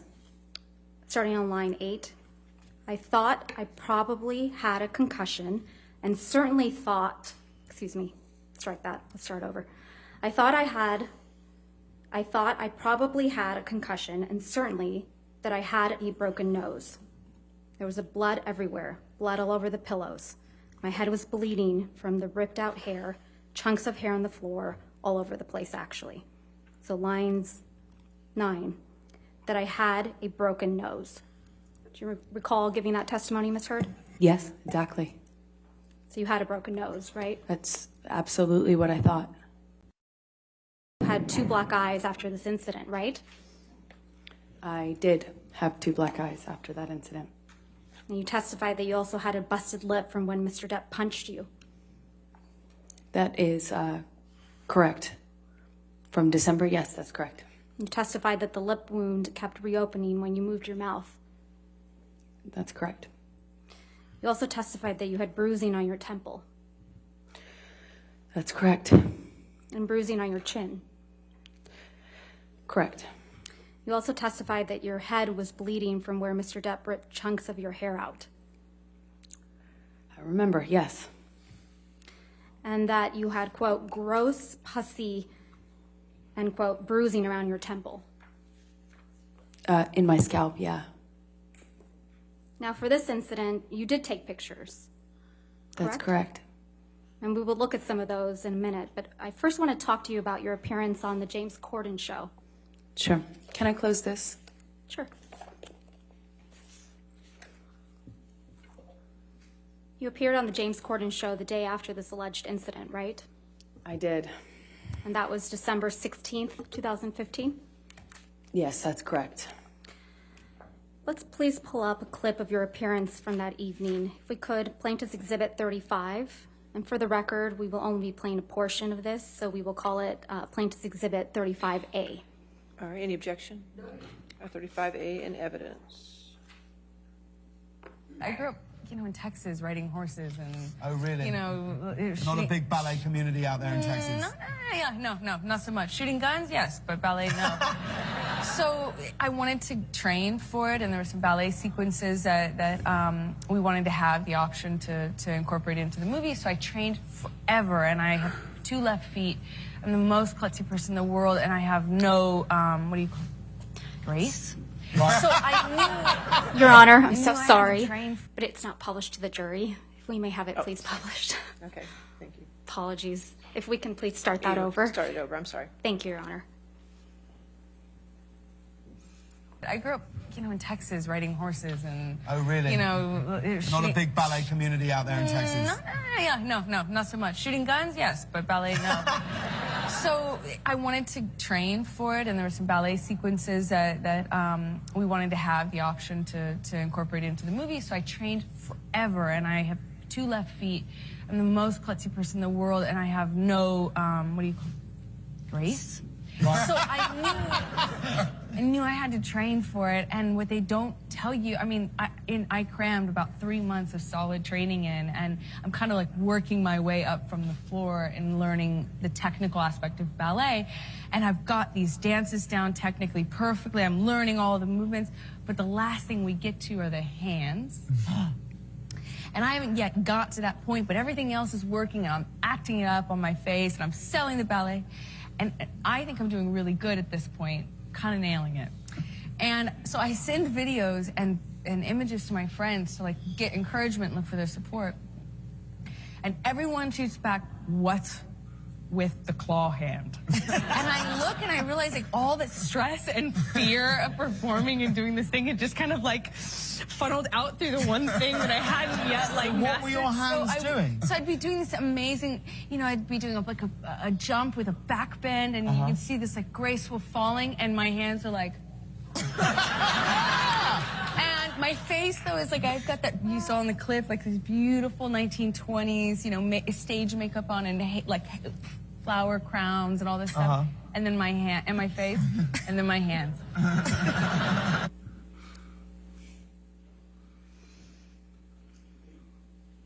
That was you on the James Corden show on December 16th, 2015, right, Ms. Heard?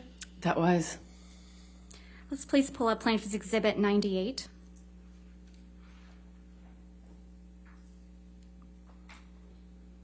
These are pictures of you on the James Corden show on December 16th, 2015, right, Ms. Heard?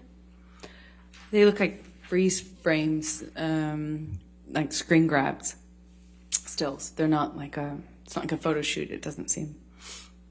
But on the James Corden show, correct? From that appearance, yes. Move to admit and publish Plaintiff's Exhibit 98. Any objections? All right. And Ms. Bernhoff, you could move the microphone and turn it on for you, so Judy and I are having trouble hearing you. Sorry about that. All right, thank you. All right, 98 in evidence. Thank you.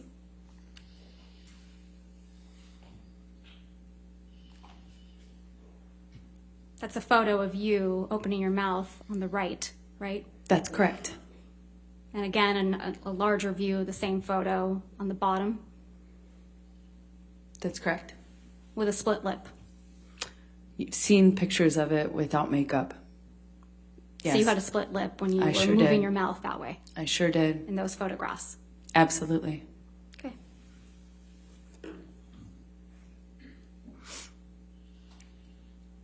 You did take pictures of your alleged injuries after December 15th, correct? And you showed those to the jury?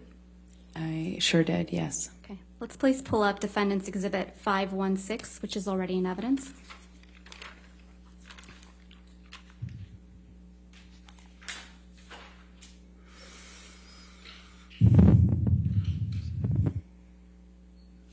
You testified that this is a picture of you after the incident on December 15th, 2015, right? It was. And if we could also please pull up Defendant's Exhibit 517, which is also in evidence.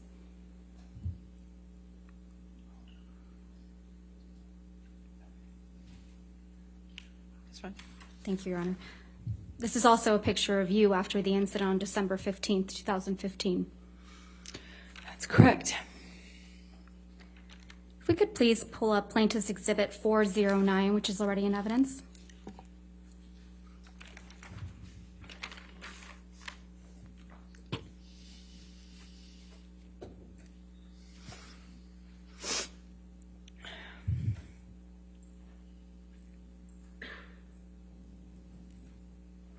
These pictures ended up in People magazine in June of 2016. Isn't that right, Ms. Heard? That's correct. You gave these pictures to People magazine after you publicly accused Mr. Depp of domestic abuse, didn't you? I didn't personally know. This was you protecting Mr. Depp after you got the restraining order against him, isn't it? No, this is him calling me a liar and me forcing to prove it, as I mentioned to you earlier. So you did give these pictures to People magazine? No, I gave these pictures actually to my lawyers and my representatives at the time. So it's your testimony, Ms. Heard, that your lawyers and representatives gave these pictures of their client to People magazine in the middle of a contentious divorce? I certainly did not personally give it, no.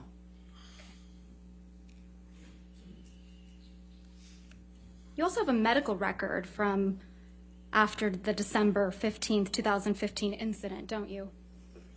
A partial one, yes. You went to see Dr. Kipper's office a couple days later.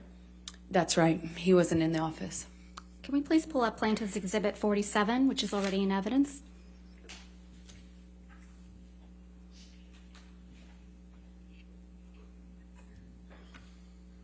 This is your medical record for December 17th, 2015, isn't it, Ms. Heard? That's correct. And this record doesn't document any physical injuries on you, does it? I don't think so, no. I don't think I spoke to Kipper. I didn't speak to Kipper that day. And but you went to Dr. Kipper's office and were seen, correct? I went to Dr. Kipper's office for a concussion check. Right, okay. And this medical record is from that visit, correct? Partially, yes. Scroll down, please, if we could.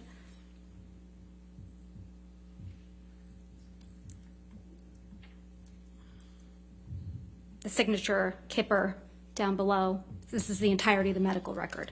Right, Ms. Heard? Yes, what I meant by partial is I didn't talk about what happened to me. I didn't get into my injuries. I didn't get into what happened or ask for anything other than should I get some sort of scan done. But this record doesn't document any physical injuries on you, does it? I'd have to read it in full, but I don't know. Well, let's do that. If we could please go, well, under skin on the second page, it reads intact, normal color, moisture, hair distribution, texture, turgor, no signs of, oh, this is going to be hard, cyanosis, mottling, jaundice. It also says I'm a well-nourished male. Right. I have no idea what that means.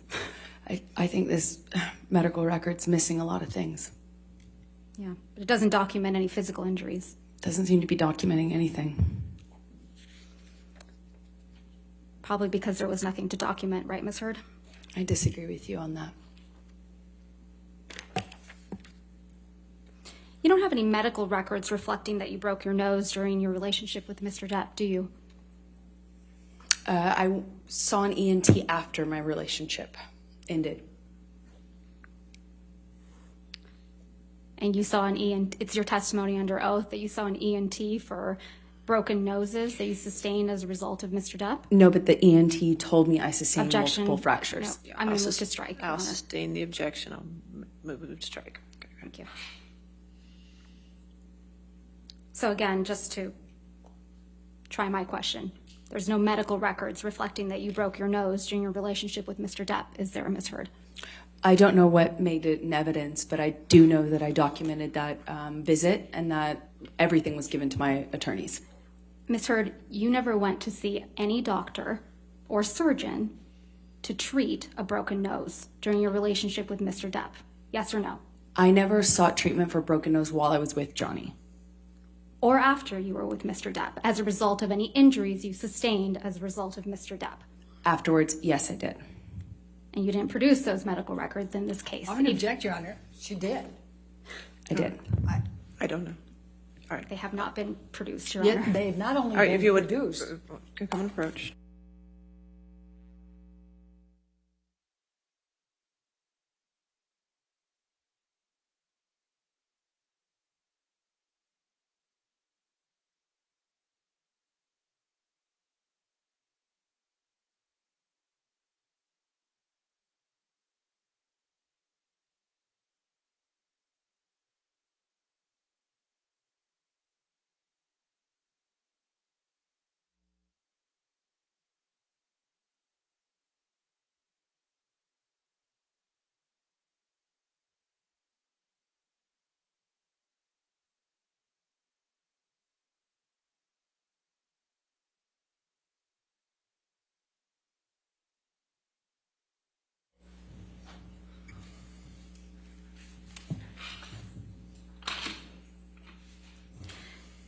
have any medical records reflecting that you required any dental work during your relationship with Mr. Depp, do you?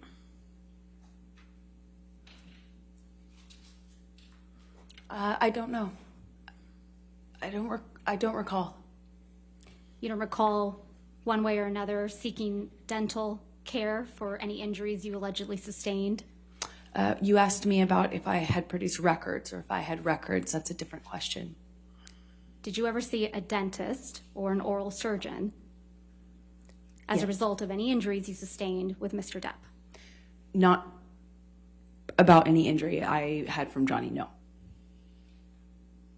And you don't have any medical records reflecting that you required any reconstructive work during your relationship with Mr. Depp, do you?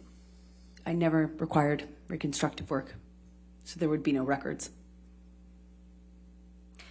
What you do have, Ms. Heard, are pictures of Mr. Depp sleeping, though, right? The jury saw a lot of those.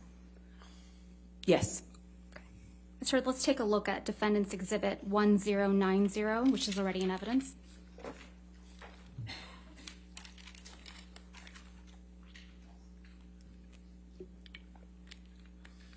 You took this photograph, right, Ms. Heard? That's correct. And you testified that this was taken in Tokyo in July of 2013, correct? Yes. So you decided to take a picture of Mr. Depp asleep on the floor? He was passed out. That's a yes. And I took a picture of him because he wouldn't remember. He claimed he didn't pass out that way. And sometimes security would carry him like a baby into bed, get him changed, and he would be none the wiser. So I started taking pictures of it so that he knew that it was real, that it had gotten this bad. Let's take a look at Defendant's Exhibit 1091, which is already in evidence.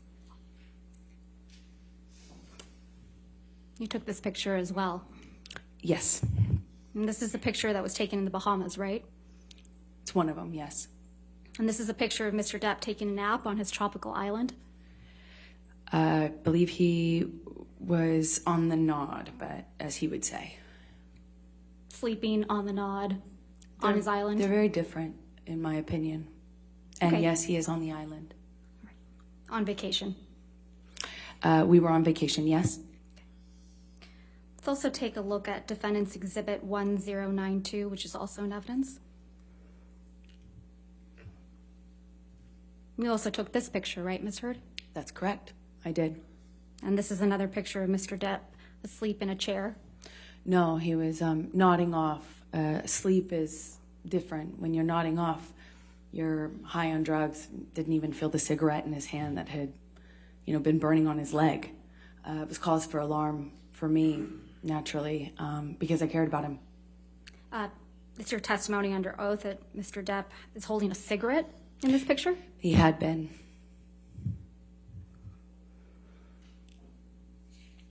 You seem to really like taking pictures of Mr. Depp while he's sleeping, don't you?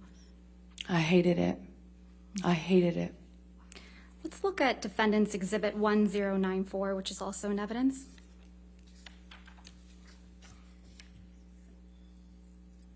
You took this picture of Mr. Depp as well, didn't you? I did. You decided to take a picture of Mr. Depp asleep with ice cream spilled all over him, right? He was nodding off, and I was worried about how bad the medications and the medication change and the drug use had gotten, where he wouldn't even feel ice cream or a lit cigarette on him, and it scared me. So you took a picture of it? Yes, I wanted him to get help, and Johnny's surrounded by enablers who clean up after him. Objection, and protect Your him. Honor, I'm going to move to strike everything after yes, that she took this picture. It's still responsive here on it. The question was, did you take this picture? All right, I'll sustain the objection. Thank you, Your Honor. This isn't a very flattering picture of Mr. Depp, is it? No, it's not. You wouldn't agree that this is, or you would agree with me that this is an embarrassing scene, right?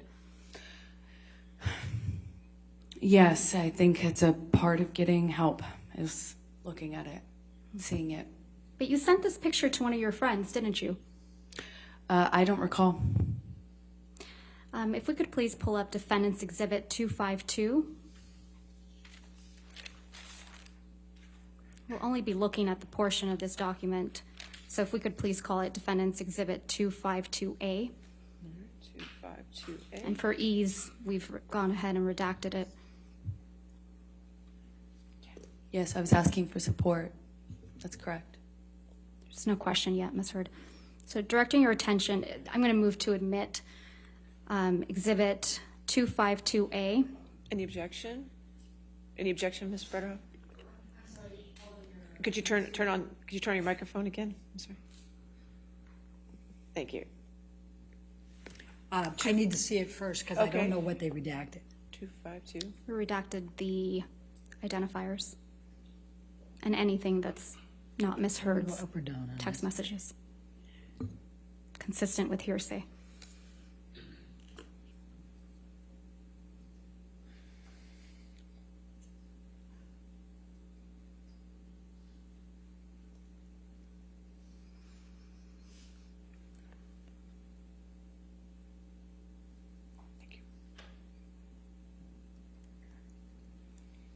You ready? Maybe we approach? Okay.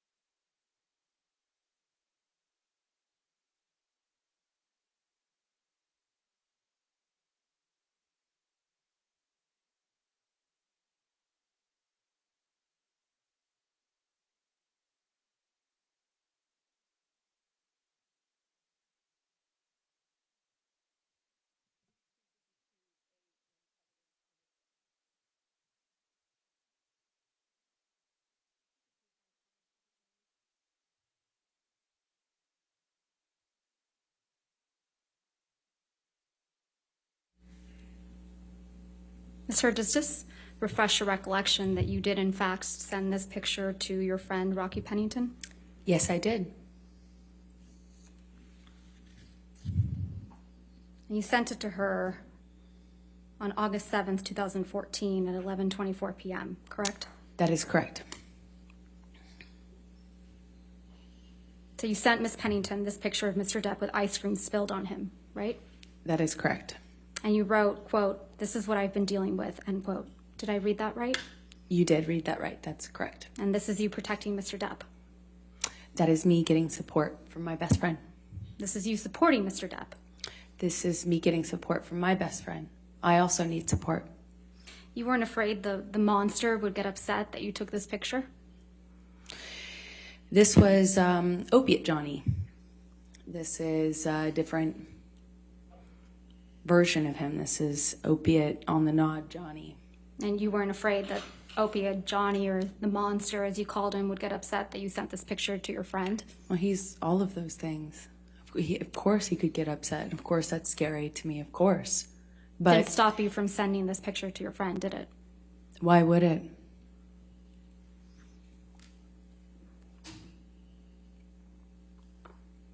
Mr. Depp's right hand is in his pocket, right, Ms. Heard? In this Yes, picture? that's correct. You also showed this jury pictures of cocaine. Do you recall that? Yes, that's correct. Let's please take a look at one of those. If we could please pull up Defendant's Exhibit 167A, which is already in evidence.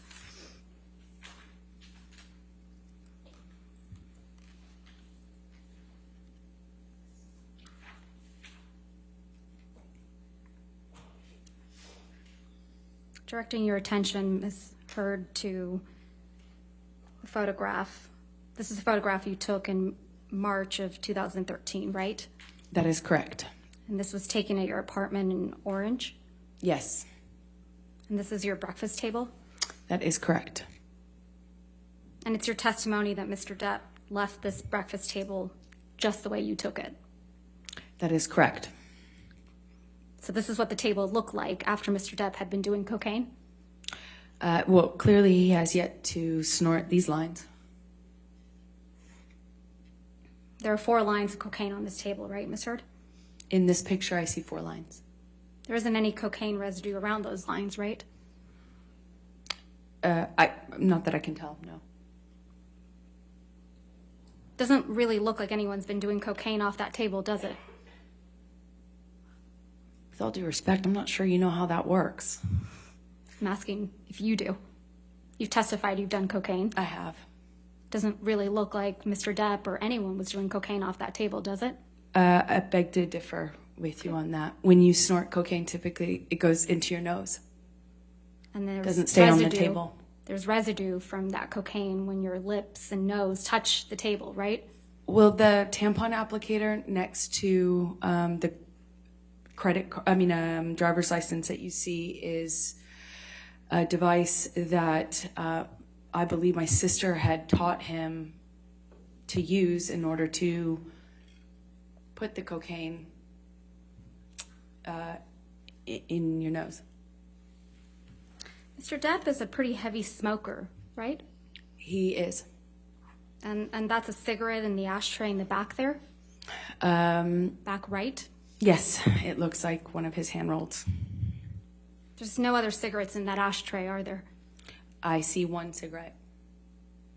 The one that's not smoked. That's correct. There's no ash in that ashtray either, is there? Not that I can tell in this picture. It's pretty clean. In this picture, it looks like it, yes. It's a pretty neat table. Wouldn't you agree? Depends on what you would call neat, I suppose. And you sent this picture to your friend, Rocky Pennington, as well, didn't you? I sure did. And when you sent it, you said, quote, "Look at my morning," or something like that. Is that right? Yay for mornings. So you have a habit of sending staged photographs to your friend Rocky, don't you? I had a habit of communicating with my best friend about what was going on in my life. You don't have any pictures of Mr. Depp actually consuming cocaine, do you? I don't think I have a picture of him mid-snort. No. You don't even have any pictures of Mr. Depp with cocaine. What do you mean by that? Holding cocaine, standing next to cocaine, sitting next to cocaine. I don't know.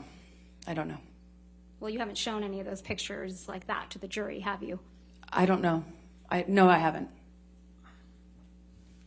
And you were never able to catch Mr. Depp with cocaine on film either, were you? I never tried. But you were able to catch him sleeping, right? I have seen him pass out in all sorts of places, yes. And you also captured a video of Mr. Depp in the kitchen that was played again for this jury today, beating up some cabinets. Do you recall that? Sorry, say that again? You recall capturing Mr. Depp in the kitchen of one of his homes, beating up some cabinets? Yes. Slamming things around, yes. So you took that video of Mr. Depp in the kitchen, right? I did. I did. And you took it on one of your iPad devices? I took it on my iPad. You were deposed in August of 2016 in connection with your divorce proceedings from Mr. Depp, right? That is correct. And you will recall that the video of Mr. Depp in the kitchen was released online the day before your deposition in August of 2016, don't you? That's correct. You're the one who released that video. Incorrect. Isn't that true? That's incorrect. I flew in from another place at the time. I remember learning about it when I landed. So it's just a coincidence that the video you took of Mr. Depp was released the day before you were deposed in connection with your divorce from Mr. Depp. I absolutely had nothing to do with that. I wouldn't even know how to do something like that.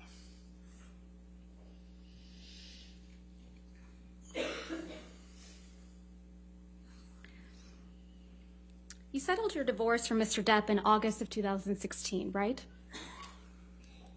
That sounds right.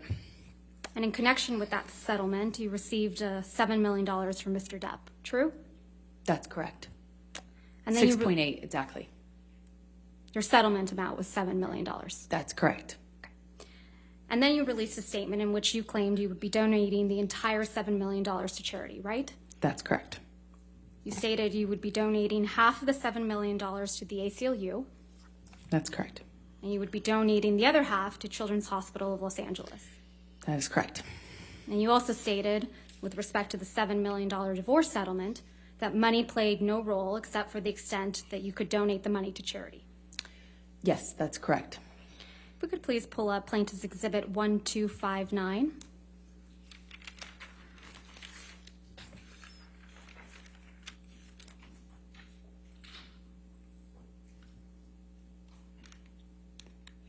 This is an article entitled, Amber Heard Donates Johnny Depp Divorce Settlement to Charity. Read her statement in full. Is that correct? That's what the title says, yes. Directing your attention to the portion on the second page where it says, quote, read the statement below.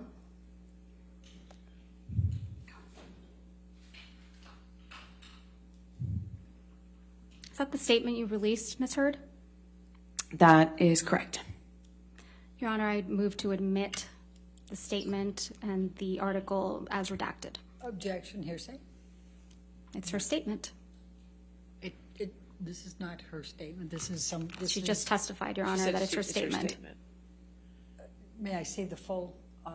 Everything else is redacted. Okay, then I have no objection. All right, 1259 in evidence as redacted.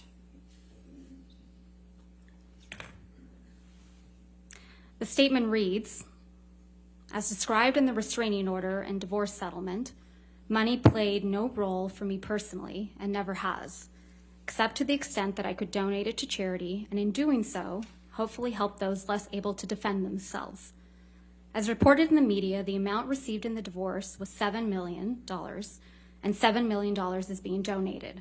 This is over and above any funds that I have given away in the past and will continue to give away in the future. Did I read that correctly? That is correct. I don't remember that last line, but I have no... it doesn't stand out to me as wrong. There's nothing inaccurate in the statement. Not that I recognize, no. Mr. Depp donated $100,000 of the divorce settlement directly to the ACLU. Is that right? Right at the beginning of the divorce settlement, he donated $100,000 to each charity on my behalf or towards my contribution.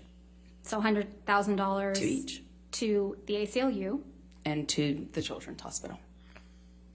And in response, you publicly demanded that Mr. Depp pay the divorce settlement directly to you instead of the charities, right? That was always the agreement, actually, is for him to pay me directly. It was not his money as per the settlement agreement to give away and reap a tax benefit from. I said if he wants to do it and give to charity all of a sudden, then he should pay the correct amount and not try to get a big tax break for it. So effectively for his tax bracket, he should be paying double that amount to the charity directly. And if he wanted to pay the charity directly, he could. He could do that, was fine with me, but he would need to pay the adjusted amount. Ultimately, the rest of the $7 million divorce settlement was paid directly to you, right? Over time, yes. And Mr. Depp didn't end up paying the rest of the $7 million divorce settlement directly to the charities you identified. That is correct. He paid the installments to me. You stopped that from happening, didn't you?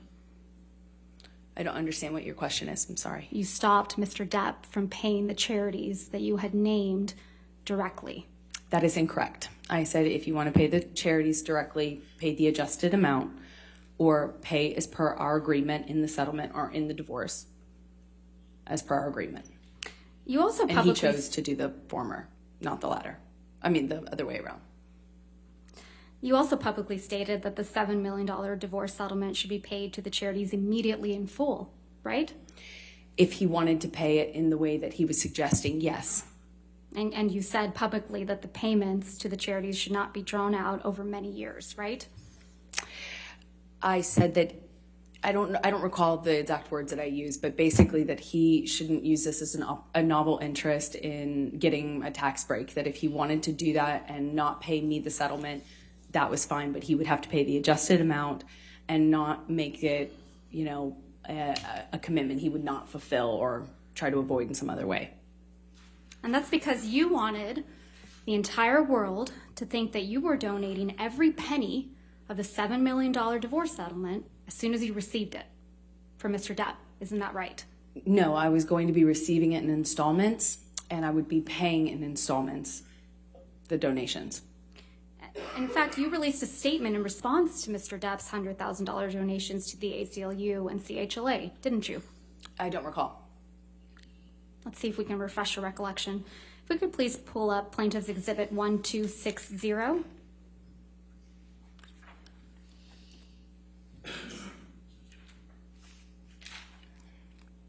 This is an article entitled Amber Heard and Johnny Depp Row Over Divorce Donations.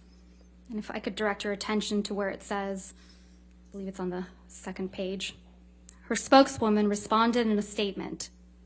The language that follows the statement you released. Objection, hearsay, spokeswoman, it's not her. A spokesperson is an exception, Your Honor. You want to come forward?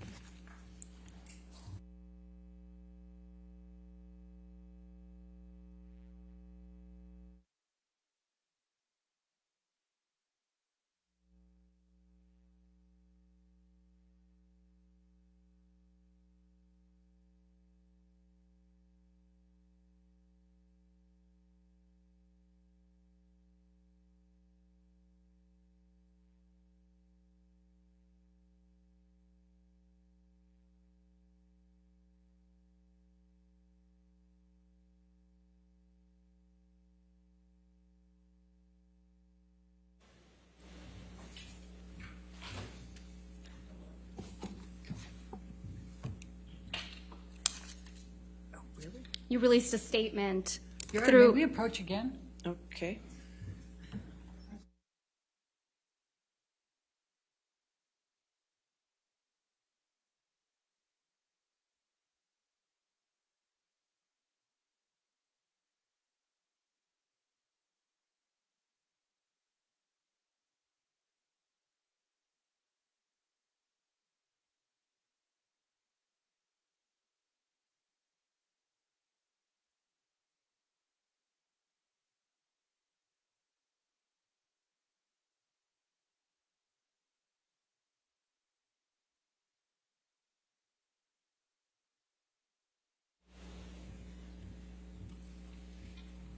Before we ask the next question, I'll just hand you a copy of this one. I want to see it before you ask. That's what I'm saying. Okay. That's exactly what I said.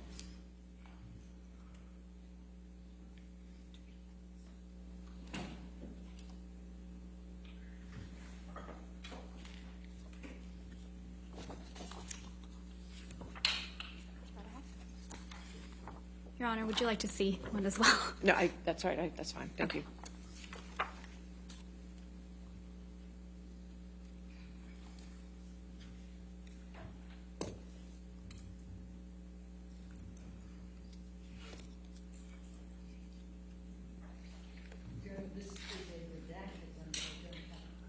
Could you please turn your microphone on? I'm sorry, Ms. Berghoff. It's off all the time. Your Honor, they gave me a redacted, but I don't have the unredacted to be able to see the full document. I plan to admit it, or ask that it be admitted in redacted form. I'm taking away any hearsay, and I'm just trying to lay the foundation that this is a statement she released through a spokesperson. How would I know whether there's more to it that shouldn't be redacted, Your Honor, if I don't see the full document?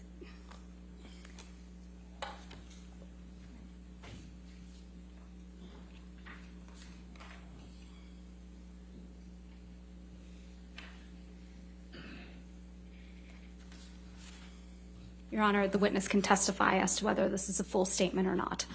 The witness can't do, we have the right to be able to see the document. All right. Do you have a document that's not redacted? We can pull it up on our computers. Okay.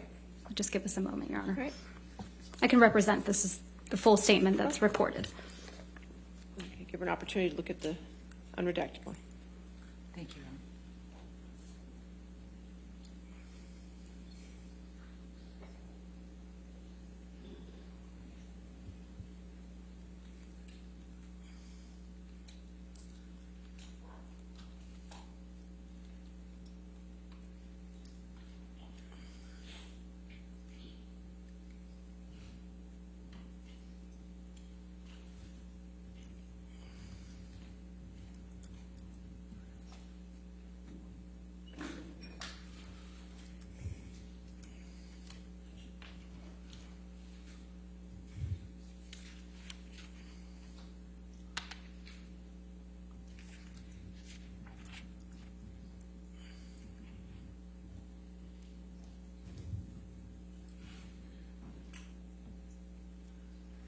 Sorry, Ms. Reynolds. May I approach? Yes.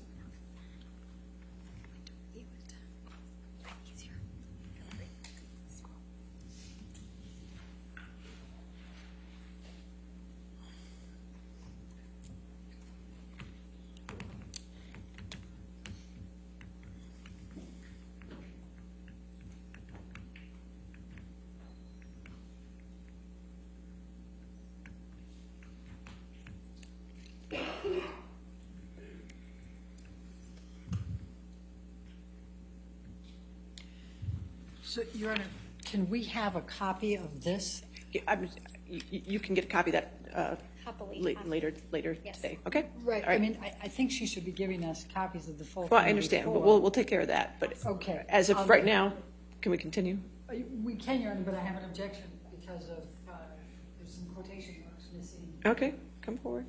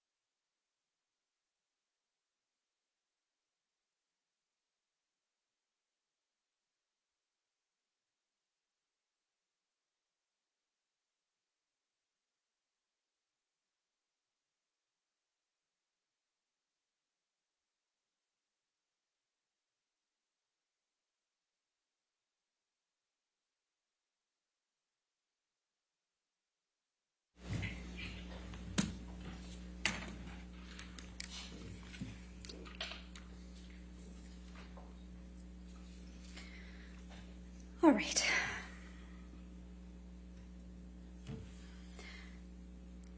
So directing your attention, Ms. Hurd, where it says her spokeswoman responded in a statement. Your The Honor- language that follows. Your Honor, again, she can't read it. She has to show it The to language her. that follows. Right. If you want to lay a Is this- foundation to that. Go ahead.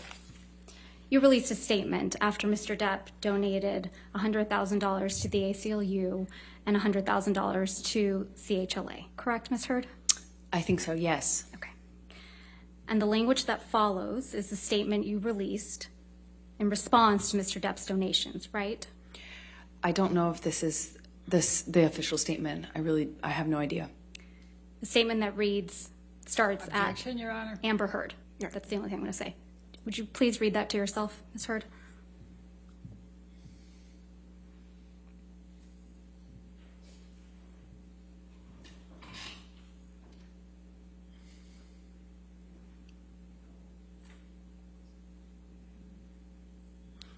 Yes. Did you read all the way to the very bottom where the last word is supported?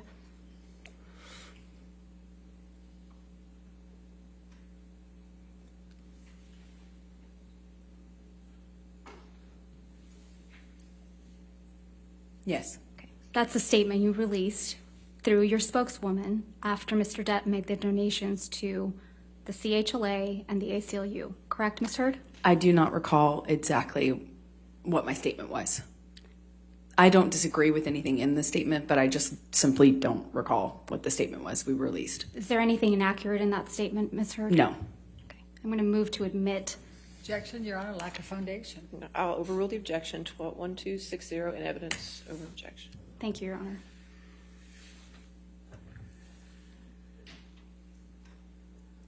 Statement reads, Amber Heard appreciates Johnny Depp's novel interest in supporting two of her favorite charities, the ACLU, American Civil Liberties Union for Domestic Violence, and the Children's Hospital of Los Angeles. This is great and unexpected news. And it continues. However, if Johnny wishes to change the settlement agreement, we must insist that he honor the full amount by donating $14 million to charity, which, after accounting for his tax deduction, is equal to his $7 million payment obligation to Amber. And it continues. We would also insist that the full amount be paid immediately and not drawn out over many years. Anything less would be a transparent attempt by Johnny's counsel, Laura Wasser and Patty Glazer, to reduce their client's true payment by half under the guise of newfound concern for charities that he has never previously supported, end quote.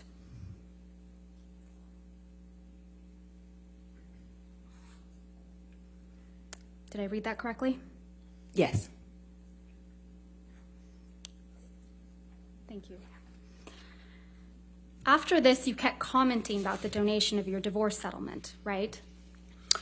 I don't know what you mean by that. Okay. You spoke about donating your divorce settlement on a Danish TV show, correct? I believe I said I had. I believe I said I donated it to charity, but it was already printed or already commented on and stated in the press. I had already released that information in the press. I think I just confirmed it on that show. You appeared on a show called RTL Late Night, right? I don't recall what show it was. If we could please play Plaintiff's Exhibit 346, which is a portion of your appearance on this program.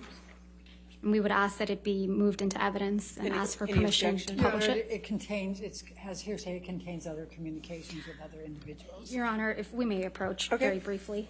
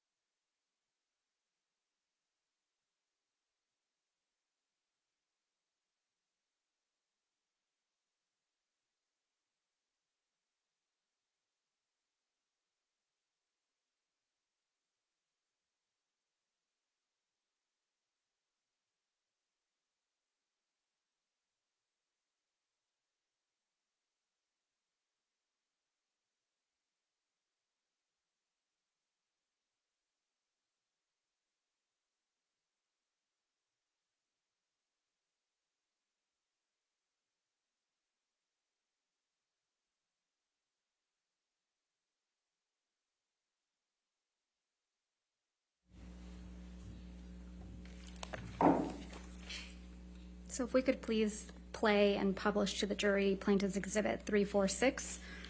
All right, 346 in evidence. Go ahead. There actually were all kinds of accusations flying your way when you said all this, and then there was a divorce settlement. You got $7 million. People were saying this is all about the money, but then you did something that twisted that whole argument. What did you do with that money? $7 million in total was donated to, I split it between the ACLU and Children's Hospital of Los Angeles. ACLU is a human rights organization. Sorry, ACLU is a prominent organization, nonprofit organization in the United States. Yeah. It's called the American Civil Liberties Union, and they work on behalf of marginalized communities on the ground and in legislative reform. Right. And well, more power to you, because that's something that I've never heard of. I wanted nothing.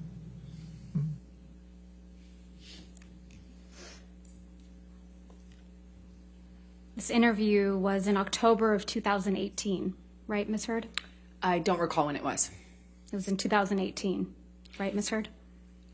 I don't remember when this was done. This was after you had received the full $7 million of your divorce settlement for Mr. Depp, wasn't it? Again, without knowing when it was recorded, I have no idea. The $7 million divorce settlement was paid to you in full by February of 2018, right? That's correct. Let's take a look at Defendant's Exhibit 1458, which is already in evidence.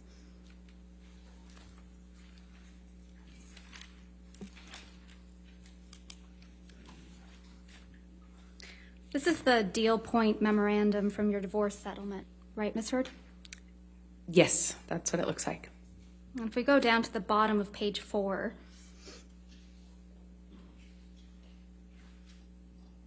there's a heading labeled Equalization Payment. Do you see that? Yes. And underneath that, it outlines a payment schedule for the divorce payments, correct? Yes. Well, it begins to. And if we go on page 5,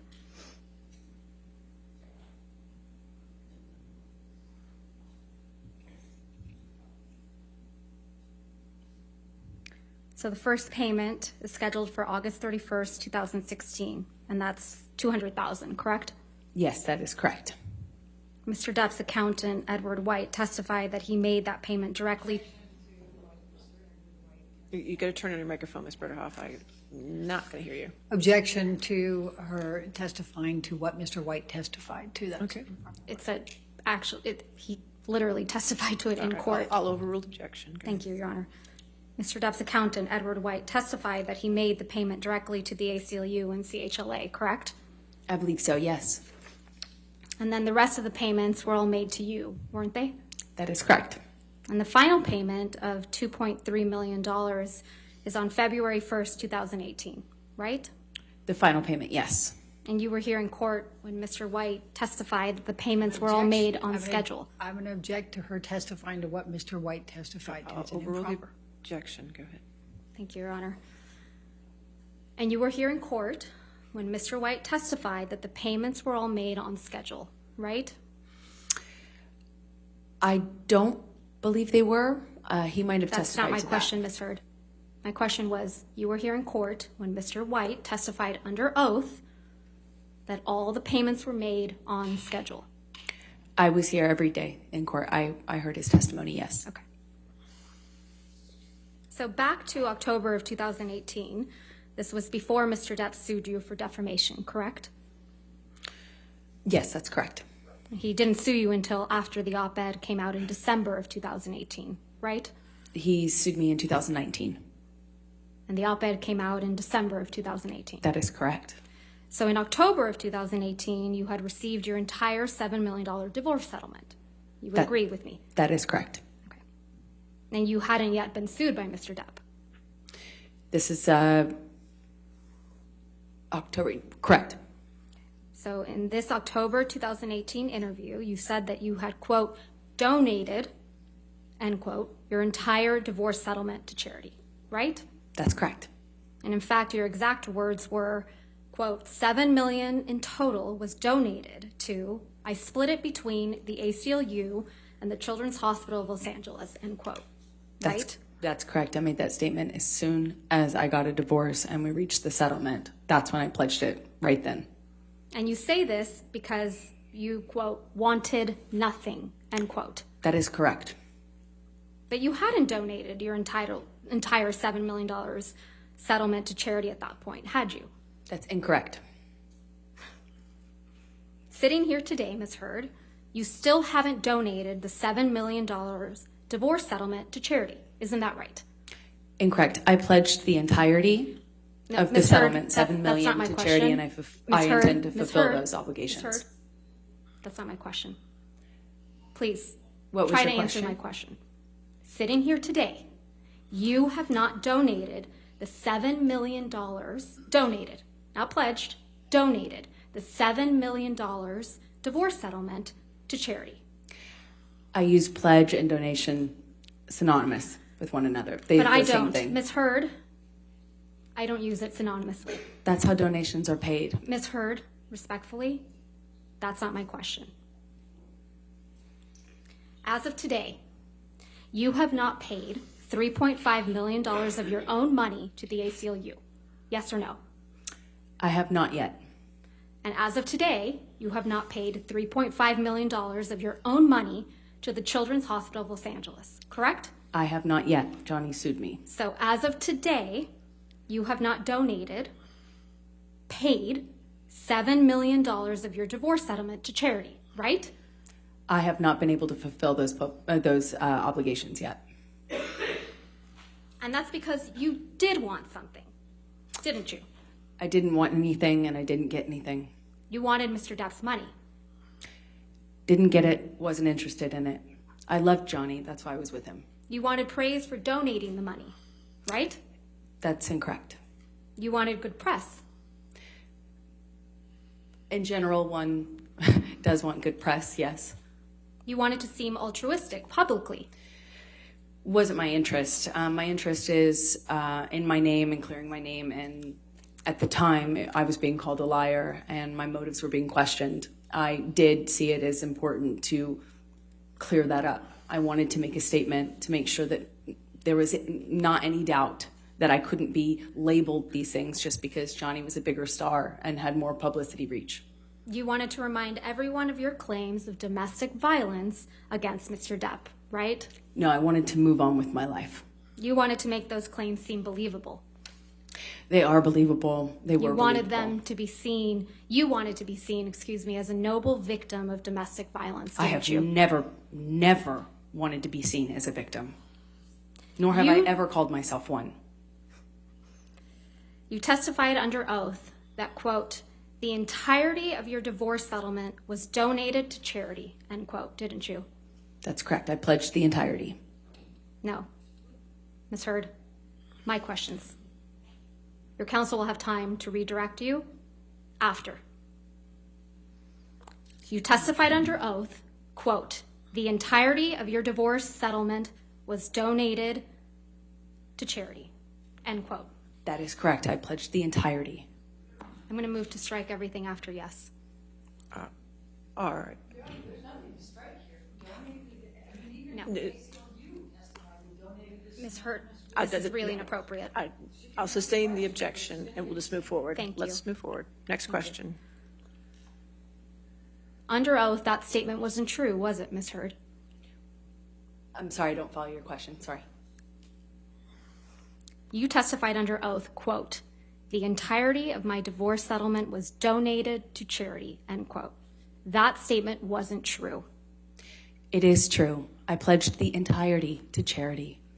The statement... When you say you buy a house, you don't pay Ms. for the Heard, entire house Ms. Heard, at one respectfully, time. You pay it I'm over not asking, time. Ms. Heard. All right. Next question, please. Thank you. That statement isn't true today, as you sit here today, is it? It is true. I pledged the entirety. But you didn't donate it. Unfortunately, you didn't donate it. It's a yes or no. I haven't been able to to fulfill those So that's a obligations. no, right, Ms. Heard? I made the pledge. I want to be very clear. I pledged the entirety. I haven't been able to fulfill those pledges because I've been sued. You had all of the $7 million for 13 months before Mr. Depp sued you, and you chose not to pay it to the charities you pledged it to. Is that correct, Ms. I Hurd? disagree with your characterization of that. Let's look at your sworn testimony from the UK.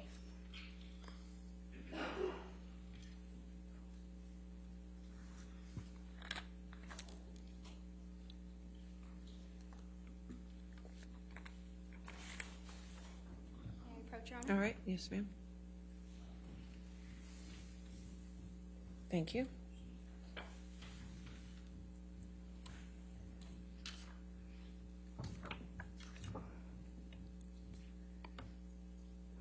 Ms. Vasquez, do you want me to close the shades? That would be Okay. wonderful. There's this light coming across. So I appreciate that. Has to be a It's little probably good uncomfortable. light. Thank you, Your Honor. All right.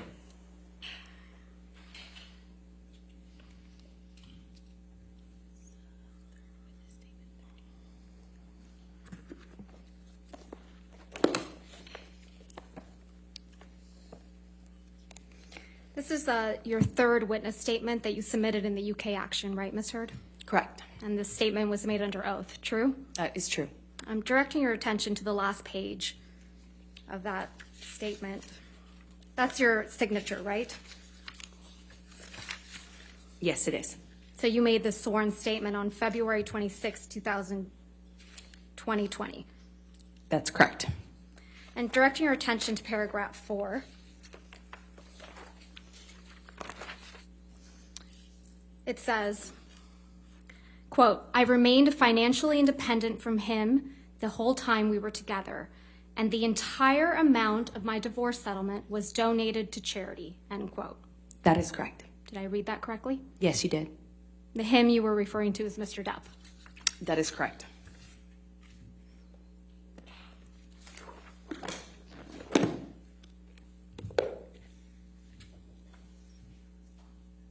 Most of the money that was donated to the ACLU and CHLA in your name came from someone else.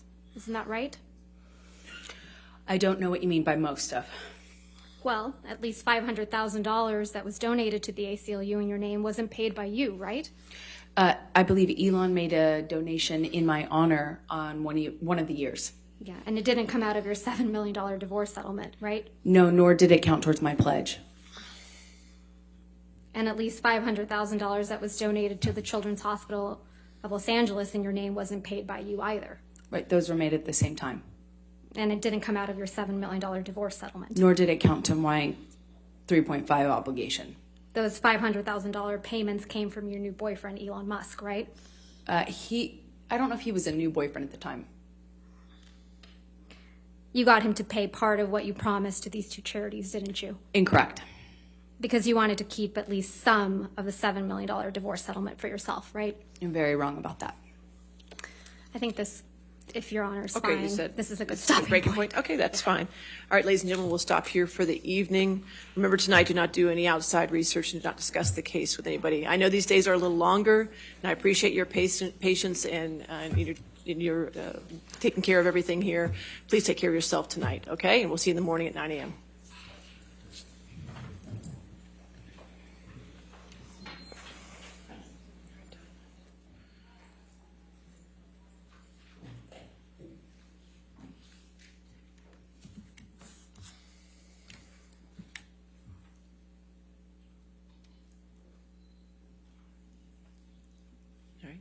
And again, Ms. Hurd, since you're still on the witness stand, please do not discuss your testimony with anybody to include your attorneys, okay? All right, 9 o'clock tomorrow then? All right, we'll see you at 9 o'clock. Thank you. All rise.